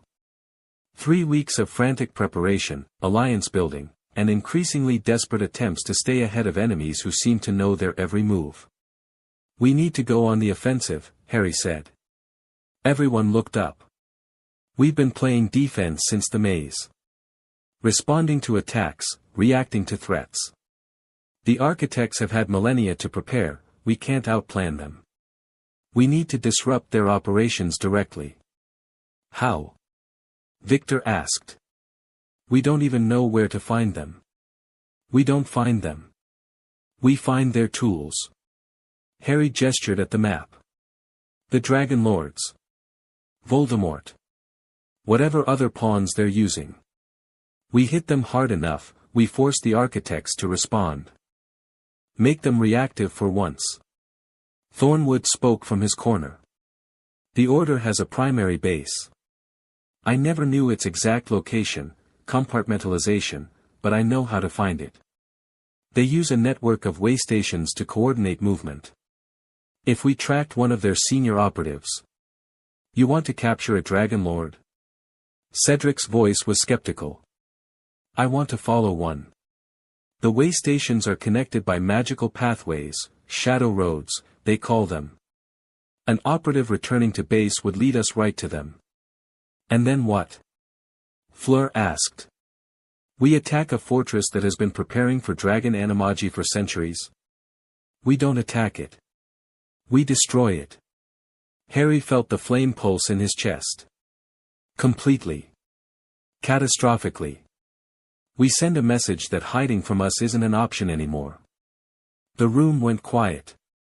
Harry, Hermione said carefully, you're talking about killing potentially dozens of people. I'm talking about eliminating an organization that has murdered hundreds of beings like me. That has hunted and harvested us for generations. That is actively working with forces trying to unmake reality itself. Harry met her eyes. I don't want to kill anyone. But I'm done pretending we can solve this with restraint. The architects want you to become a monster. They've pushed every flame bearer before you until they lost themselves. I know. And I know the line I'm walking. Harry's voice softened. But there's a difference between becoming a monster and being willing to fight like one. The Dragon Lords won't stop because we ask nicely. They'll stop when they're destroyed or when they're more afraid of us than they are of the architects. Fleur rose and crossed to stand beside him. I agree. We cannot win a defensive war against an enemy with infinite patience. We must strike, hard, fast, without mercy. Show them that the flame bearer is not prey. And if innocents die? Ron asked quietly. Then we carry that weight. Just like we carry everything else. Harry looked at his best friend. I'm not asking anyone to do something they can't live with. If you need to sit this out, don't be stupid. Ron's jaw set. I'm with you. I just wanted to make sure you thought it through. I have. Every night for 3 weeks. Harry turned back to the map. Thornwood. How do we find a Dragon Lord operative? The defector smiled grimly. I have a few ideas. The operation took a week to plan. Thornwood identified 3 possible operatives working in Britain, mid-level Dragon Lords responsible for coordinating attacks against creature communities. They needed someone senior enough to have base access, but not so important that their movements would be heavily protected. They settled on a woman named Elara Vance. 30 years in the Order, Thornwood explained, displaying a magical photograph. She was severe-looking, with iron-gray hair and eyes that held nothing warm. Specializes in intelligence gathering and interrogation. She's the one who debriefs operatives after successful harvests. She tortures people, Victor said flatly. That's one way to put it. She would say she extracts necessary information. Thornwood's voice was bitter. I worked with her for decades. She's efficient, ruthless, and utterly convinced of her righteousness. Where is she now? London. Coordinating observation of the Leaky Cauldron, tracking magical creature visitors to the city. Thornwood pulled out a map of the city. She reports to base every 3 days. The next check-in is tomorrow night. Then we take her tomorrow. Harry studied the map. What's our approach? They spent hours working through the details. Elara was dangerous, a trained killer with centuries of experience. She'd be armed with enchanted weapons and probably carrying emergency port keys. They needed to neutralize her quickly and completely, then follow her shadow road without being detected. I'll make first contact, Harry said. My presence will draw her attention. That's insane, Hermione objected. She'll recognize you instantly. That's the point. She'll be so focused on me that she won't notice the others getting into position. Harry grinned without humor. Everyone wants to kill the flame bearer. Let's use that. The plan was elegant in its simplicity. Harry would appear near Elara's observation post, deliberately drawing her attention. She would either attack immediately or call for backup, either way, she'd be focused on him. Meanwhile, Victor and Cedric would flank her position while Fleur prepared a containment ward. When she tried to escape via Shadow Road, Thornwood would track the pathway. Simple. Dangerous. Potentially fatal. Just like everything else in Harry's life. London at night was a different world. Harry walked through Diagon Alley's shadows, feeling the familiar bustle of magical commerce fade as he approached the quieter streets near the Leaky Cauldron. The flame burned steadily in his chest, senses extended to their limits, catching every whisper of magic in the air. He felt Elara before he saw her. A cold presence, like a void in the fabric of reality. Dragon magic stolen and corrupted, twisted into something that hurt to perceive. She was on a rooftop above the pub, watching the entrance through enchanted lenses. Harry stepped into a pool of lamplight, making himself visible. "I know you're there," he called out. "Ilara Vance. The Order's chief torturer." Silence. Then a dry laugh from above. "Harry Potter. The Dragon Child." Ilara dropped from the rooftop, landing with unnatural grace. Up close, she looked even more severe, her face a mask of cold evaluation. "You've saved me considerable effort. I was going to have to hunt you down eventually. Sorry to disappoint. I prefer to handle things personally." "Do you?" She began circling him, her hand resting on a sword at her hip. "You destroyed 5 of my colleagues in the maze. Good operatives. Friends. They were trying to kill me. Yes. They should have succeeded." Her eyes narrowed. "What went wrong?" "The flame. It's stronger than you realized." "Clearly." She stopped circling, facing him directly. "The architects are quite concerned about you, you know. For the first time in millennia, they're actually paying attention to surface affairs. That's impressive. I try. You also try my patience." Her sword cleared its sheath with a whisper of steel. "I was hoping for a challenge. But I suppose efficient will have to do." She attacked. The speed was inhuman, enhanced by stolen dragon magic, honed by centuries of practice. Her blade whistled through the air where Harry's throat had been a fraction of a second before.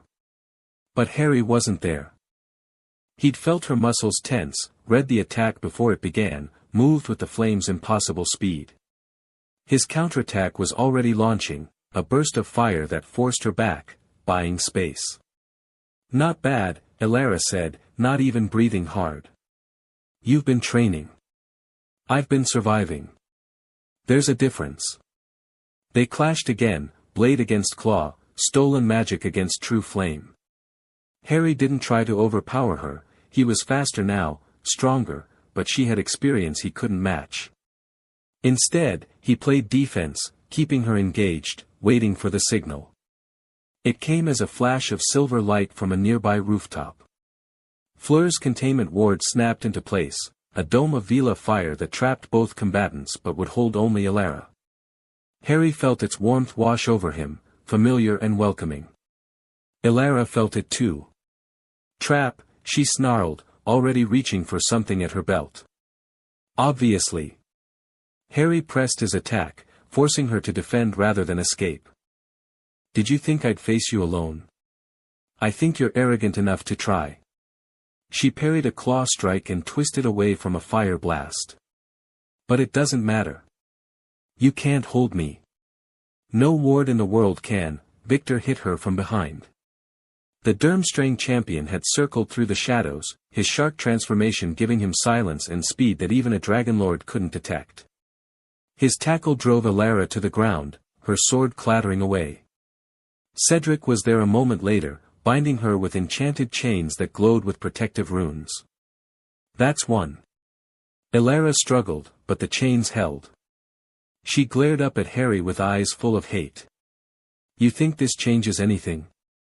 The Order has existed for millennia. One operative doesn't matter. I'm not interested in one operative." Harry crouched down to her level. "I'm interested in where you were going. Show me the Shadow Road." "I'd rather die." "That can be arranged."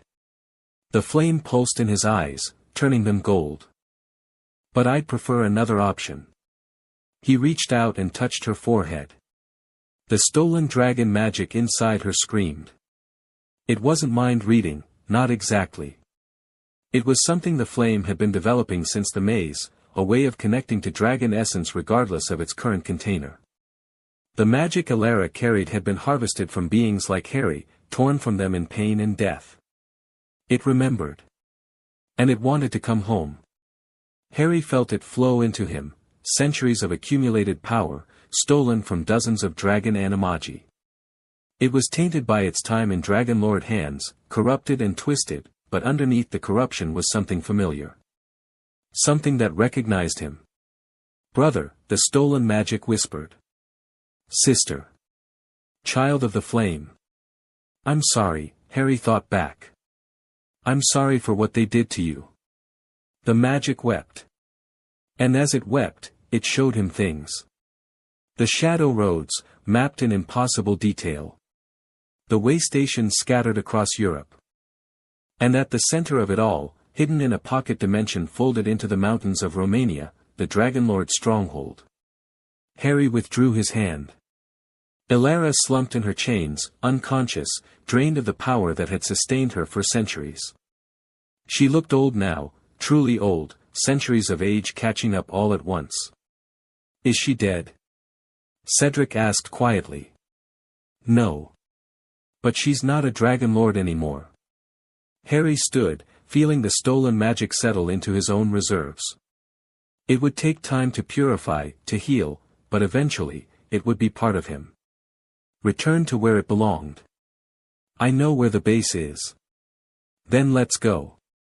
Victor's face was hard. End this. Not yet. We need to regroup, plan properly. They'll know something's wrong when Elara misses her check-in. Harry looked at the unconscious woman. Take her somewhere secure. She might have useful information when she wakes up. If she wakes up. If. Harry turned toward the shadows. Thornwood, you got the route. The defector emerged from hiding, his face pale. I got it. But Harry, what you just did, I took back what was stolen. Nothing more. Harry felt the flame pulse in agreement. Now let's get out of here before her backup arrives. They melted into the night, leaving no trace of the battle behind. The planning took another week. Harry shared everything he'd learned from the stolen magic, the layout of the Dragonlord stronghold, its defenses, its weaknesses. Hermione cross-referenced the information with historical records, building a comprehensive picture of what they'd be facing. The pocket dimension is keyed to Dragonlord magic, she reported. You can't enter without carrying their signature, which means our main force can't get in. But Harry can, Fleur said. He absorbed Elara's power. He absorbed her stolen power. That's different. Hermione frowned at her notes. The stolen magic should read as Dragonlord to their wards, but it's been returned to Harry now. The signature might have changed. One way to find out. Harry studied the dimensional map they'd constructed. I go in first. If the wards accept me, I signal and the rest of you follow through the breach I create. And if they don't accept you? Then I improvise. The plan was simple in theory, complex in execution. Harry would enter the pocket dimension alone, using the stolen magic to bypass the wards. Once inside, he would locate the central ward stone that maintained the dimension's existence. Destroying it would collapse the pocket dimension and create a breach wide enough for their forces to pour through. Then the real fight would begin. We're not going to take the base, Harry explained to the assembled alliance. We're going to destroy it. Completely. Leave nothing standing, nothing salvageable. This isn't a raid, it's a statement. Some of them might surrender, Cedric pointed out. Then we accept their surrender. But we don't stop until the base is rubble. Harry's voice was hard. The Dragonlords have been hunting beings like me for 1,000 years. They've killed hundreds, maybe thousands. They won't stop because we're merciful, they'll stop because they're afraid. We need to give them something to fear. The room was quiet. You've changed, Hermione said softly. Yes. Harry met her eyes. I've had to. I'm not saying it's bad. Just, different. She managed a small smile. You sound like a general now. Not just a student. I stopped being just a student when I became a dragon. Harry looked around the room. Anyone who wants out, this is the time. What we're about to do, there's no going back from it. We'll be declaring war on an organization that has shaped magical history for centuries. We'll be painting targets on our backs that will never come off. No one moved. Then we go tomorrow night. Full moon, the flame is strongest then. Harry felt the fire pulse in his chest, eager, hungry. Let's end this. The pocket dimension opened like a wound in reality. Harry stood at the entrance, a shimmer in the air above the Romanian mountains, and felt the wards probe his magic. They found the Dragon Lord's signature buried in his reserves, accepted it, and parted to let him through. He stepped into another world. The Dragon Lord's stronghold was built into a mountain that shouldn't exist, a peak of black stone rising from a landscape of perpetual twilight. Walls of enchanted metal surrounded it, bristling with defensive emplacements. Guard towers marked every corner, manned by operatives in grey robes. And at the center, massive and ancient, rose the fortress itself. Harry studied it from the shadows of the entry point, counting defenders, mapping patrol routes. The stolen magic whispered to him, providing context for what he saw. This tower housed the archives, that building contained the harvesting chambers, the central keep held the leadership. Hundreds of Dragon Lords. Maybe 1,000, if you counted support staff. All of them dedicated to his destruction. Now, the flame urged. Burn them. Not yet. The ward stone first. Harry moved through the dimension like a ghost, using dragon senses to avoid detection. The ward stone was in the basement of the central keep, a massive crystal that maintained the pocket dimension's existence. Destroying it would collapse everything, catching the Dragon Lords in a cascade of dimensional instability. He reached the keep without incident. The guards were focused outward, watching for external threats. They never expected an enemy to appear among them. The basement was deeper than he'd expected, levels upon levels of chambers carved from the mountain's heart. Harry passed harvesting rooms that made his stomach turn, torture chambers that still smelled of pain, vaults containing the stolen essence of beings who had died screaming for mercy. The flame burned hotter with each atrocity he witnessed. Finally, he found the ward stone. It was enormous, a crystal pillar 30 feet tall, pulsing with the magic that held this dimension together. Runes covered every surface, glowing with power that had accumulated over centuries. And standing before it, as if waiting for him, was Aldrich Thornwood. No, not Thornwood. The real Thornwood. Imposter, Harry realized. The figure smiled, and it was nothing like the expression Harry had seen on his ally's face. Clever boy. Though you took longer to figure it out than we expected. How long? Since the third task. Your defector died in the maze, collateral damage from your little flame tantrum. I've been wearing his face ever since. The imposter's form shifted, revealing a Dragon Lord Harry didn't recognize, older, more powerful, with eyes that held centuries of cruel intelligence. I am Mordecai. High Commander of the Order. And you, Harry Potter, have walked directly into our trap. The doors slammed shut behind him. Wards flared to life, sealing the chamber. Harry was alone with the enemy commander and no way out. All your planning, Mordecai continued, all your alliances and preparations, wasted. We knew every move you would make before you made it. Your Deep Council alliance. We have observers in every ocean. Your Dragon Council protection. We've been manipulating them for millennia. You're lying. About some things, certainly. But not about this. Mordecai spread his hands. You cannot win, Flame Bearer. The architects have been guiding events since before your grandparents were born. Your emergence, your transformation, even your rebellion, all according to plan. Then why haven't they killed me yet? Because killing you would release the flame, and we're not yet ready to contain it. Mordecai's smile was cold. But you've been helpful in other ways. Every time you fight, you demonstrate your capabilities. Every time you connect with magical beings, you reveal potential allies we need to eliminate. You've been our most valuable intelligence asset. The flame surged in Harry's chest, but he forced it down. Losing control now would only prove Mordecai's point. What do you want? What we've always wanted. Order. Control. A world where dangerous elements are contained and useful elements are harvested. Mordecai gestured at the ward stone. The architects offer stability, Harry.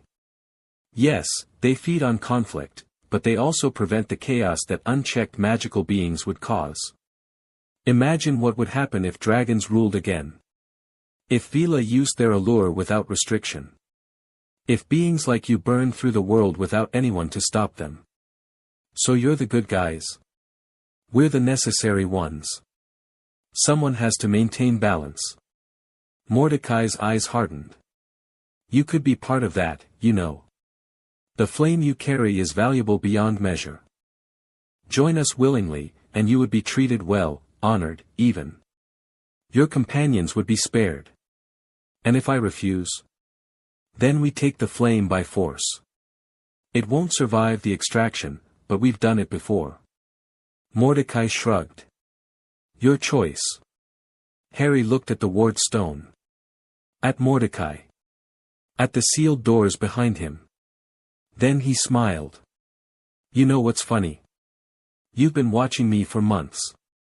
You know everything I've done, everywhere I've gone, everyone I've talked to. He felt the flame building, rising, preparing. But you missed the most important thing. And what's that? I'm not alone.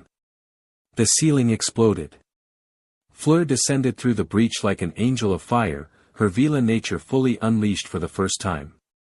Behind her came Victor, transformed into something between man and shark, all teeth and fury.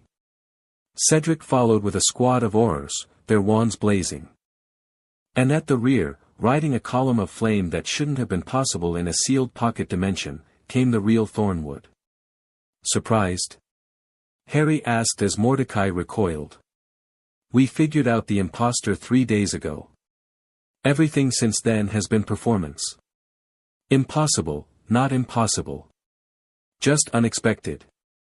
Harry felt the flame synchronize with Fleur's fire, with the borrowed dragon magic in Victor's transformation, with the determination of everyone who had followed him into this nightmare. You were right about one thing, Mordecai. I can't win alone. But I'm not alone. I never was. The battle exploded around them. Mordecai was powerful, centuries of accumulated skill and stolen magic, but he was facing 5 determined attackers who had spent weeks preparing for exactly this confrontation. Victor engaged him directly, shark teeth and dragon-touched strength against ancient technique. Cedric's squad secured the exits, cutting off reinforcement. Fleur's fire kept the ward stone's defenses occupied. And Harry went for the stone itself. The flame poured out of him in a torrent of impossible color, the same power he'd unleashed in the maze, but controlled now, directed. It hit the ward stone like a hammer hitting glass, and for a moment, the crystal held. Then it shattered. The pocket dimension began to collapse. Reality twisted, folded, screamed. The mountain around them started dissolving into nothing, dragon lords caught in the cascade crying out as their world came apart. Everyone out! Harry roared. Now! They ran. Through corridors that were becoming abstractions. Through halls that existed in multiple places at once. Through doors that led to nowhere and nowhere that led to everywhere. Victor grabbed Mordecai, still fighting, still defiant, and dragged him along. He might have information. He's definitely got information. Bring him. They burst through the entry point just as the pocket dimension finished collapsing.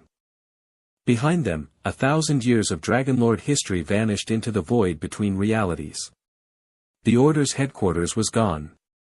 The aftermath was chaos. Dragon lords who had escaped the collapse scattered across Europe, leaderless and terrified. Some surrendered immediately, begging for mercy they had never shown others. Some fought and died. Some simply vanished, abandoning the order that had defined their existence. Mordecai was taken into custody, not by the ministry, which was still arguing about jurisdiction, but by the Dragon Council. Vrakshin himself came to collect the prisoner, his ancient eyes unreadable as he studied the fallen commander. "You've done what no one has done in 1,000 years," Vrakshin told Harry. "Broken the Dragon Lords completely. They were your enemies too. They were pawns. Useful, sometimes. Irritating, often. But never truly threatening." Vrakshin's gaze turned contemplative. "You, however, you are becoming something else. Something that concerns me. Are you going to be a problem?" "Not today." Vrakshin smiled, a cold expression, but not hostile. "Today, I am impressed. Tomorrow." He shrugged. "Tomorrow depends on what you do with your victory." He took Mordecai and vanished, leaving Harry standing in the Romanian dawn with his friends and allies scattered around him. "We won," Cedric said, sounding almost surprised. "We survived," Harry corrected. "The Dragon Lords were just tools. The real enemy is still out there. The architects. Them and whatever else they're planning." Harry looked at the sky, at the sun rising over mountains that had concealed horrors for centuries. "But we've sent a message. The flame bearer isn't hiding anymore." Fleur came to stand beside him, her hand finding his. "What now?" "Now we rest. Recover. Figure out who else the architects are using against us." Harry squeezed her hand. "And then we do this again. As many times as it takes." "That sounds exhausting." "It is." He managed a smile. "But we've got each other. That's enough." They stood together as the sun climbed higher, watching the light spread across a world that had just changed forever. The Dragon Lords were broken. The war had only begun. Chapter 7 and Chapter 8, The Unburnt. The Dragon Council summons came 3 days after the Dragonlord stronghold fell. Harry stood in Dumbledore's office, reading the message that had arrived by Phoenix Fire, not Fox, but a creature of black and gold that had appeared in a burst of dark flame and departed without waiting for a response. "Flame Bearer, your actions have disturbed the balance we have maintained for millennia. The destruction of the Dragonlord Order, while impressive, has consequences you do not understand. Vrakshin the Unburnt requests your presence at the council seat. This is not an invitation. Come within 3 days, or we will come to you. By order of the Dragon Council, charming as always," Ron muttered, reading over Harry's shoulder. "They're scared." Hermione had already begun pacing, her mind visibly working through implications. The Dragon Lords were their enemies, yes, but they were also a known quantity. A balance of power that kept everyone in check. Harry just appended that. "So they're going to, what, punish me for winning? They're going to assess you. Decide whether you're still an asset or becoming a threat." Dumbledore's voice was grave. "The Dragon Council has survived for 3,000 years by eliminating variables they cannot control. You, Harry, are becoming increasingly uncontrollable. I'm not trying to threaten them. Your intentions matter less than your capabilities. You destroyed a pocket dimension and collapsed a millennium of accumulated power in a single night. That kind of strength, in the hands of someone they don't fully understand." The headmaster shook his head. "They would be fools not to be concerned." "Then I'll go. Explain myself. And if explanation isn't enough?" Harry felt the flame pulse in his chest, not with fear, but with something closer to anticipation. Then we'll see whose fire burns hotter. The journey to the Dragon Council's seat took 2 days. Unlike his previous visit, Harry didn't fly alone.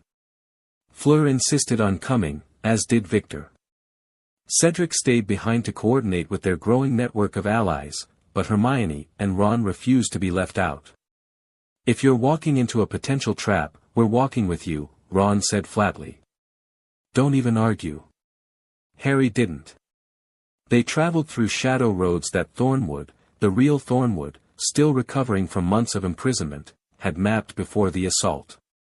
The paths were unstable now, damaged by the dimensional collapse, but navigable with care. The council's seat was hidden in the same Carpathian mountain range, but in a different fold of reality, a permanent pocket dimension that made the Dragonlord's stronghold look like a tent. Harry felt its presence long before he saw it, a weight in the fabric of existence, ancient and immovable. They emerged onto a platform of black stone suspended above an impossible void. Bridges of solidified fire connected it to other platforms, forming a network that stretched into infinity. And everywhere, on every surface and floating in the spaces between, were dragons. Thousands of them. Maybe millions.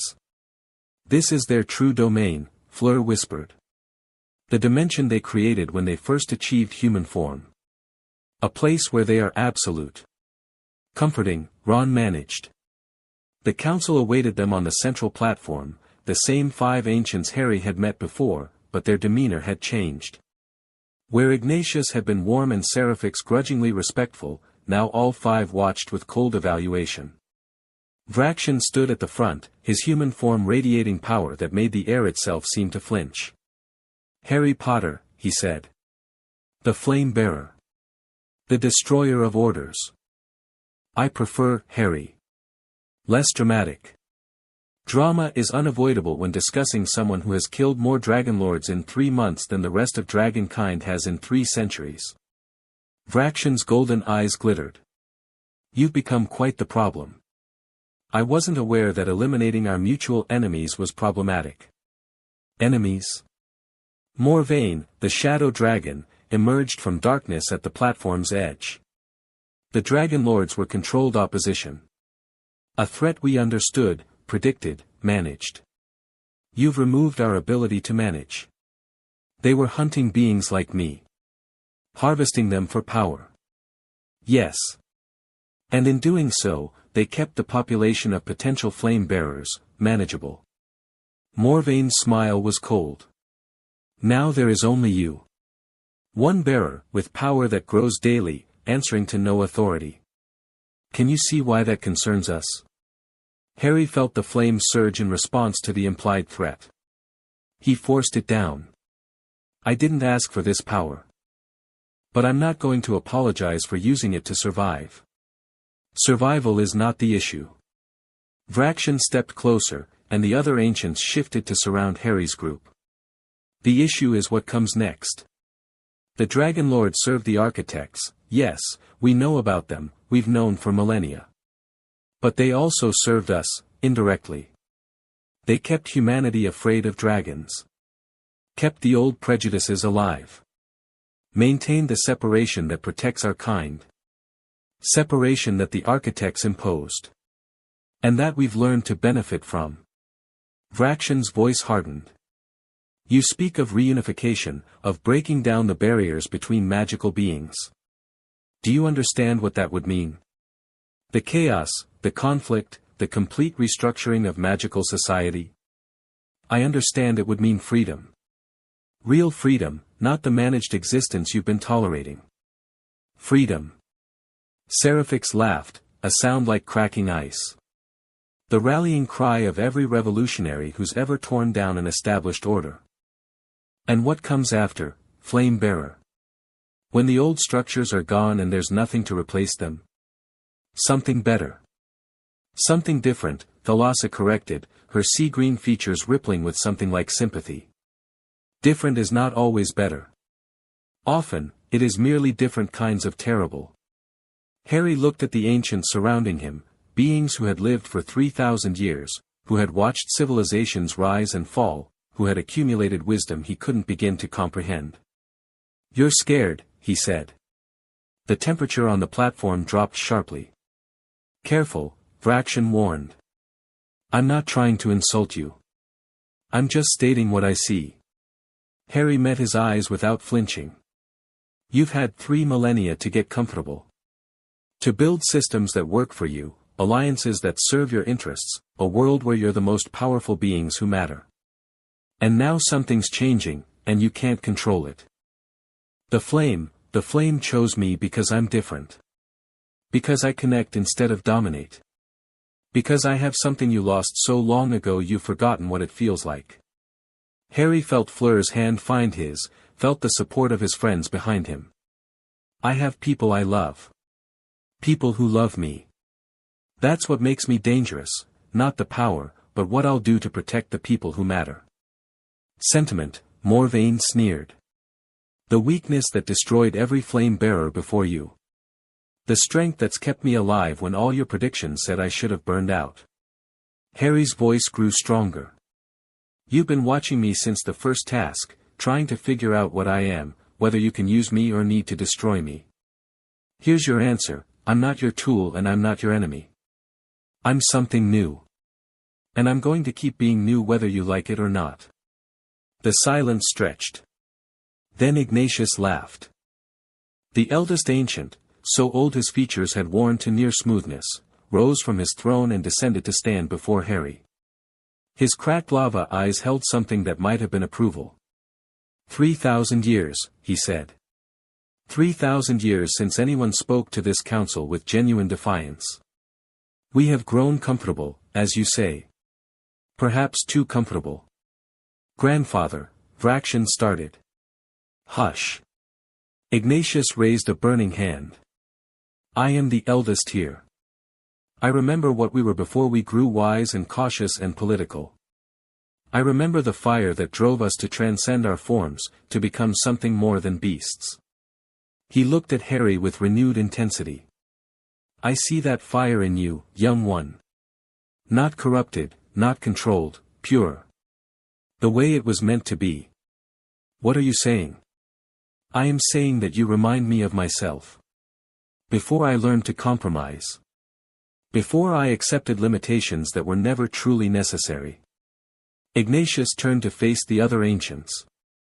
The council has debated what to do with the flame bearer. Some wish to destroy him.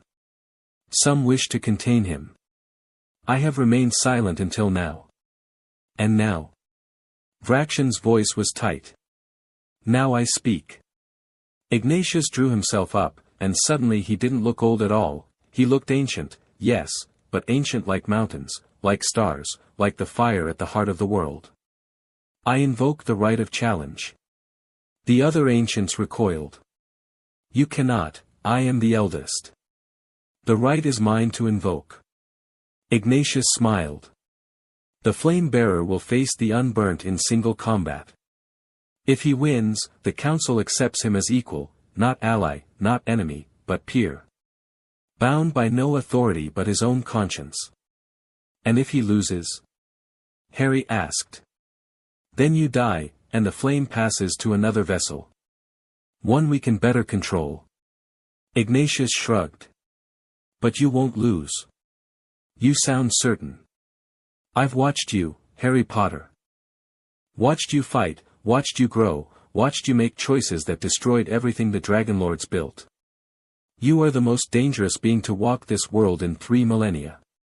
His eyes blazed. But Vraction doesn't know that.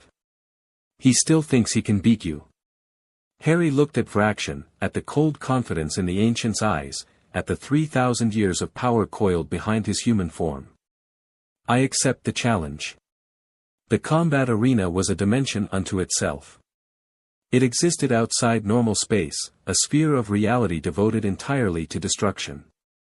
No walls, no floor, no ceiling, just infinite expanse in every direction, with gravity that adjusted to the combatant's needs. Harry floated at one end, having transformed fully into his dragon form. 30 feet of black scales and bronze horns, wings spread wide, the primordial flame burning in his chest with barely contained intensity. Vraction floated at the other end, still in human form. You could have declined, the ancient said. Ignatius gave you an opportunity to submit peacefully. I don't submit. No. That's becoming clear. Vraction began to change, his human shape dissolving into something far more vast. I have fought 1,000 flame bearers over the millennia, Harry Potter. Warriors and scholars, kings and hermits. All of them thought they were different. All of them burned. I am different. They all said that too. Vraction's transformation completed, and Harry understood why he was called the Unburnt. The ancient was enormous, easily twice Harry's size, with scales of silver so bright they seemed to glow from within. His wings were translucent, like solidified fire, and his eyes burned with 3,000 years of accumulated power. He looked like a god. He looked like the end of everything. Begin, Ignatius's voice echoed through the dimension. Vraction attacked. The battle was unlike anything Harry had experienced. Fighting Seraphix had been brutal, a contest of strength and endurance. Fighting the Dragon Lords had been desperate, survival against overwhelming odds. But fighting Vraction was something else entirely. It was like fighting the sun. The Ancient's fire wasn't just hot, it was absolute. It burned through every defense Harry could mount, scorched scales that should have been impervious, turned the very air into plasma. Harry dodged and weaved and counterattacked, but nothing he did seemed to touch Vraction. Too strong, his instincts screamed. Too old. Can't win. A claw strike caught Harry across the face, sending him tumbling through infinite space. Blood floated in droplets around him, his blood, steaming as it met the ambient heat. Is that all? Vraction's voice was contemptuous. The great flame-bearer, the destroyer of the Dragon Lords, reduced to bleeding at the first real challenge. Harry stabilized himself, feeling the flame surge in response to the mockery. Let me burn, it urged. Let me show him what we truly are. Not yet. He's baiting us. You're holding back, Vraction observed. I can feel the power you're suppressing. The same power you used in the maze, against my servants. They weren't your servants. They were architects' tools. Everyone serves someone, flame-bearer. Even you. Vraction circled closer. The question is whether you serve the flame or the flame serves you. Right now, you're treating it like a weapon, something to be drawn when needed and sheathed when not. But that's not what it is. Then what is it? The flame is you. Or it should be. Vraction's eyes gleamed. The bearers I've defeated, they all made the same mistake. They tried to control the flame, to direct it, to keep their humanity separate from its power. But separation is weakness. The flame was never meant to be controlled. It was meant to be embraced. And lose myself in the process. Lose your limitations. Your fears. Your petty human attachments. Vraction's voice softened, almost seductive. I've lived for 3,000 years, Harry Potter. I've experienced pleasures and powers beyond your comprehension. All because I stopped pretending to be something I'm not. You stopped being connected. That's not freedom, that's isolation. Is it? I have the entire Dragon Council as my peers. I have purpose, power, permanence. What do you have? A handful of mortals who will age and die while you remain unchanged. Friends who will become strangers as the centuries separate you. A lover whose fire will fade long before yours does. Harry felt the words hit home. He'd thought about it, of course he had. What his transformation meant for his relationships. Whether he would watch everyone he loved grow old and die while he remained the same. But he'd made his choice. I have now, he said. I have today, and tomorrow, and however many days I get with the people who matter. Maybe they'll die before me. Maybe I'll die first, I seem to attract lethal enemies. But I'd rather have 50 years of genuine connection than 3,000 years of whatever you have. Naive. Human. Harry felt the flame respond to his conviction, burning brighter than before. That's what you've forgotten, isn't it? You lived as a dragon for so long before transforming that you never really learned to be human. You learned the shape, the language, the politics, but not the feeling. Not what it means to love someone so much that you'd rather die than see them hurt. Love is weakness. Love is strength. The flame blazed, and Harry felt something shift inside him. You want to see what the flame can really do? Fine. I'll show you. He stopped holding back. The power that erupted from Harry wasn't fire, not exactly. It was connection. The flame reached out through dimensions, through reality, through the bonds Harry had forged with everyone who mattered to him. He felt Fleur's fire, fierce and bright, channeling support across impossible distance.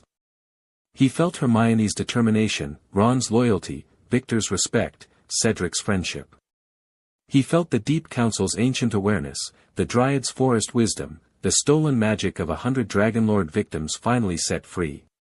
He felt everyone who had ever believed in him, everyone who had chosen to stand beside him, everyone who saw him as more than a weapon or a threat. And the flame wove them together. This, it seemed to say. This is what I was made for. Not destruction. Connection. Harry blazed with colors that existed outside normal perception, the same power he'd touched in the maze, but unified now, directed, chosen. He grew beyond his physical form, becoming something that was dragon and human and everything in between. And he attacked.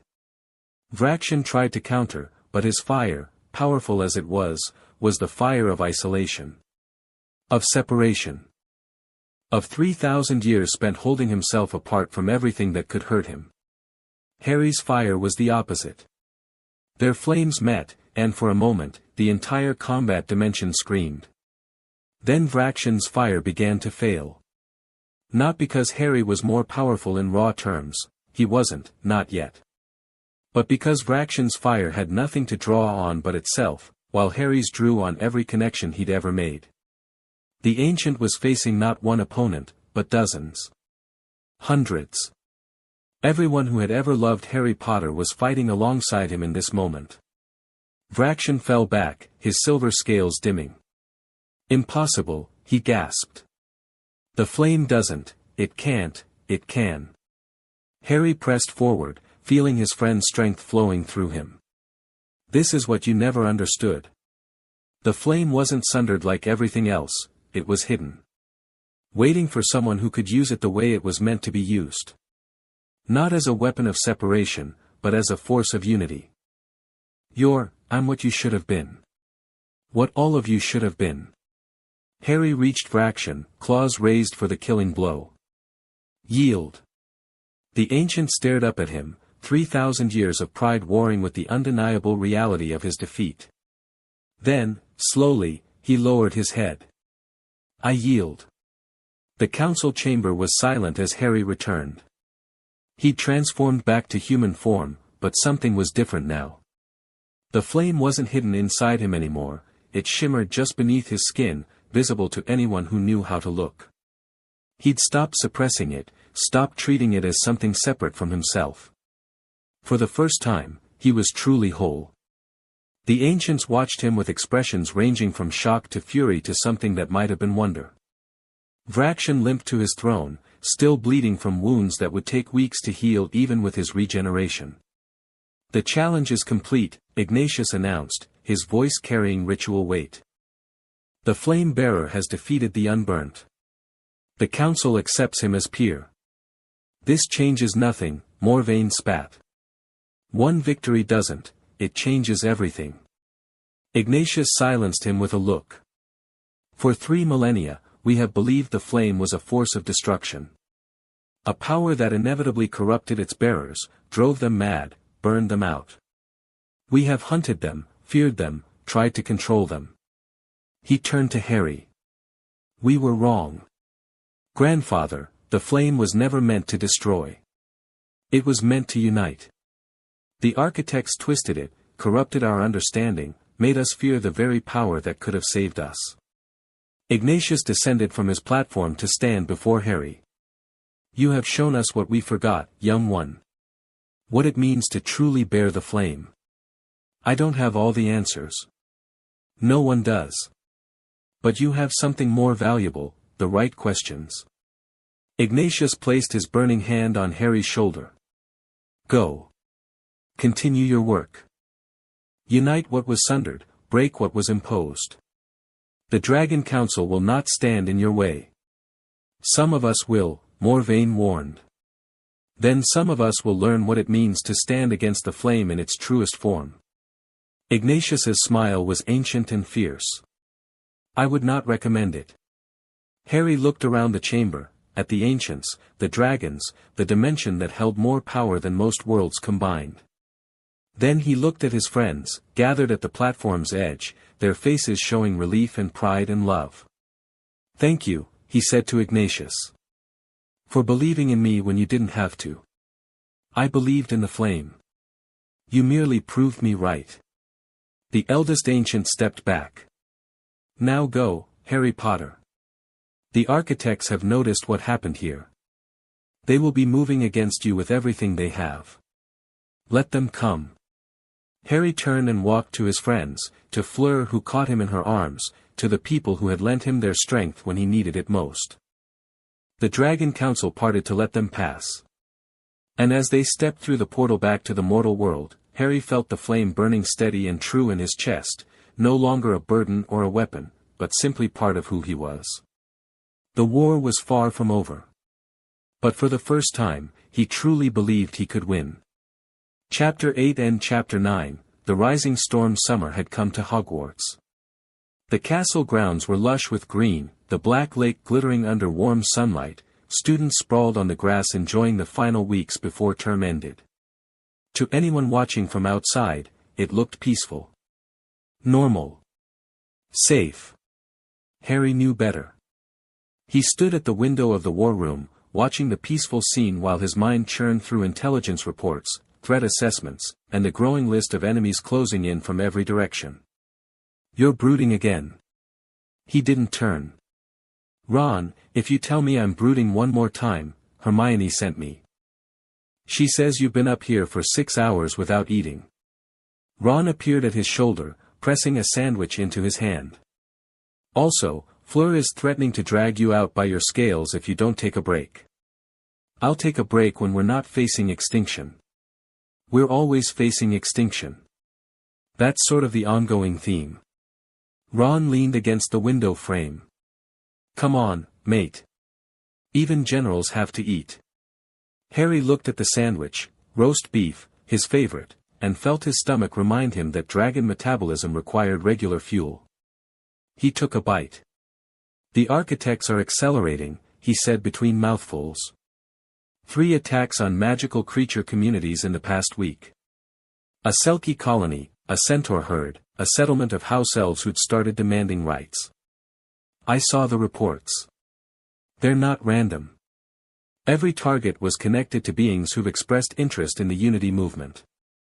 The architects are trying to scare potential allies away before we can recruit them. Is it working? Harry thought about the messages that had arrived that morning, some canceling planned meetings, others withdrawing offers of support. Fear was a powerful weapon, and the architects had wielded it for millennia. Partially. But some are getting angry instead of scared. He finished the sandwich. The Deep Council sent word. Thessalonica wants to meet again. Something about new intelligence on the architect's physical presence. Physical presence? I thought they existed outside reality. They do. But they need anchors, connections to our world that let them influence events directly. If we could find those anchors, destroy them. We'd be cutting strings instead of fighting puppets. Ron's eyes lit up with strategic interest. He'd grown into his role as their intelligence coordinator, developing a talent for pattern recognition that even Hermione admitted was impressive. That's worth pursuing. Agreed. Set up the meeting for tomorrow. And Ron? Harry met his friend's eyes. Thanks. For the sandwich and the reality check. That's what best mates are for. Ron grinned. Now come downstairs before Fleur follows through on her threat. I've seen her angry, it's terrifying. The common room they'd claimed as their headquarters was crowded. What had started as a small group had grown into something like a revolutionary council. Hermione managed research and analysis, surrounded by towering stacks of books and enchanted filing systems. Victor coordinated military training, working with Aurors and volunteers from across Europe. Cedric handled diplomatic relations, his Hufflepuff charm proving invaluable in delicate negotiations. And Fleur had become something unexpected. She sat at the center of a group of magical creatures, a centaur ambassador, a goblin representative, a mermaid who developed a charm allowing her to breathe air for extended periods. Fleur spoke with each of them in turn, her voice calm and confident, bridging gaps that had existed for centuries. "She's a natural," Thornwood observed, joining Harry at the room's edge. The Dragon Lord defector had recovered from his imprisonment, though scars remained, both visible and not. The Vila gifts include more than just allure. She has a talent for making others feel heard. She has a talent for a lot of things. Including keeping you human. Thornwood's voice was quiet. "I've watched flame bearers before, Harry. They become so focused on power and conflict that they forget why they're fighting. She reminds you. Is that a warning? An observation? The coming months will test you in ways you can't imagine. Remember what matters, and you might survive them." Before Harry could respond, the room's attention shifted. A messenger had arrived, a phoenix, but not one Harry recognized. Its feathers were deep purple, shot through with silver, and it carried an envelope sealed with a symbol he'd never seen. The phoenix dropped the envelope into Harry's hands and vanished. "What is it?" Hermione asked, already moving toward him. Harry broke the seal. "Flame Bearer, we have observed your progress with interest. The unity you build threatens the order we have maintained since before your species learned to walk upright. You believe you understand what you face. You do not. We offer a parley. 1 meeting, 1 hour, 1 chance to understand the true nature of reality before you commit to a war you cannot win. Accept, and we will send coordinates. Refuse, and we will proceed as planned." The architect's Harry read the letter twice, then passed it to Hermione. "It's a trap," she said immediately. "Obviously. But also potentially our only chance to learn about them directly." Her mind was already working. "Everything we know is secondhand, legends, fragments, the testimony of beings who've never actually encountered them. If we could observe an architect directly. You want me to walk into their trap on purpose? I want you to consider that sometimes traps work both ways." Hermione's eyes gleamed. "We've been reacting to them for months. This is a chance to learn something, gather intelligence, maybe even demonstrate strength. If you go in prepared. If I go in at all, I might not come out. You might not come out of any fight. That hasn't stopped you before." Harry looked at the letter, at the impossible symbol that seemed to shift when he tried to focus on it directly. The architects had ruled from the shadows for longer than human civilization had existed. They had shaped reality itself to serve their purposes. And they wanted to talk. "I'll consider it," he said. "But not alone. If I'm walking into the lion's den, I'm bringing backup." The meeting with the Deep Council happened first. Harry descended into the Black Lake at midnight, accompanied by Fleur and Victor. The journey was easier now, his body had adapted fully to underwater existence, and the pressure that once threatened to crush him felt almost comfortable. Thessalonica met them at the border of the Deep Council's territory. "You received their message," she said without preamble. "The architect's offer of parley. News travels fast underwater. News travels through currents that touch every ocean, Flame Bearer. We know many things." She gestured for them to follow. "Come. The council has information you need before making your decision." The Deep Council's chamber had changed since Harry's last visit. New structures had risen from the ocean floor, monuments to beings he didn't recognize, covered in runes that hurt to look at directly. "Memory archives," Thessalonica explained. "We have been excavating our oldest records, searching for information about the architect's origins. What we found." She trailed off as they entered the central chamber. The 8 ancients of the Deep Council were arrayed around a massive projection, a 3-dimensional map of something that wasn't quite space. Geometries that didn't follow normal rules, dimensions folded through each other in impossible configurations. This is a representation of the architect's realm, the choral ancient explained. The space between realities, where they exist when not manifesting in our world. We have been studying it for 3 weeks, cross-referencing with every fragment of knowledge we possess. What did you find? Their weakness. The ancients' eyes gleamed. The architects are not gods, Harry Potter. They are not even truly alive in the way we understand life. They are patterns. Information structures that maintain themselves by consuming the energy released through conflict. The sundering feeds them. Precisely. Every war between magical beings, every prejudice, every act of division, it generates the energy they require to exist. Without that energy, the ancient smiled. They would dissipate. Dissolve into the cosmic background like morning mist. So if we unite the magical world, we starve them? In theory. In practice, they have been feeding for so long that they have accumulated vast reserves. Even if you achieved perfect unity tomorrow, which is impossible, they could survive for centuries on stored power alone. Then how do we fight them? They're anchors. Thessalonica pulled up a new projection, points of light scattered across a map of the world. Physical manifestations that connect them to our reality. Destroy the anchors, and you sever their ability to influence events directly. They would still exist, but they could only observe, not act. How many anchors are there? 7 that we know of. There may be more. The projection zoomed in on one point, somewhere in the mountains of Tibet. This is the closest. An ancient temple, abandoned for millennia, but radiating the architect's signature like a beacon. Harry studied the image, feeling the flame pulse with recognition. Something in that temple called to him, something old and terrible and waiting. If I accept their parley, he said slowly, they'll probably hold it near an anchor. That's how they manifest physically. Almost certainly. Which means I could learn about them and potentially destroy an anchor in the same trip. That is ambitious, the choral ancient warned. The architects are not fools. If you attempt to damage their anchor during a parley, they will retaliate with everything they have. They're going to retaliate eventually anyway. At least this way, I choose the battleground.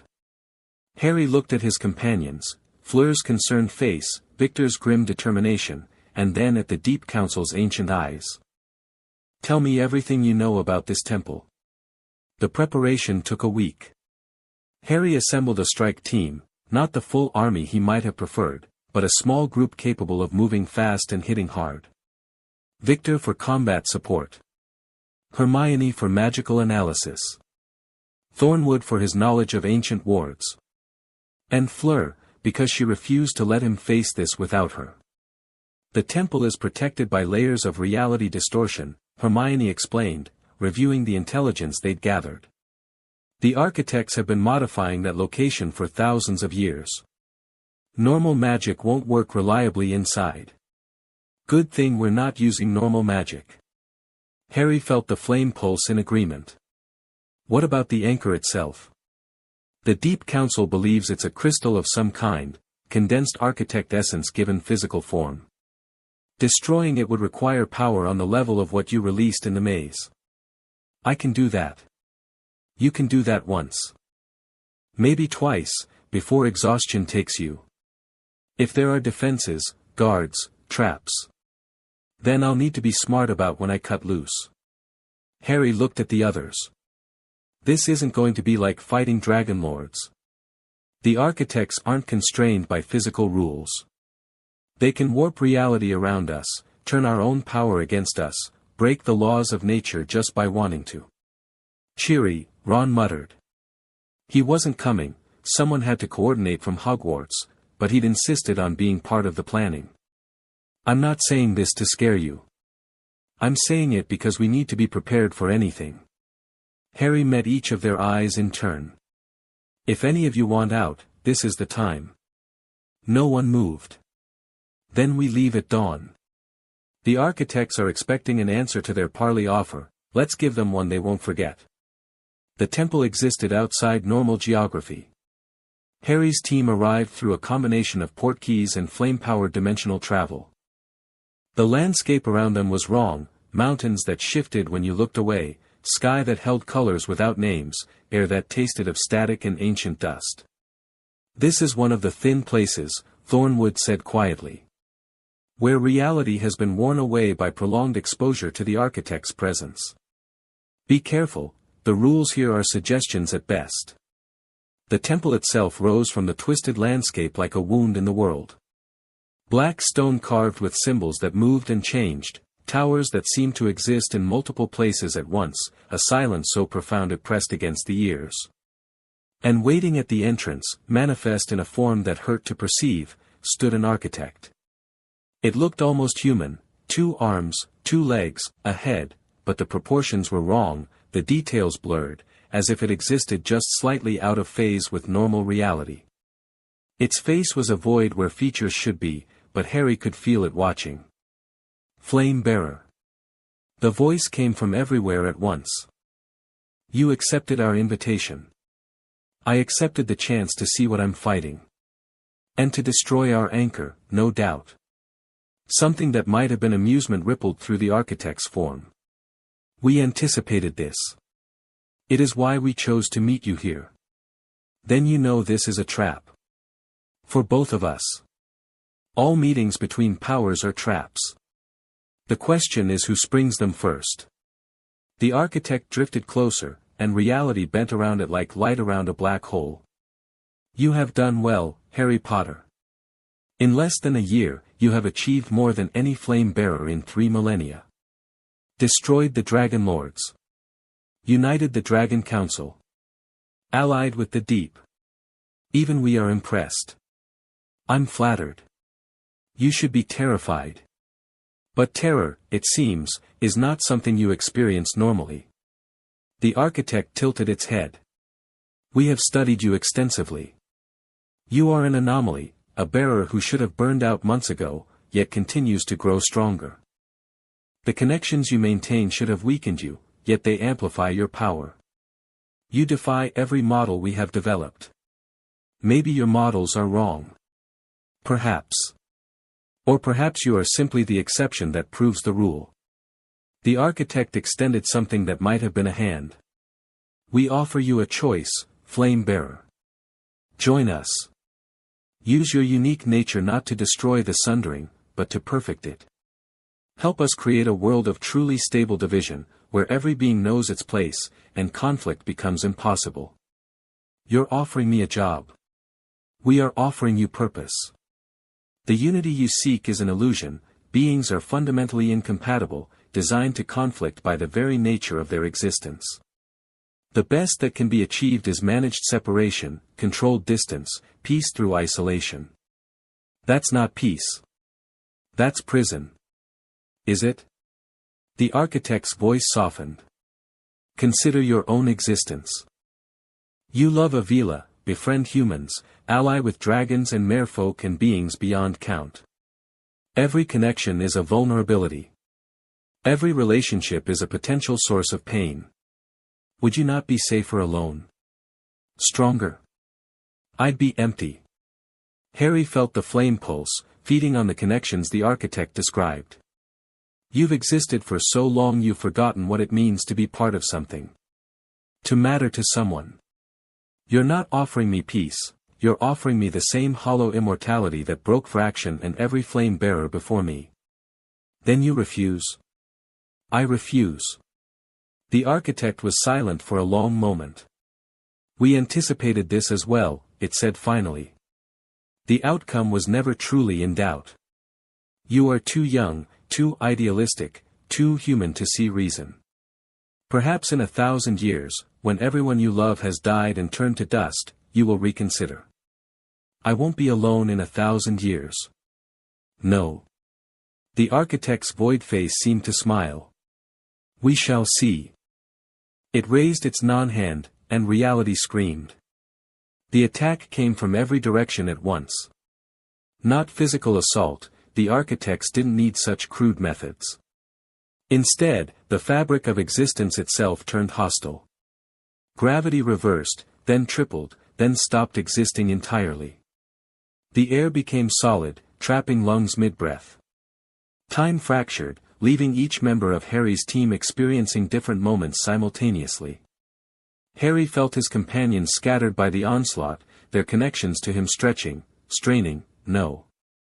The flame erupted. Not as fire this time, but as anchor. Harry became the fixed point in a sea of chaos, reality stabilizing around him through sheer force of will. His connections to his friends pulled them back together, each one snapping into place like pieces of a puzzle. "Hold on to me," he shouted, and they did, physically, magically, spiritually. 5 beings united against entropy itself. The architect's attack faltered. "Interesting," it said, and there was something new in its voice. "Uncertainty. You should not be able to do that. The flame has never been a stabilizing force, it burns, it destroys, it consumes. It does not protect. You said it yourself. I'm an anomaly." Harry pressed forward, his friends moving with him like a single organism. The temple loomed ahead, and somewhere inside, the anchor waited. "You cannot destroy it." The architect manifested directly in their path, no longer bothering with subtlety. "The anchor is woven into the fabric of this dimension. Remove it, and everything collapses, including you and your companions. Then I'll make sure we're not here when it happens. You cannot fight us and destroy the anchor simultaneously. Your power is vast, but not unlimited. The moment you release enough energy to damage the anchor, we will tear your friends apart." Harry looked at his team, Fleur's fierce determination, Victor's readiness, Hermione's calculating mind, Thornwood's grim acceptance. "Then I won't fight alone." They moved as one. Victor engaged the architect directly, his shark dragon hybrid form letting him exist in the dimensional chaos better than any pure human could.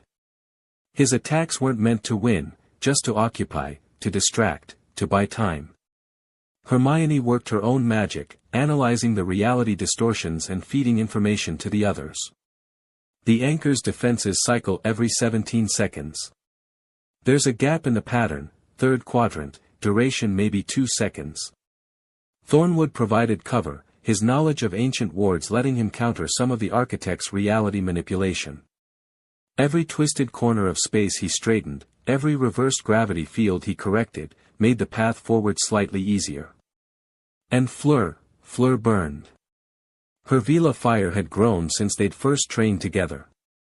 Where once she'd feared her power, now she embraced it fully, channeling flames that existed in multiple dimensions at once. The architect recoiled from her light, its void nature incompatible with her brilliance. Harry ran. Through the temple's impossible corridors, past traps that would have killed a normal wizard, toward the pulse of wrongness at the structure's heart. The flame guided him, burning away obstacles, stabilizing space just long enough for him to pass. The anchor chamber opened before him. It was beautiful, in a terrible way. A crystal the size of a house, shot through with darkness that moved like living shadow. Reality bent around it, flowing toward it like water down a drain. And standing between Harry and his target were 3 more architects. "You have come far, Flame Bearer." Their voices overlapped, creating harmonics that vibrated in Harry's bones. "But this is where your journey ends." "Wrong." Harry felt his friend's presence through their connections, still fighting, still holding, still believing in him. "This is where your hold on our world ends." He released the flame. The power that erupted from Harry was everything he had, not just his own strength, but the strength of everyone connected to him. Fleur's fire. Victor's determination. Hermione's brilliance. Ron's loyalty, channeled from Hogwarts. The Dragon Council's ancient power. The Deep Council's oceanic wisdom. Every being who had chosen to stand with the Flame Bearer, lending their essence to his cause.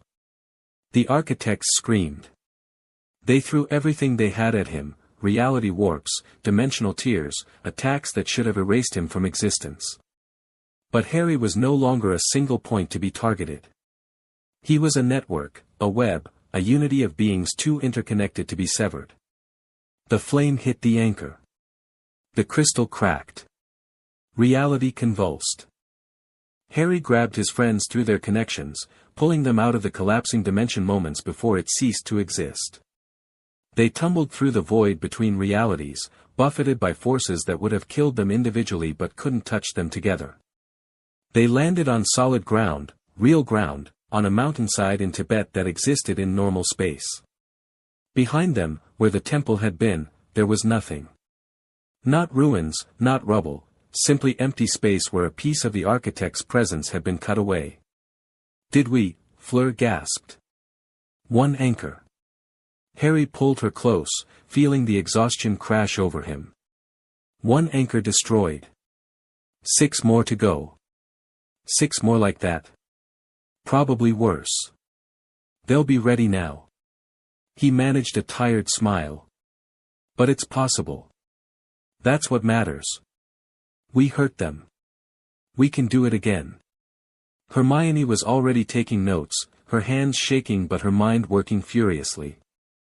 Victor slumped against a rock, bleeding from a dozen wounds but grinning fiercely. Thornwood simply stared at the empty space where the temple had been, something like wonder on his scarred face. "The architects have never lost an anchor before," he said. "In the entire history of their existence, this is the first time. Then let's make sure it's not the last." Harry forced himself to his feet. "We need to get back, report what we learned, start planning the next strike. Can't we rest first?" Ron's voice came through the communication coin. "You sound like you're about to collapse." "I am about to collapse. But collapsing can wait."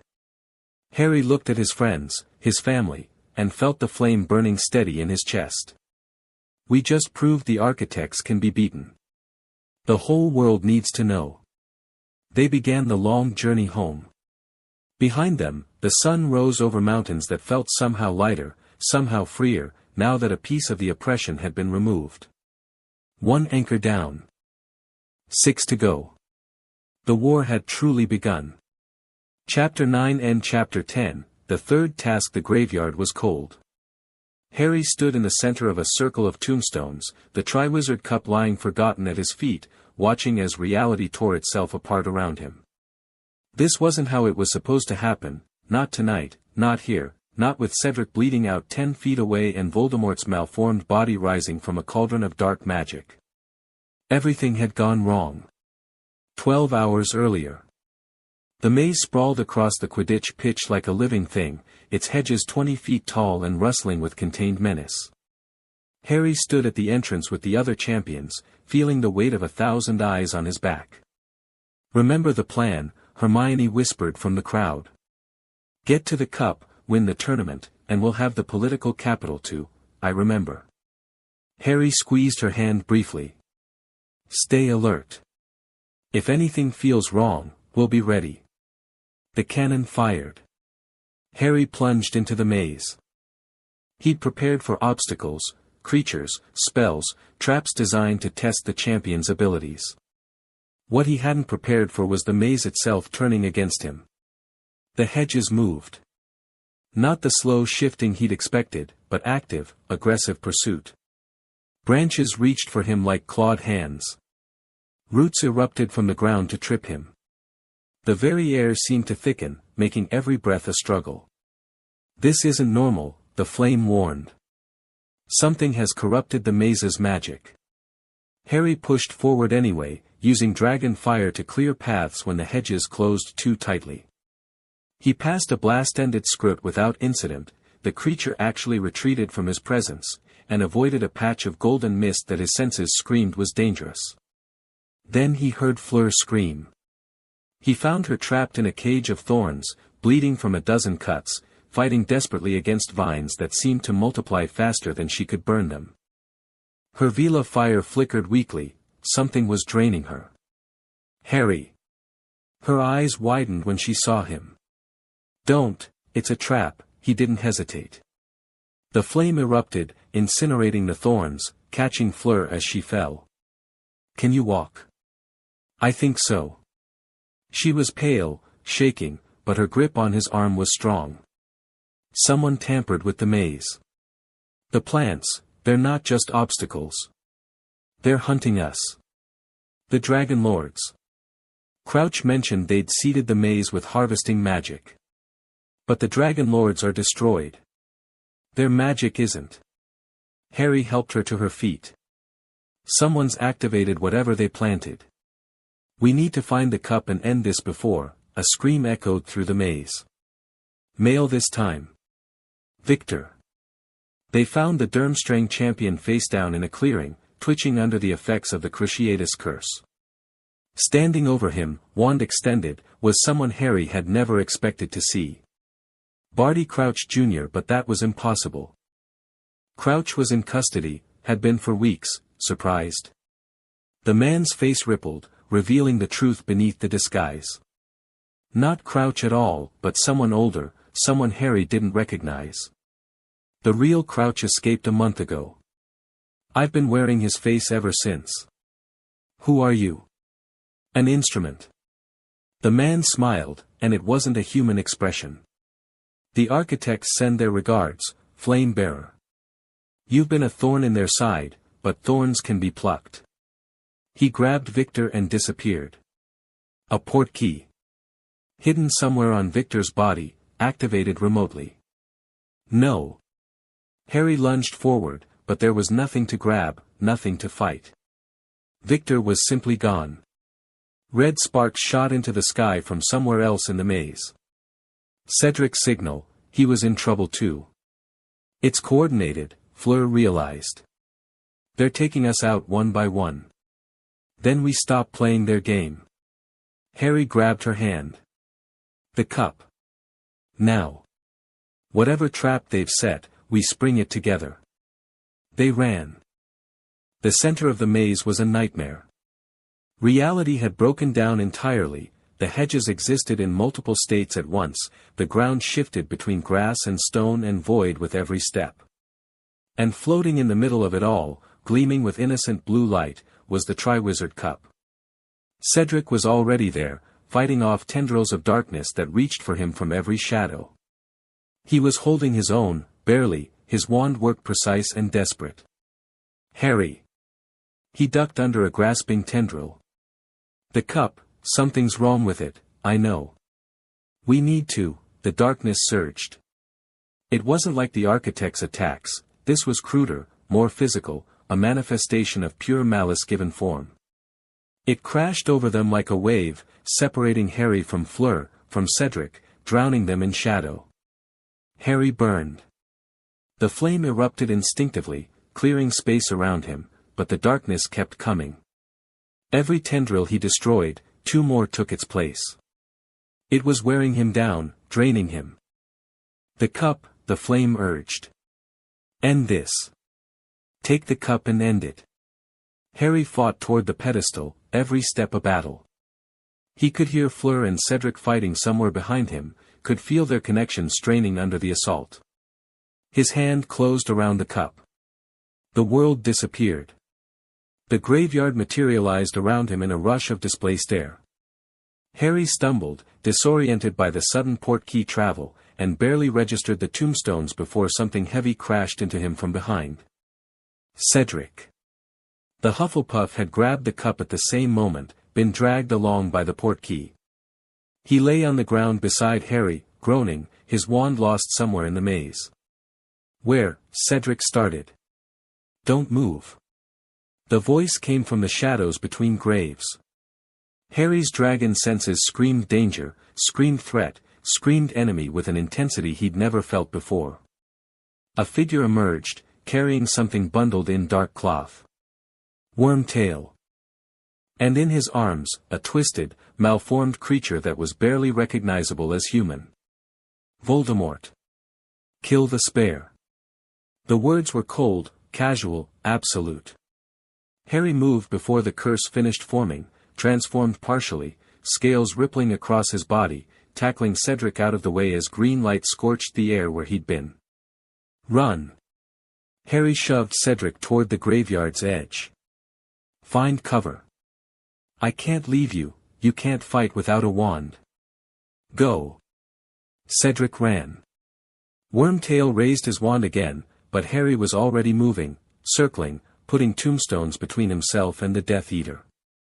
His mind raced through options: transform fully and attack. Try to escape. Fight for time. So much effort to prevent this moment, Voldemort rasped, his malformed body cradled in Wormtail's arms. So many plans, so many protections. And yet here you are, Harry Potter. Exactly where I need you. Your Dragonlord allies are dead. Your spy in Hogwarts is captured. Whatever ritual you're planning, the ritual requires only two things: your blood, and my faithful servant's sacrifice. Voldemort's lipless mouth twisted into a smile. The Dragonlords were useful, but never necessary. Just as the architects are useful, but not my masters. You're working with beings that predate reality itself. You think you're not their puppet? I think I'm using them as they believe they're using me. Voldemort's red eyes gleamed. Now. Wormtail. Begin. The ritual was ancient and horrible. Wormtail bound Harry to a tombstone with magic that resisted even the flame, then began gathering ingredients: bone from Voldemort's father's grave, his own hand, cut off with surprising resolve, and finally, blood from Harry's arm. Harry fought against the bonds with everything he had. The flame raged, burning against the restraints, but whatever magic held him had been specifically designed to contain dragon power. Dragonlord work, he realized, technology from the destroyed order, salvaged and repurposed. You can't stop what's coming, he said through gritted teeth. I've united the Dragon Council. The Deep Council.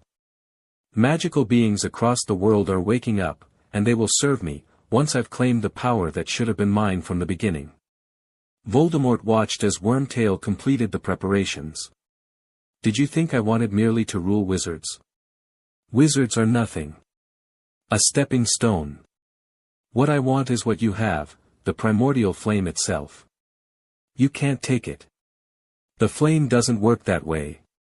Not through force, no. But through ritual. Voldemort's smile widened. The architects have knowledge stretching back to the beginning of time. They know how the flame was first bound to physical form. They know how to transfer it. Harry's blood ran cold. You're going to steal the flame from me. I'm going to claim it. The flame passes to the most worthy vessel, that's its nature. And once I've proven myself more worthy than you. Voldemort gestured at the bubbling cauldron. The architects get a flame bearer they can control, I get power beyond imagination, and you get death. Everyone wins. Except me. Except you. The cauldron exploded with light. Voldemort rose from the cauldron fully restored, tall, skeletal, terrible. His red eyes blazed with triumph as he tested his new body, flexing fingers that had been malformed just moments before. Yes, he breathed. Yes, this is, he stopped. Turned to look at Harry with an expression that shifted rapidly from triumph to confusion to rage. Where is it? He hissed. Where is the flame? Harry laughed. It wasn't a pleasant sound, more desperation than humor, but it was genuine. You thought you could steal it through a ritual? The flame isn't a thing, Voldemort. It's a relationship. It's every connection I've made, every bond I've forged, every person who believes in me. The ritual should have, the ritual transferred my blood. Maybe some of my magic. But the flame? Harry felt it burning in his chest, undiminished, perhaps even stronger than before. The flame doesn't go where it's forced. It goes where it's wanted. Voldemort's face contorted with fury. Then I'll take it the other way. Kill him. The bonds holding Harry shattered. Not through his own power, through Cedric's. The Hufflepuff had circled back, found Wormtail's dropped wand, and cast a cutting curse at precisely the right moment. Harry transformed. 30 feet of dragon fury exploded out of the restraints, filling the graveyard with fire and rage. Tombstones shattered. The ground cracked. Death Eaters who had begun appearing at Voldemort's summons scattered in terror. Voldemort stood his ground. You think your dragon form frightens me? His wand came up, trailing dark magic. I have faced dragons before, Potter. They burn, and they die. Not this one. They clashed. The battle was unlike anything Harry had experienced. Voldemort's magic was different now, corrupted by the ritual, infused with architect power that let him warp reality in small but devastating ways. Curses that should have missed bent toward Harry. The ground shifted under his claws. Gravity itself became his enemy. But Harry had faced architects directly. Had destroyed one of their anchors. Had learned how to fight in broken reality. He adapted. Where Voldemort bent space, Harry burned it back to normal. Where curses curved, he moved in ways they couldn't follow. Where gravity shifted, he simply flew. They fought across the graveyard, through the crumbling remains of tombstones, over the cauldron that had birthed Voldemort's new form. Death Eaters tried to intervene and died, crushed, burned, torn apart by forces they couldn't comprehend. But Voldemort wasn't dying. Every wound Harry inflicted closed almost instantly. Every attack that should have been fatal just made the Dark Lord angrier. The architect power sustaining him was too strong for even dragon fire to overcome. We need to retreat, Harry realized. Can't win this.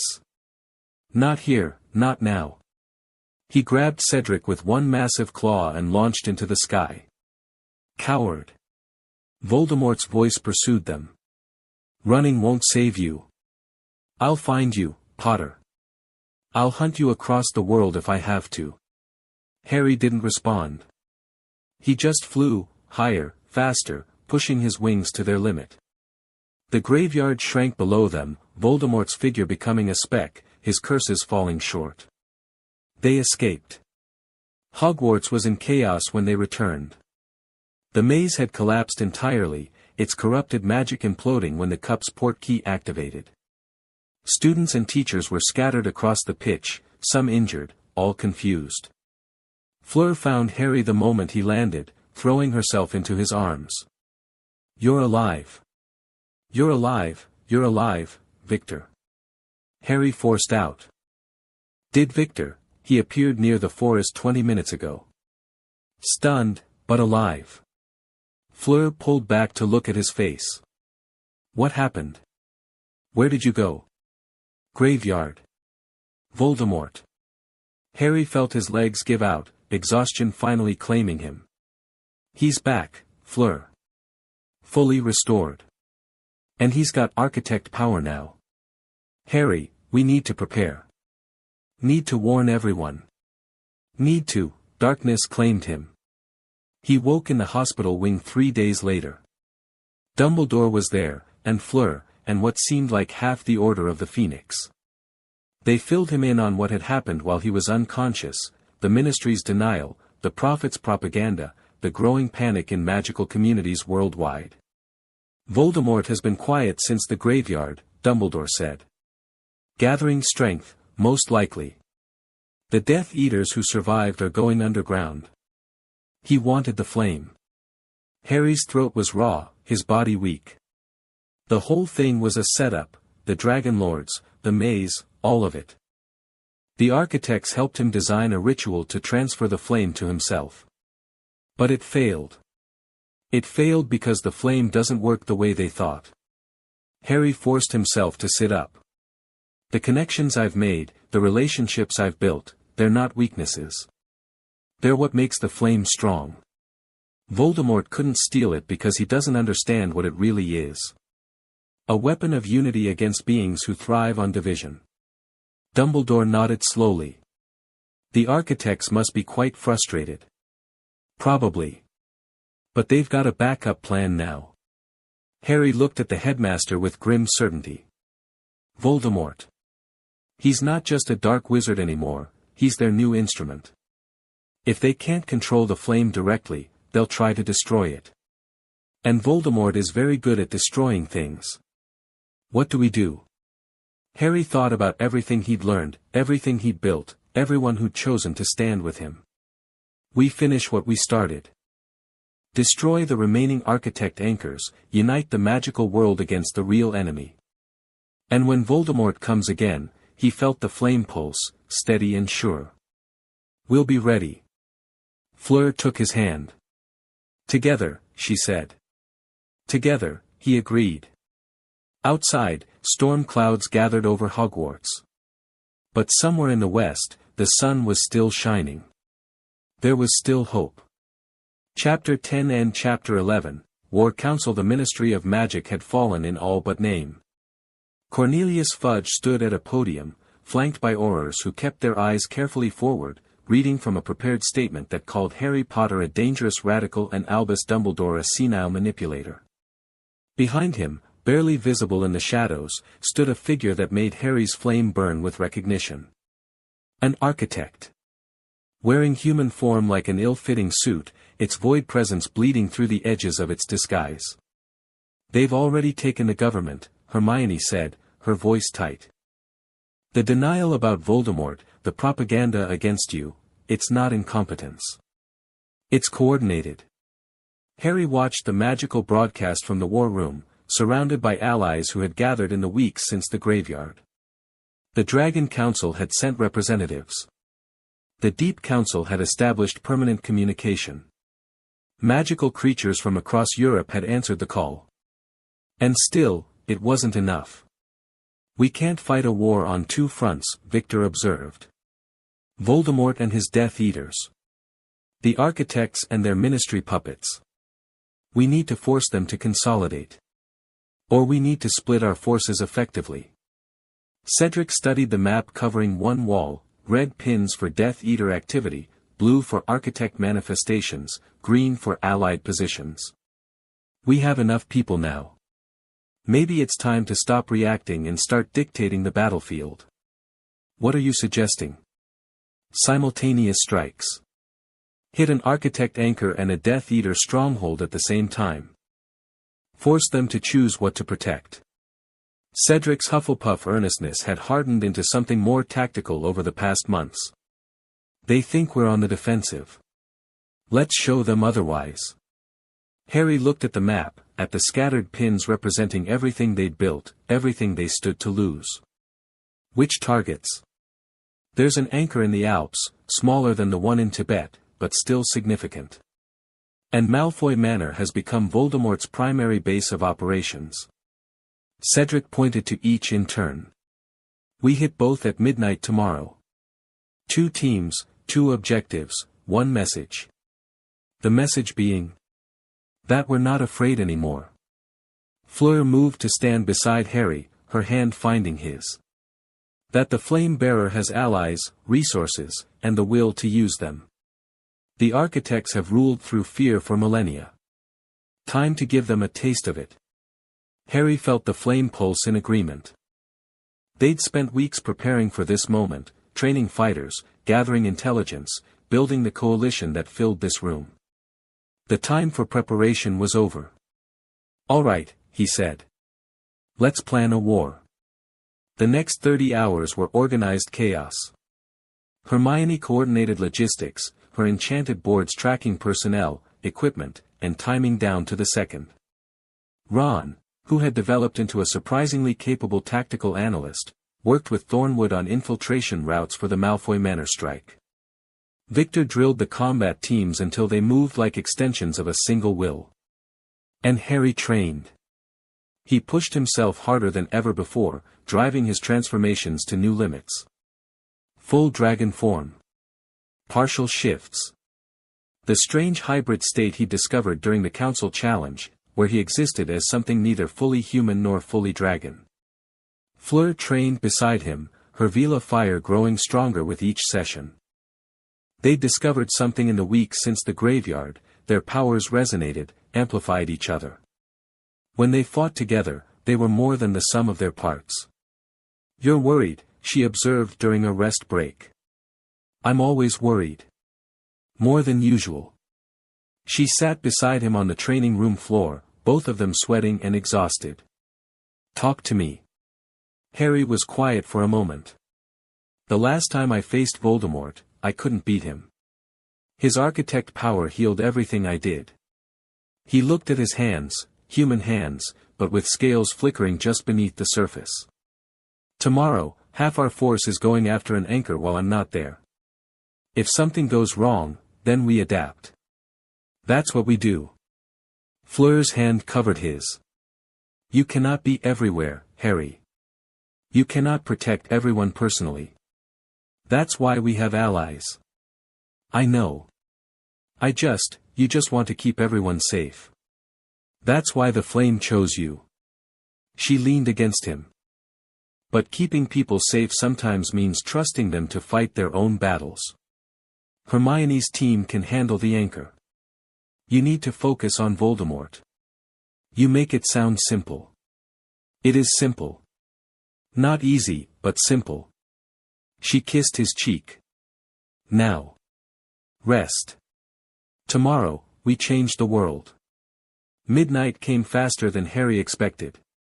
He stood at the edge of Malfoy Manor's wards with his strike team, Victor, Cedric, Ron, and a dozen fighters drawn from the Dragon Council's best. Thornwood had provided ward-breaking techniques from his Dragonlord knowledge, and the magical barriers fell one by one. Inside, Death Eaters waited. Remember, Harry said quietly. Voldemort is mine. Everyone else focuses on the secondary targets, prisoners, intelligence, anything we can use. In and out in 20 minutes. And if Voldemort doesn't cooperate with your timeline? Victor asked. Then I improvise. Harry felt the flame building. Go. They moved. The manor's defenses activated immediately, enchanted suits of armor, cursed paintings, dark creatures that had been bound to protect the Malfoy family for generations. Harry's team cut through them like a blade through silk, their training showing in every coordinated movement.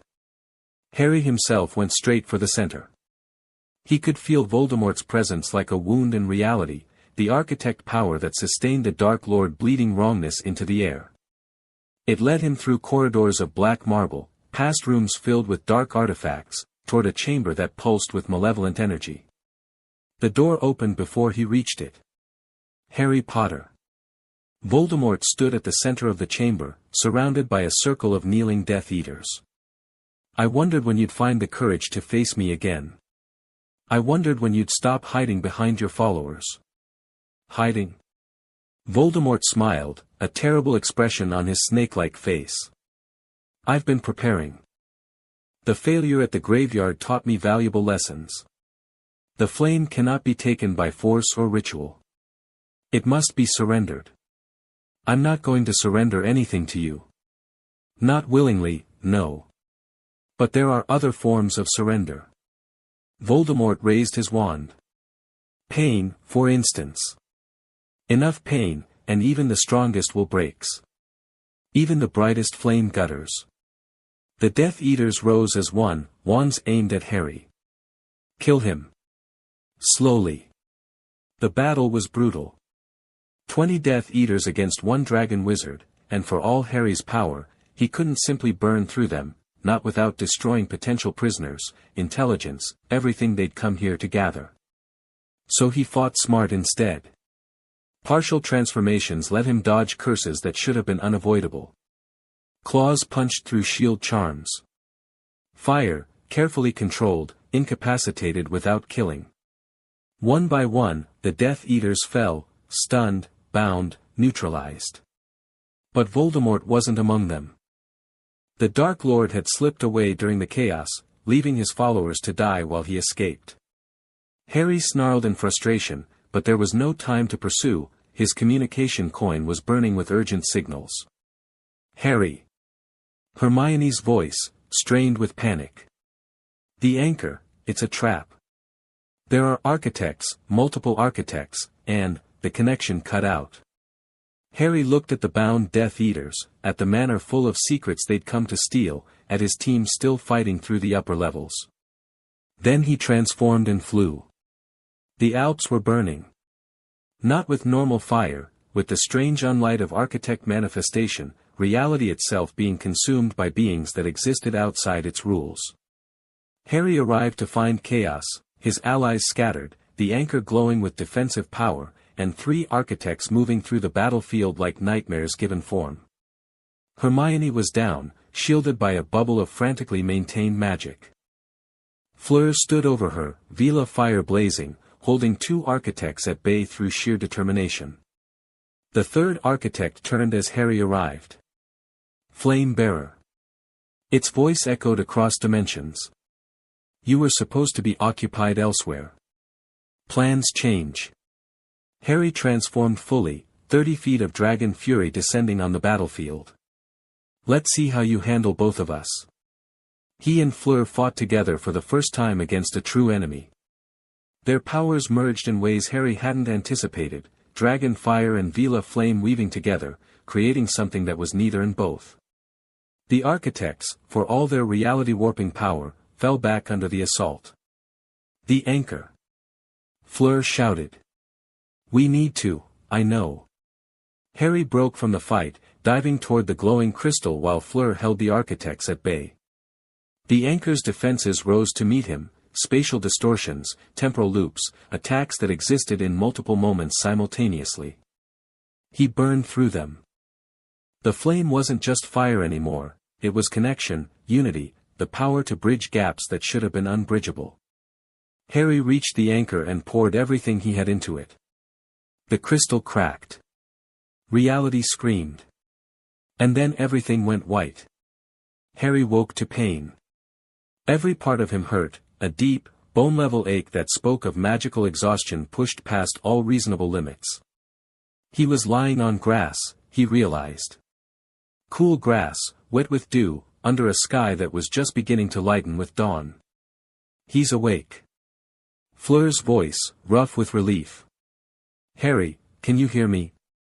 Unfortunately. He forced his eyes open. The anchor. Destroyed. Along with the architects who were guarding it.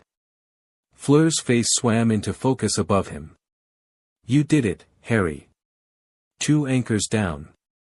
Casualties? 14 injured. 2 critical, but they'll survive. She helped him sit up. Hermione has a concussion. Ron took a curse meant for her and will be limping for a week. But everyone's alive. Harry looked around, taking in the aftermath. The mountainside where the anchor had been was simply gone, a crater of displaced reality slowly settling back to normal. His fighters were scattered across the landscape, some being treated for wounds, others simply sitting in exhausted relief. They'd won. Against 3 architects, against an anchor's defenses, against everything the enemy had thrown at them. And it had nearly killed them all. We can't keep doing this.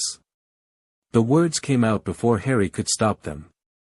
1 anchor at a time, barely surviving each assault. There has to be a better way. There might be. Hermione appeared at his side, a bandage wrapped around her head but her eyes sharp. I found something during the fight. The anchors, they're connected. A network, feeding power to each other. If we could find the central node, destroy it. All the anchors would fall at once. Theoretically. But the central node would be their most protected location. Their seat of power in our reality. Harry thought about it. 5 remaining anchors scattered across the world, each requiring a desperate battle to destroy. Or 1 impossible assault on whatever lay at the center of the architect's network. Where is it? I don't know yet. But I know how to find out. Hermione's smile was tired but triumphant.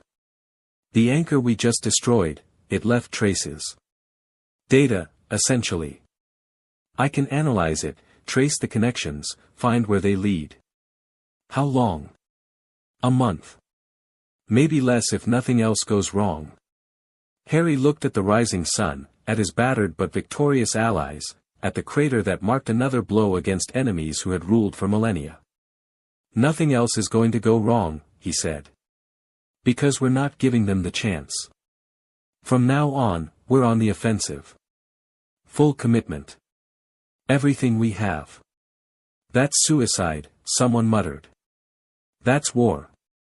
Harry forced himself to his feet, Fleur and Hermione supporting him. The architects have had 3,000 years to prepare. We've had 3 months. Every day we wait, they get stronger and we get weaker. The only way we win is by moving faster than they can react. He looked at his army, battered, exhausted, but unbroken. Can you do that?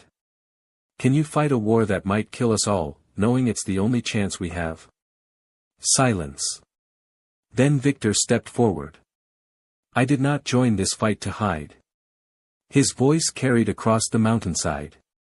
I joined to win. Whatever it takes. Cedric moved to stand beside him. Same. Hufflepuffs don't quit. Ron, limping but determined.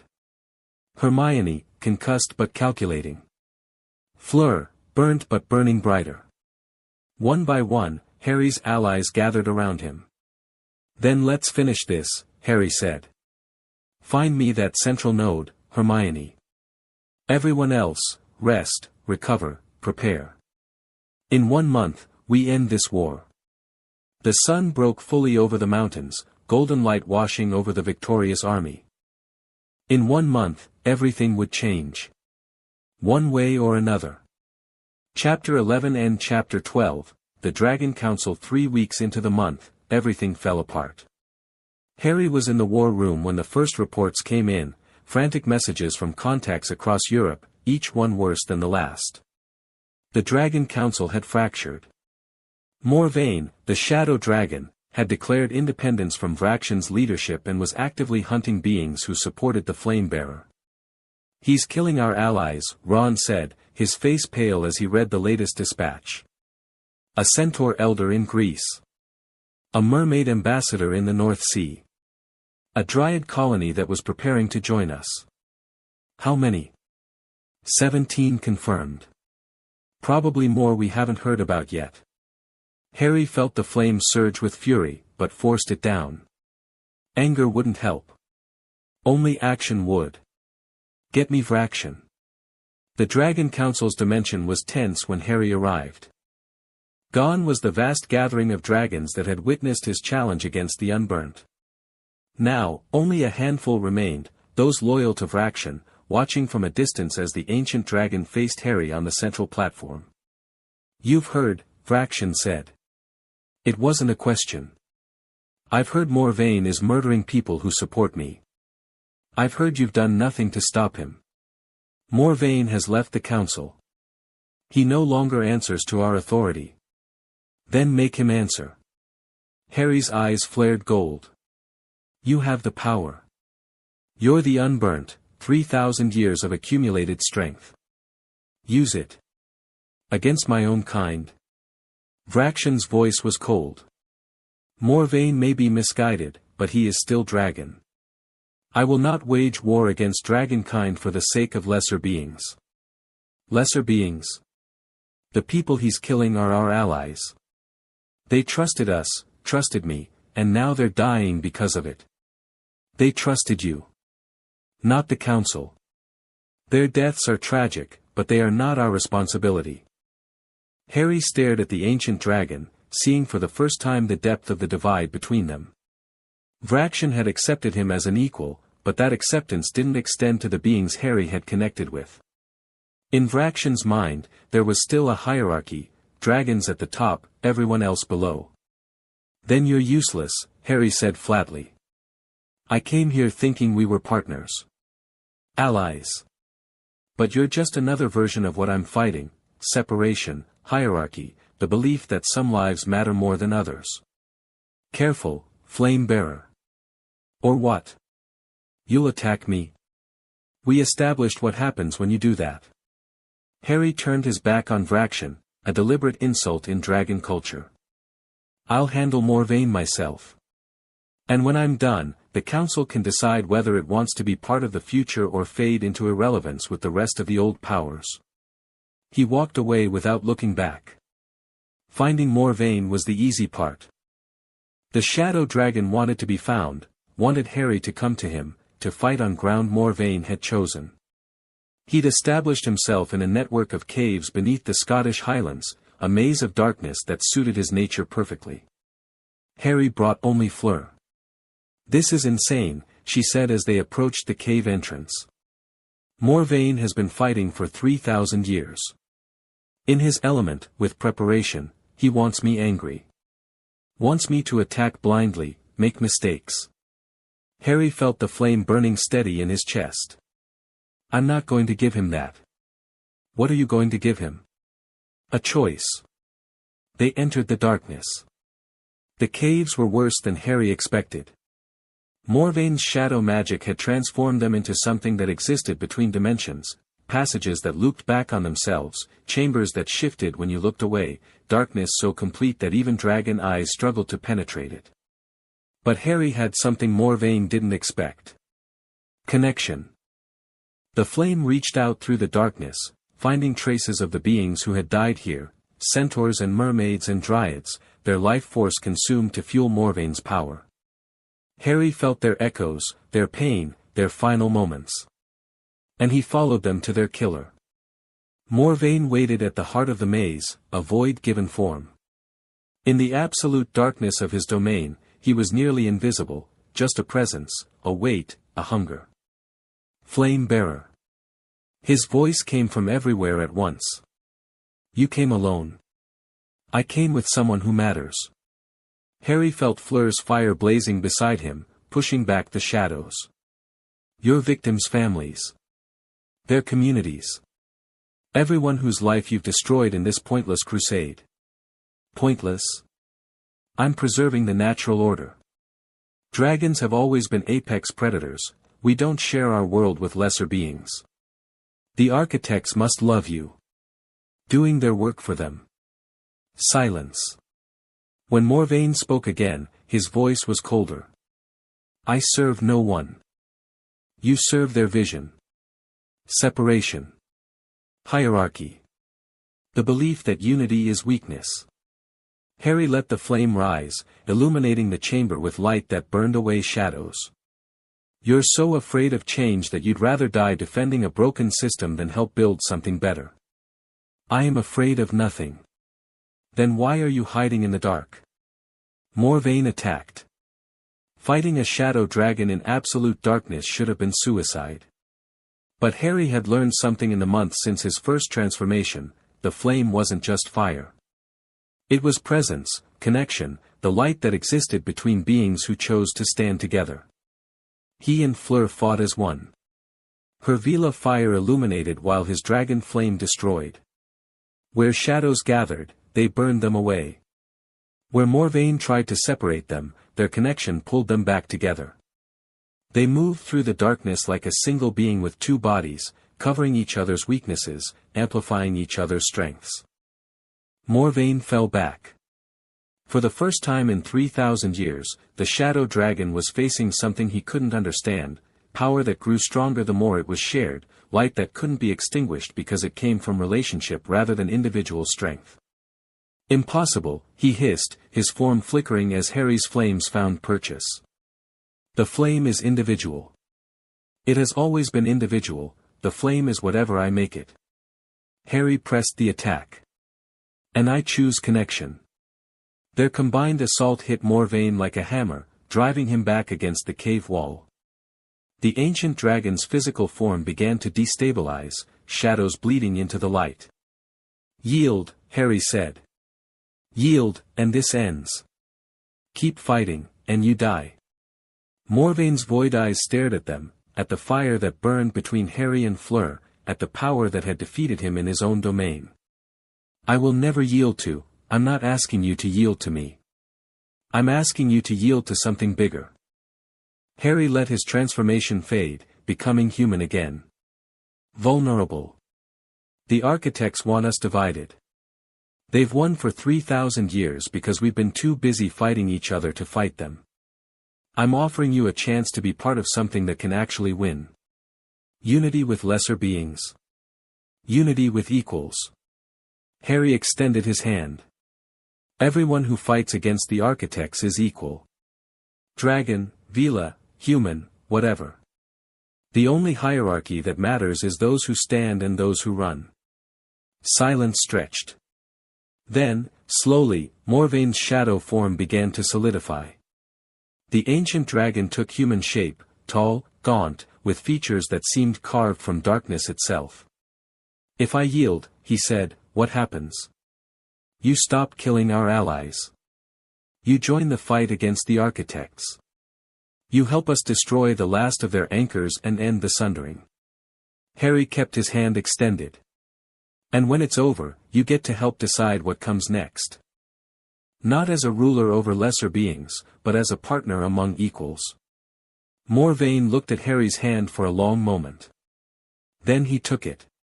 The return to Hogwarts was triumphant, in its way. Morvaine's surrender, and his public commitment to the Unity movement, sent shockwaves through the magical world. If even the most conservative member of the Dragon Council could accept the Flame-Bearer's vision, what excuse did anyone else have? Allies who had been wavering committed fully. Resources that had been held back flowed freely. The coalition Harry had built grew stronger by the day. 3 days, Hermione announced during the evening briefing. "I've traced the anchor network to its source. The central node is located in a dimension adjacent to our own, a space the architects created specifically to house their primary presence in this reality. How do we get there? That's the tricky part." She pulled up a complex diagram. "The dimension is sealed. Only the architects can enter directly. But there's a back door, a connection that links all the remaining anchors to the central node. If we could access that connection from one of the anchors, we'd need to capture an anchor intact. Not destroy it." "Exactly. Which is much harder than just breaking things." Harry studied the diagram, feeling the flame pulse with recognition. Something about the structure felt familiar, the same patterns he'd sensed when fighting architects, the same wrongness that marked their presence. "The anchor in Egypt," he said. "The one beneath the pyramids. It's older than the others, more deeply rooted.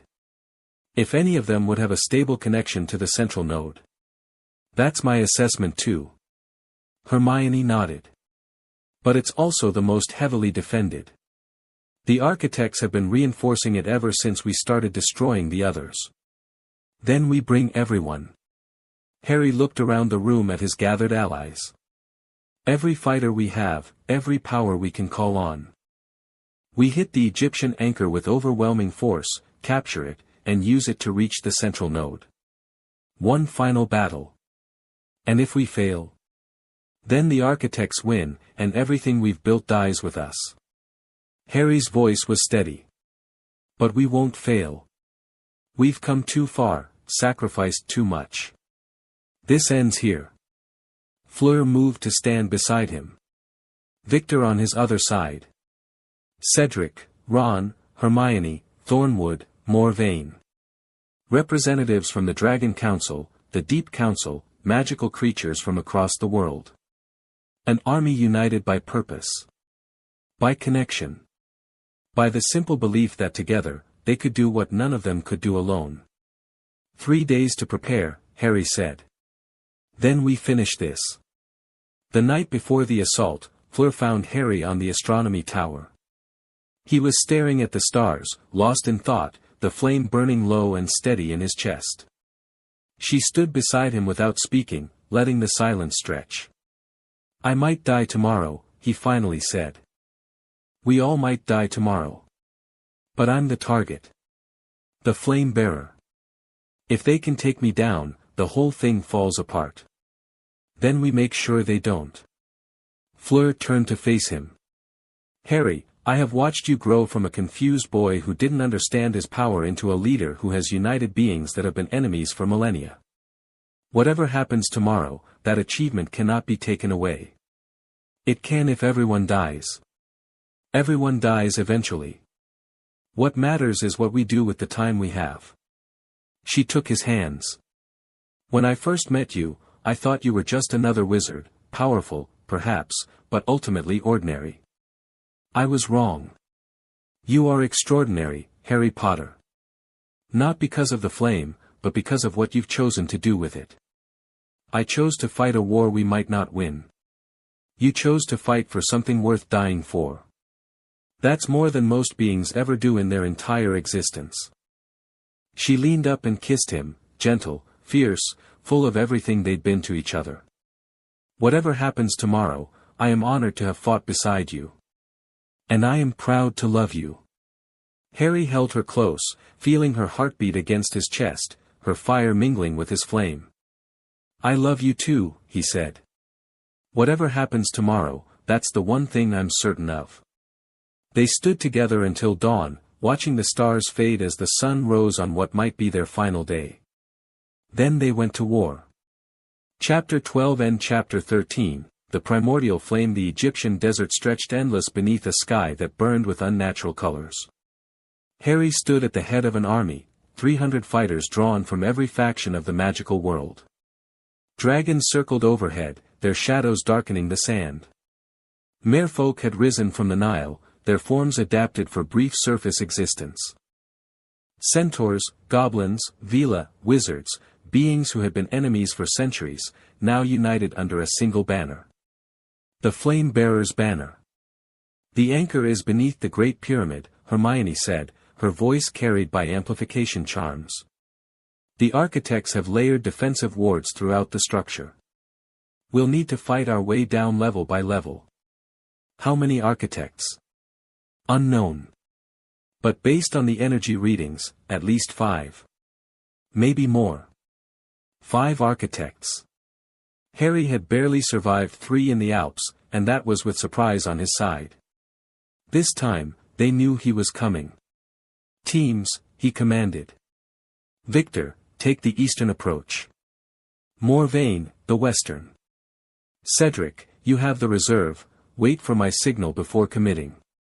He looked at Fleur. You're with me. Center assault. Always. Harry transformed.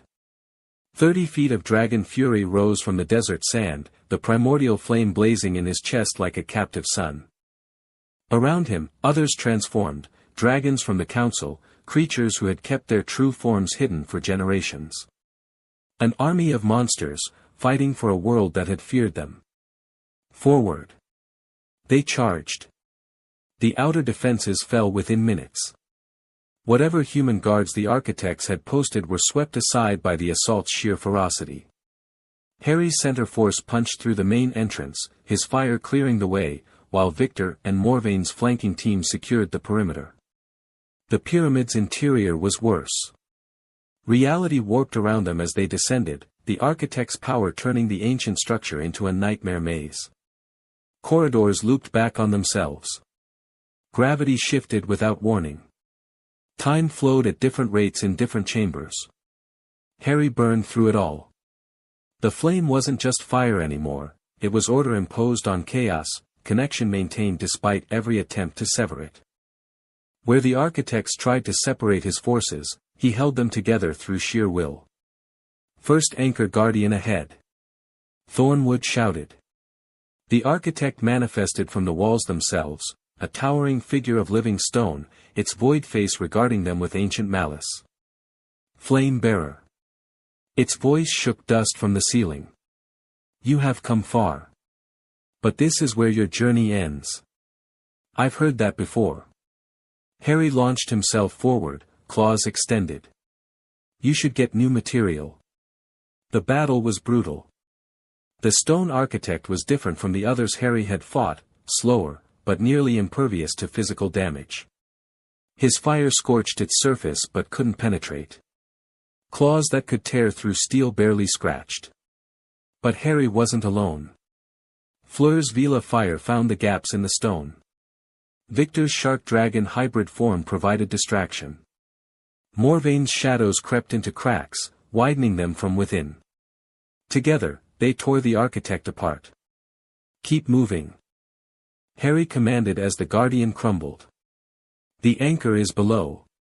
Level after level, they descended.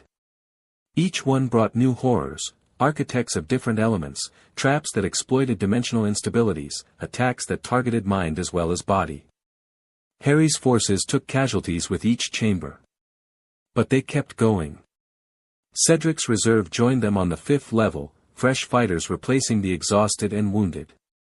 The Deep Council's representatives arrived on the 7th, their ocean magic providing unexpected advantages against fire-based defenses. By the 10th level, they had lost 40 fighters. By the 15th, 60. But they reached the anchor chamber. The central anchor was beautiful in its wrongness. A crystal formation the size of a small building, pulsing with light that existed outside the normal spectrum. Runes covered every surface, shifting and changing in patterns that hurt to follow. And gathered around it, defending it with everything they had, were 7 architects. More than Harry had ever faced at once. More than anyone had faced and survived. "Well," he said, forcing calm into his voice. "This is going to be interesting." The lead architect stepped forward, taller than the others, its void presence deeper, its power radiating like a physical force. "We have waited for this moment, Flame Bearer. The moment when your arrogance finally exceeds your ability." Its voice echoed across dimensions. "You think you can challenge us in our place of power? You think your borrowed connections can match what we have cultivated for millennia? I think you're scared." Harry felt the flame pulse, feeding on the connections around him. "For the first time in your existence, you're facing something you can't predict or control. And it terrifies you. We are beyond fear. Then why are all 7 of you here? Why not face me one at a time, like you did at the other anchors?" Harry bared his teeth in a dragon's grin. "You know I've grown too strong. You know the only chance you have is overwhelming force. The only chance we have." The lead architect laughed, a sound like reality tearing. "Child, you have no concept of our true power. What you have faced thus far has been a fraction of what we can bring to bear. Avatars, projections, shadows of shadows. Then show me the real thing." Silence. Then the 7 architects merged. The entity that rose from their combination was beyond anything Harry had imagined. It wasn't just large, it was fundamental, a manifestation of the principle of division itself. Looking at it was like looking at entropy given form, at the force that turned order into chaos and connection into isolation. "Now," it said, and its voice was every argument that had ever separated friends, every prejudice that had ever divided peoples, every wall that had ever been built between beings who could have understood each other. "Now you see what you truly face." Harry felt his allies' connection straining under the entity's presence. The bonds he'd built, the unity he'd forged, all of it was under assault just from the architect's existence. This is what they are, he realized. Not just beings who benefit from division, they are division. The sundering isn't something they did. It's something they are. Fleur. He reached for her through their bond. "I need you." She was there instantly, her fire joining his, their flames intertwining. "I need everyone." The call went out through every connection Harry had ever made. Not just the fighters in the pyramid, everyone. The Dragon Council, watching from their dimension. The Deep Council, monitoring from their ocean depths. Hermione at Hogwarts, Ron beside her. Every ally, every friend, every being who had ever chosen to stand with the Flame Bearer. Harry opened himself to them. The flame had always been about connection, he understood that now with perfect clarity. Not the fire of destruction, but the fire of unity. The warmth that drew beings together instead of driving them apart. The architects had sundered the world because unity threatened them. They had created separation because connection was their weakness. So Harry gave them connection. Every bond he'd ever forged became a channel for the flame. Every relationship he'd built became a source of power. Every being who believed in him, who had chosen to fight beside him, who had dared to hope that the world could be better, all of them fed their strength into the fire. The primordial flame blazed. Not the 30-foot form Harry usually took. Not even the vast presence he'd achieved against fraction. This was something else entirely. This was the flame as it was meant to be, the fire that had existed before the sundering, the unity that the architects had spent millennia trying to extinguish. It poured through Harry not because he commanded it, but because he had made himself a vessel worthy of carrying it. Because he had done what no flame-bearer before him had ever done. He had loved. The battle that followed wasn't really a battle. It was a collision of fundamental principles, division against unity, separation against connection, the old order against everything Harry had built. The combined architect threw everything it had at him. Reality warps that should have torn him apart. Attacks that existed across multiple dimensions simultaneously. Power that had crushed civilizations and broken worlds. Harry met it with fire that burned across every connection he'd ever made. Fire that was simultaneously himself and everyone who had ever believed in him. Fire that wasn't just destruction, but creation, forging new bonds even as it burned away the barriers that had kept beings apart. The architect screamed. It was a sound that shouldn't have been possible, entropy itself crying out in pain. The entity that represented division was being divided, its component parts separated by the very force it had used against the world. Impossible, it shrieked. The flame cannot, it was never meant to, the flame was always meant for this. Harry's voice came from everywhere at once, carried by the connections that spanned the world. You corrupted it. Made everyone believe it was just another weapon, another force of destruction. But this is what it really is. This is what I really am. He reached into the architect's dissolving form and found the central node, the core of their presence in this reality. And he unmade it. The explosion of released energy should have killed everyone in the pyramid. It didn't. The flame absorbed it, channeled it, transformed destructive force into something else entirely. Harry felt the energy flow through him and out through every connection he'd made, healing instead of harming, rebuilding instead of destroying. Across the world, the architect's influence shattered. Their remaining anchors crumbled. Their puppets in the ministry collapsed, the controlling magic that had sustained them suddenly gone. Their plans, their manipulations, their millennia of careful work, all of it unraveled in a single moment. The sundering began to heal. Harry felt it happening even as he collapsed to the anchor chamber floor, the flame finally dimming as his strength gave out. Beings who had been separated for 3,000 years were suddenly aware of each other again. Connections that had been severed were reforming. The world was remembering what it had been before the architects broke it. It would take years, maybe centuries, for the healing to complete. The divisions ran deep, the prejudices were old, and habits built over millennia wouldn't disappear overnight. But the process had begun. And it couldn't be stopped. Harry woke to Fleur's face above him. They were still in the anchor chamber, but something was different. The oppressive wrongness that had permeated the space was gone. The crystal formation had crumbled to ordinary stone. Sunlight streamed in from somewhere, impossible, given how deep underground they were, but real nonetheless. Did we win? He managed. We won.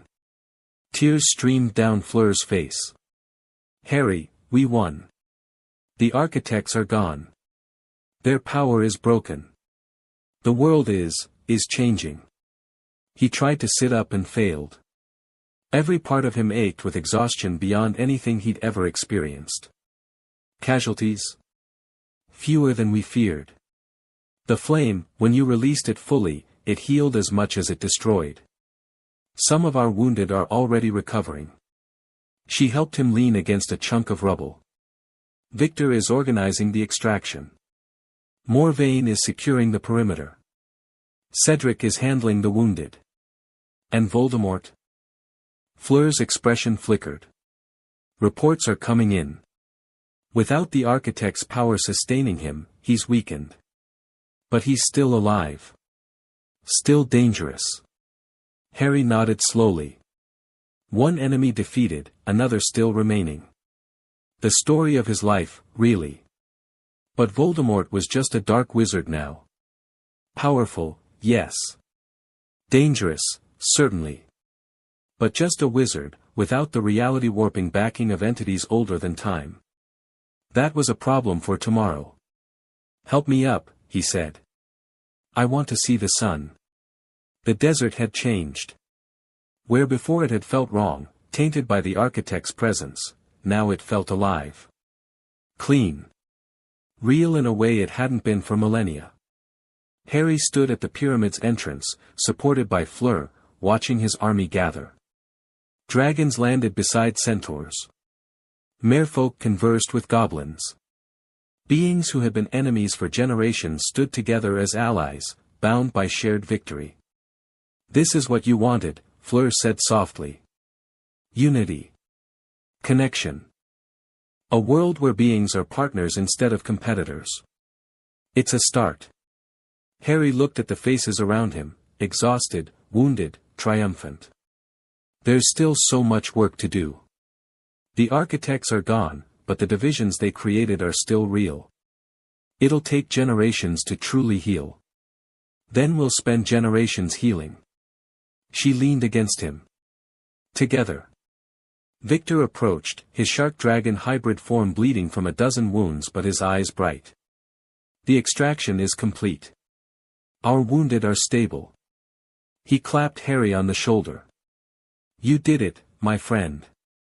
You actually did it. We did it. All of us." "Yes. But it was your vision that made it possible. Your belief that beings could be more than their histories." Victor's voice was rough with emotion. "I have never been more honored to stand beside anyone." Others gathered around, Cedric, Thornwood, representatives from every faction of the Alliance. Even Morvain, the shadow dragon who had once hunted Harry's allies, stood among them. "What now?" someone asked.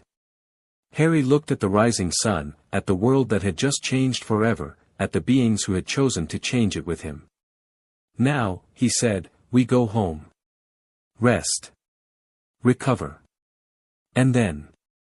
He smiled, a real smile, full of hope. "Then we build something worth living for." Chapter 13 and Chapter 14, Convergence. The war came to Hogwarts on a Tuesday. Harry had known it would happen eventually. Voldemort was too proud, too furious, too desperate to simply fade away after the architect's fall. But he'd hoped for more time. More preparation. More healing. He got 3 weeks. The attack began at dawn, when the wards that had protected the castle for 1,000 years shattered like glass. Death Eaters poured through the breach, hundreds of them, more than Harry had ever seen gathered in one place. They came with giants and werewolves and creatures twisted by dark magic into weapons of terror. And at their head, radiating hatred that burned even without architect power to fuel it, came Voldemort himself. "Potter." His voice echoed across the grounds like thunder. "Come and face me. Or watch everyone you love die." Harry was already moving. The battle spread across Hogwarts like wildfire. Death Eaters engaged Order members in the corridors. Giants attacked the walls while defenders rained spells from above. In the Great Hall, students who had chosen to fight stood beside teachers who had trained their whole lives for moments like this. And everywhere, Harry's allies joined the defense. Dragons descended from the sky, not just those loyal to the council, but wild dragons who had heard the flames call and come to answer. Merfolk rose from the Black Lake, their magic turning the water itself into a weapon. Centaurs emerged from the forest, their arrows flying with deadly precision. The unity Harry had built was being tested by fire. He found Voldemort in the courtyard, surrounded by a circle of his most loyal followers. The Dark Lord looked different now, diminished somehow, without the architect power that had sustained him. But his eyes still blazed with the same madness, the same hunger, the same absolute conviction that he was destined to rule. "You've cost me everything," Voldemort hissed. "The architects. The Dragon Lords. The future I was building. The future you were building was slavery for everyone who wasn't you." Harry felt the flame rise, but kept it contained. This wasn't a moment for overwhelming force, it was a moment for precision. "Surrender, Tom. It's over." "Over?" Voldemort laughed, a high, cold sound. "It's never over. Not while I live. Not while you live." He raised his wand.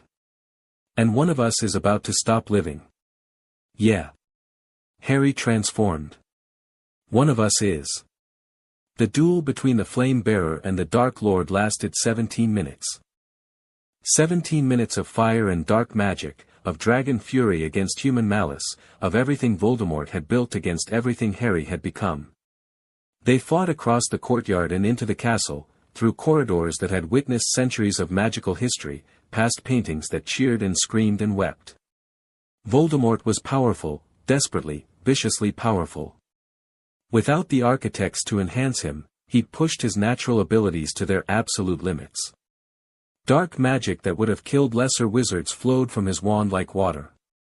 But Harry wasn't a lesser wizard anymore. He wasn't even really a wizard at all. The flame burned through Voldemort's curses, turned his killing blows aside, illuminated the darkness he tried to summon.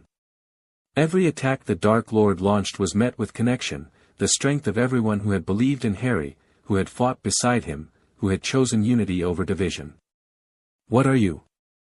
Voldemort screamed, his composure finally cracking. "What have you become?" "Something you could never understand." Harry pressed forward, his dragon form bearing down on the Dark Lord. "Something that exists because of love, not despite it. Love is weakness. Love is why I'm still standing." Harry's claws found purchase, pinning Voldemort to the ground. "Love is why you're going to lose." He looked down at the twisted being beneath him, Tom Riddle, the boy who had feared death so much that he'd become something worse than dead. A soul so shattered it could barely hold itself together. A monster created by abandonment and cruelty and the terrible fear of connection. Harry could have killed him. Should have, perhaps. The flame burned hot enough to reduce Voldemort to ash with a thought. But that wasn't who Harry was. "Surrender," he said again. "Face trial. Accept the consequences of what you've done." "Never." Voldemort's wand was still in his hand, still pointed at Harry's chest. Avada, the killing curse died half-formed as Fleur's fire struck from behind, followed by Victor's claws and Cedric's stunning spell. Harry's allies had reached them, surrounding Voldemort in a ring of determined faces. "It's over, Tom." Dumbledore stepped through the circle, his wand raised, his eyes filled with something like sadness. "Your followers are defeated. Your giants have fallen. Your creatures are scattered." He looked at the pathetic figure on the ground. "You have nothing left." Voldemort stared up at them, at the army he had once thought to rule, at the students he had once thought to terrify, at the wizard who had been his only equal and was now so much more. "I will never surrender," he whispered. "I would rather," his wand turned toward himself. "No." Harry lunged forward, but he was too slow, green light flashed. And Voldemort was gone. The battle ended within the hour. Without their leader, the Death Eaters lost whatever cohesion they'd maintained. Some fought to the death. Some surrendered. Many simply fled, disappearing into the dawn as the reality of their defeat became undeniable. Harry stood in the courtyard as the sun rose, watching the aftermath unfold around him. Wounded being treated. Prisoners being secured. Dead being gathered. Too many dead. He recognized faces among them, students he'd passed in corridors, teachers who had smiled at him, allies who had chosen to fight beside him. Each one a life cut short. Each one a connection severed. The flame burned low in his chest, heavy with grief. "It's not your fault." Fleur appeared at his side, her face streaked with tears and ash. "They chose to fight. They knew the risks. They chose to fight because I asked them to. They chose to fight because it was right. Because the alternative was living under Voldemort's rule, or the Architect's control, or whatever other horror was coming." She took his hand. "You gave them something to fight for, Harry. A vision of what the world could be. That matters. Does it? They're still dead. And if you hadn't fought, they'd be dead anyway. Or worse, they'd be alive in a world not worth living in." Fleur's voice was fierce. "You didn't fail them, Harry. You honored them." Harry looked at the bodies being carried past, enemies and allies alike, all equally still, all equally beyond the reach of fire or connection. "This can't happen again," he said quietly. "This war, these battles, this endless cycle of violence. We need to build something different. Something that makes this kind of conflict impossible. That's what you've been working toward. Working toward isn't enough. We need to actually achieve it." He turned to face her. "The architects are gone. Voldemort is gone. The old powers that kept the world divided are broken. For the first time in 3,000 years, we have a chance to build something new." What kind of something? Harry thought about everything he'd learned, from Ignatius and the Dragon Council, from Thessalonica and the Deep Council, from the Dryad in the Shrieking Shack, from every being who had shared their wisdom with him. "A council," he said slowly. "Not like the old ones, not dragons ruling over everyone, or wizards treating magical creatures as lesser. A real council, where every being has a voice. Where disputes are settled through dialogue, not violence. Where the connections between peoples are strengthened instead of severed. That's ambitious. It's necessary." Harry looked at the mixed crowd of beings moving through the courtyard, dragons beside humans, merfolk beside goblins, Vila beside centaurs. "We've proven it's possible. They're already working together. We just need to make it permanent." Fleur considered this, her brilliant mind clearly working through implications and challenges. "It will take years to organize. Decades, maybe. Every faction will have demands, grievances, conditions. Then we spend decades. However long it takes." Harry squeezed her hand. "I'm not going anywhere. Neither are you. We have time. Forever is a long time. Good thing we have things to fill it with." She smiled despite everything, the grief, the exhaustion, the weight of the morning. "Things like building a new world order. Things like that." Harry pulled her close. "And maybe some other things too. When we have a moment. I'll hold you to that, Flame Bearer. I'm counting on it." The weeks that followed were chaos of a different kind. The Ministry, freed from architect influence, struggled to rebuild itself around new principles. Dumbledore was offered the position of Minister for Magic and declined, suggesting instead a temporary council that included representatives from every magical community. The Dragon Council formally acknowledged the new order, with Vraction publicly supporting the transition. "The world is changing," the ancient dragon admitted during a historic meeting at Hogwarts. "We can change with it, or be left behind. I choose to change." The Deep Council sent permanent ambassadors to the surface for the first time in recorded history. "The currents carry word of what you have built," Thessalonica told Harry. "The deep places wish to be part of it." Magical creatures across Britain and beyond emerged from hiding, their communities demanding, and receiving, recognition, rights, and representation. Centaurs joined wizarding governance. Goblins renegotiated their treaties. House elves began the long process of redefining their relationships with wizarding families. It wasn't easy. Nothing worth building ever was. But it was happening. 6 months after the Battle of Hogwarts, Harry stood before an assembly unlike any the world had ever seen.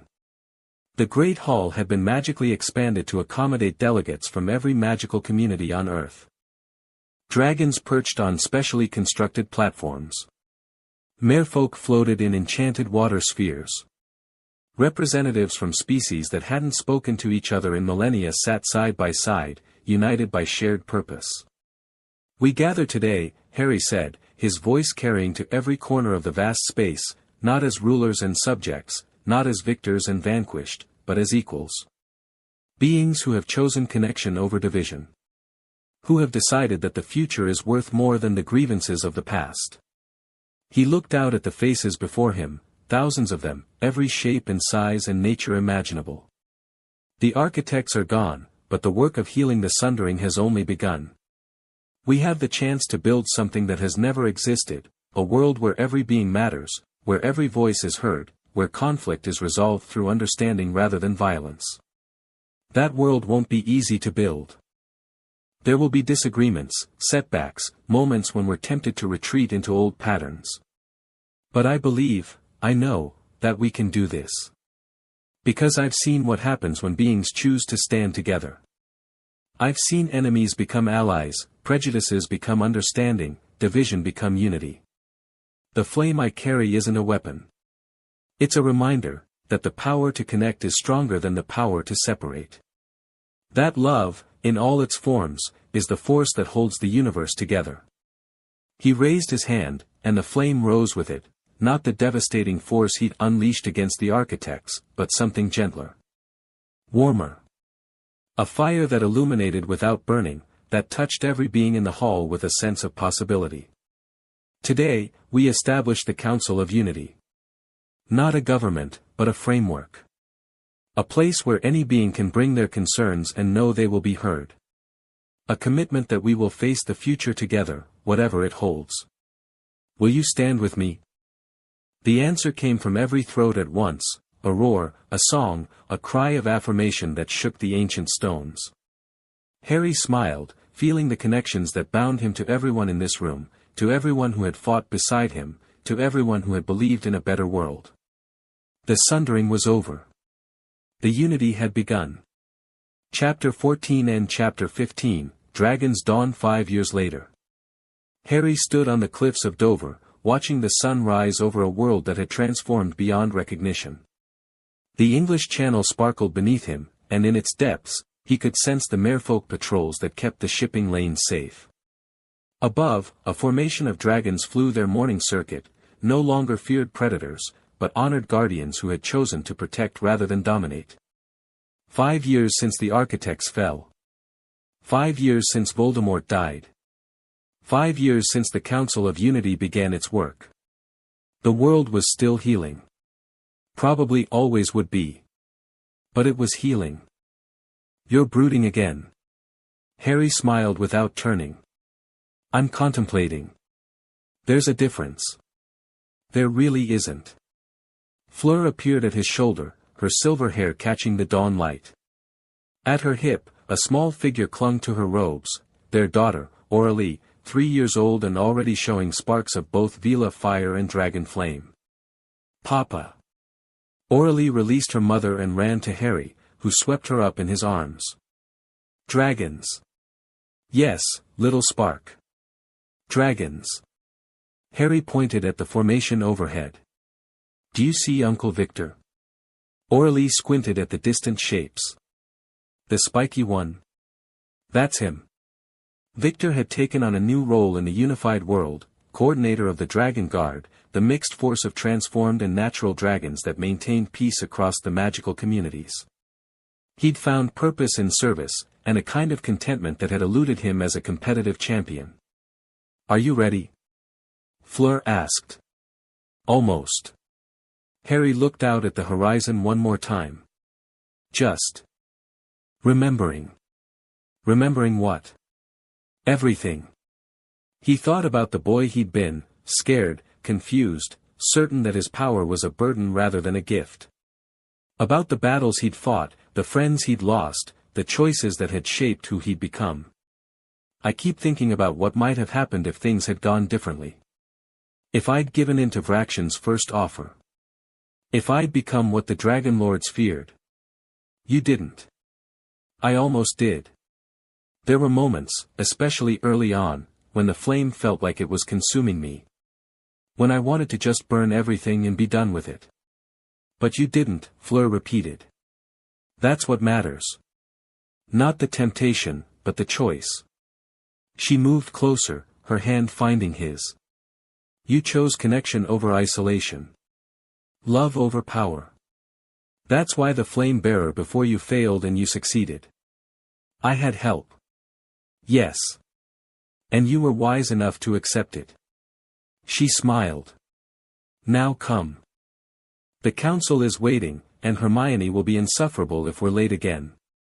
The Council of Unity met in a structure that defied conventional architecture. Built at the intersection of multiple magical domains, on an island in the Mediterranean that touched wizarding, merfolk, and dragon territories simultaneously, it rose from the sea like a dream given form. Towers of living coral supported chambers of enchanted crystal. Gardens floated at impossible angles, tended by beings from every magical tradition. At its heart, a great hall that could accommodate representatives from every species on Earth. Harry entered through the main portal, Fleur beside him, Aurelie now riding on his shoulders. The delegates parted as they passed, not in fear, but in respect. The flame-bearer and his family had become symbols of the new world, living proof that beings of different natures could not just coexist but thrive together. Harry. Hermione hurried toward them, her robes billowing, her arms full of scrolls. Behind her, Ron followed at a more leisurely pace, having learned long ago that trying to match his wife's energy was a losing battle. "We're not late," Harry said. "You're almost late, which is practically the same thing." But Hermione was smiling as she said it. The dragon delegation arrived early. They want to discuss the northern migration routes before the formal session. Problems? Nothing serious. Some territory disputes with the giant colonies. Cedric's been mediating, but they want your input. Harry nodded. Cedric had become one of the Council's most effective diplomats, his Hufflepuff fairness proving invaluable in negotiations between factions that had been enemies for centuries. "I'll speak with them after the opening session." "What else?" The Deep Council sent representatives for the anniversary celebration. Thessalonica herself is here. Hermione's eyes sparkled with scholarly excitement. She's promised to share some new findings from their historical archives. Apparently, they've discovered records from before the Sundering, actual first-hand accounts of what the world was like when all magical beings were unified. That's incredible. I know. I've been trying to schedule time with her for months. Hermione caught herself, visibly reining in her enthusiasm. This is important historical research that will benefit our understanding of magical heritage. And you're excited. I'm professionally excited. Ron caught Harry's eye and grinned. She's been bouncing off the walls since the message came. Nearly set her notes on fire. I did not, you absolutely did. Their bickering faded into comfortable noise as Harry continued through the hall. 5 years of marriage had given Ron and Hermione a rhythm that was equal parts argument and affection. They'd built a life together, a home near the council chambers, 2 children who showed signs of both their parents' talents, and shared work that gave meaning to their days. It was exactly what Harry had hoped for when he'd first imagined a unified world. Not grand gestures or dramatic transformations, but simple things.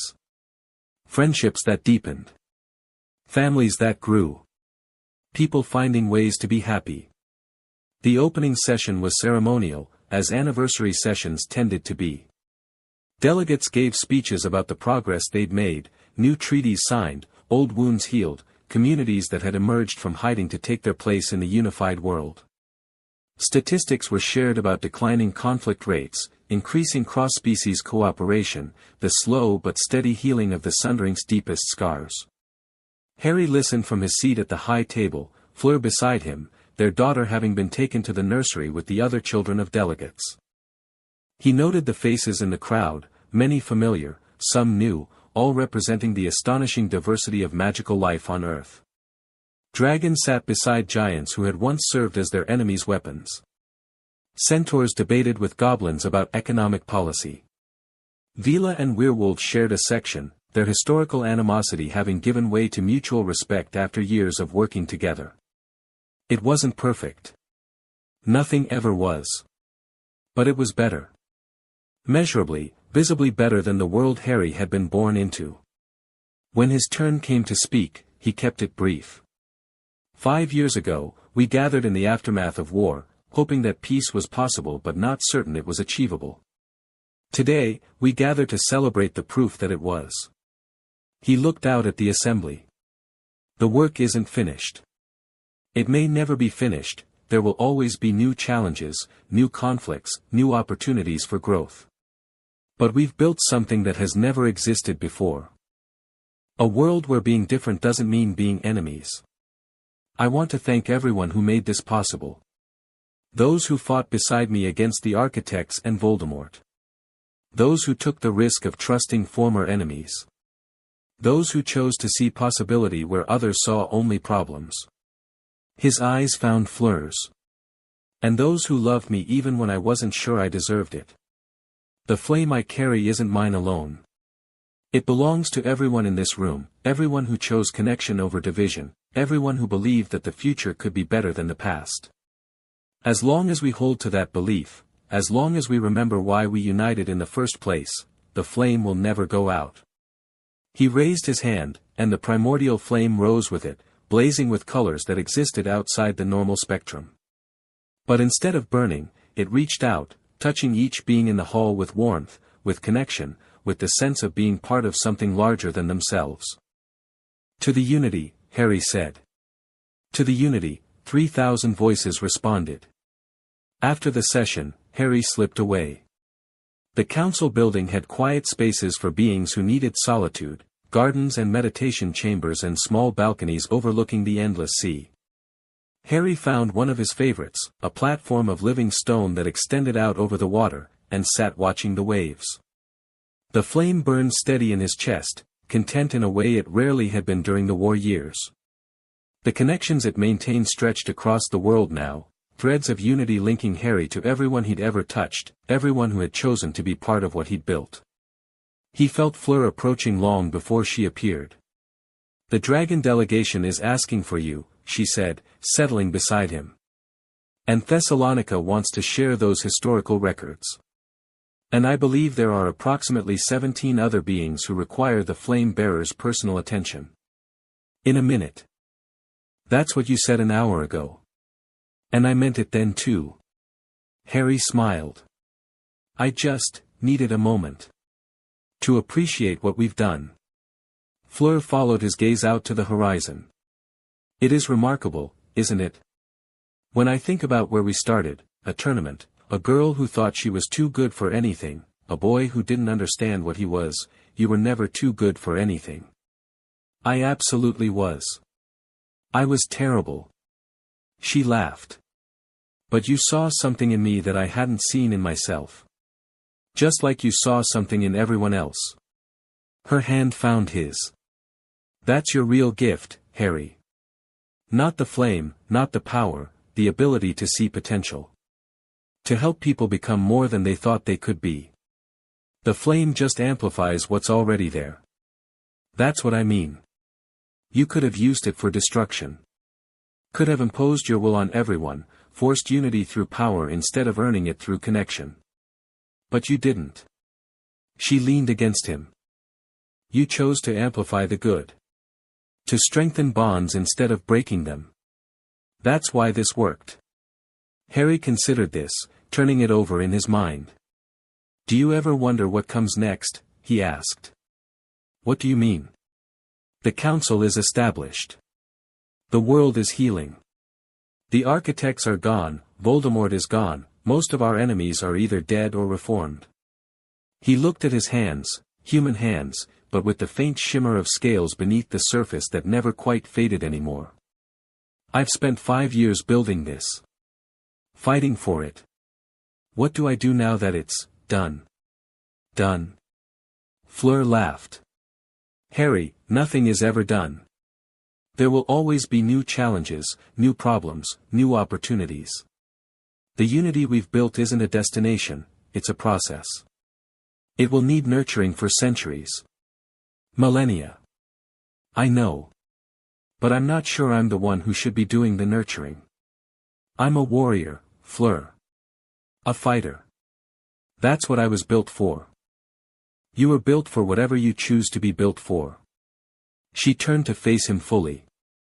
"The flame bearer isn't a job, Harry. It's an identity. And identities can change, evolve, grow. You don't have to be the same person you were during the war. What if I don't know who else to be? Then you figure it out. Like everyone else." Fleur's smile was warm. "You have help, you know. A wife who loves you. A daughter who adores you. Friends who would die for you, and more importantly, live for you. You don't have to figure out the rest of your existence today. Harry absorbed this, feeling the truth of it settle into his bones. I love you, he said. I know. Her eyes sparkled. I love you too. Now come inside before Hermione sends a search party. The anniversary celebration continued into the evening. There was feasting, food from every magical tradition, prepared by beings who had once been enemies and were now colleagues. There was music, songs in languages Harry didn't speak, melodies that touched something deeper than words. There was dancing, laughing, the simple joy of beings sharing space with each other. Harry moved through it all, speaking with delegates, resolving minor disputes, accepting congratulations and offering encouragement. The flame burned steady in his chest, feeding on the connections around him, growing stronger with each hand he shook and each life he touched. As the night wore on, he found himself back on the balcony, watching the stars emerge over the darkening sea. You're thinking again. Harry turned to find Ignatius standing behind him, the eldest of the Dragon Council, the being who had first believed in him when no one else had reason to. Ignatius. I didn't expect you at the celebration. I am old, not dead. The ancient's cracked lava eyes glittered with humor. Besides, I wanted to see what you've built. To witness the fruit of the seed I helped plant. Are you satisfied with what you see? Satisfied? Ignatius moved to stand beside him. I have lived for 3,000 years, young one. I have seen empires rise and fall, have watched countless beings promise change and deliver only ashes. In all that time, I have never seen anything like what exists today. Is that a yes? That is a, profoundly impressed. The ancient was quiet for a moment. When I first met you, I saw potential, but I also saw danger. The flame has destroyed more bearers than it has empowered. I told myself I would watch you, and if you showed signs of corruption, would end you myself. That's reassuring. It should be. Because here you stand, 5 years after claiming power that has broken gods, and you are more human than ever. More connected. More loving. Ignatius shook his head slowly. You've done what no bearer before you accomplished, Harry Potter. You've mastered the flame without losing yourself to it. I had help. Yes. But you were wise enough to seek that help. Strong enough to accept it. The ancient turned to face him. I will not live much longer. A few more centuries, perhaps, and then even I must return to the fire. But I will go knowing that I saw something impossible become real. That is a gift beyond price. Harry felt something tighten in his chest. Ignatius, do not mourn me. I have lived longer than any being has a right to. My time is coming, and I welcome it. The ancient's eyes softened. But before I go, I wanted you to know, I am proud of you. Proud of what you've become. Proud of what you've built. Thank you. Thank you. For reminding an old dragon that the world can still surprise us. Ignatius began to turn away, then paused. One more thing. The flame will pass eventually, to your children, or to others who share your vision. When that time comes, do not fear it. The fire you have kindled will burn long after you are gone. He walked away, leaving Harry alone with the stars and the sea and the steady warmth in his chest. Fleur found him as the celebration wound down. Aurélie was asleep in her arms, exhausted by a day of playing with children from a dozen different species. Harry took his daughter gently, cradling her against his shoulder, feeling her small heart beat against his chest. Ready to go home? Fleur asked. Almost. Harry looked back at the council building, at the light still glowing in its windows, at the beings still talking and laughing inside. I want to remember this. Remember what? All of it. This moment. This peace. This. He struggled for words. This rightness. The feeling that everything we fought for, everyone we lost, it was worth it. The world is better because we didn't give up. It is.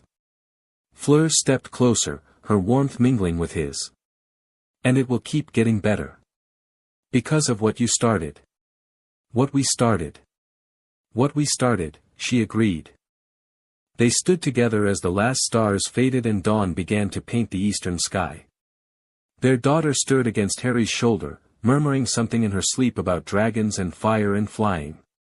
The primordial flame burned in Harry's chest, not the desperate blaze of war, but the steady warmth of purpose fulfilled. The world had been broken, and they had helped heal it. The sundering had lasted 3,000 years, and they had begun to end it. There would be more challenges. More conflicts. More opportunities for growth. The work was never truly finished, that was the nature of building something worth having. But for this moment, in the quiet dawn of a new day, Harry allowed himself to feel what he had earned. Peace. Connection. Love. The dragon within him spread its wings and soared toward the rising sun, carrying the fire of unity into whatever tomorrow would bring. Epilogue 20 years later, Aurélie Potter Delacour stood before the Council of Unity, her mother's silver hair framing her father's green eyes. The flame burned in her chest, passed to her on her 18th birthday, when Harry had finally felt ready to let go of the power he had carried for so long. The flame-bearer addresses the council, she announced, and her voice carried the weight of connection that had become the family legacy. In the gallery, Harry watched with Fleur, their hands intertwined, their hearts full. Their daughter spoke of challenges facing the unity, new conflicts, new opportunities, new beings emerging from ancient hiding places to take their place in the world. But she also spoke of hope. Of the progress they had made. Of the future they were building together. When she finished, the council rose in applause, dragons and merfolk and centaurs and humans, all united in support of the young woman who carried their collective fire. Harry felt tears on his cheeks, and didn't bother to wipe them away. The world was in good hands. The dawn was just beginning.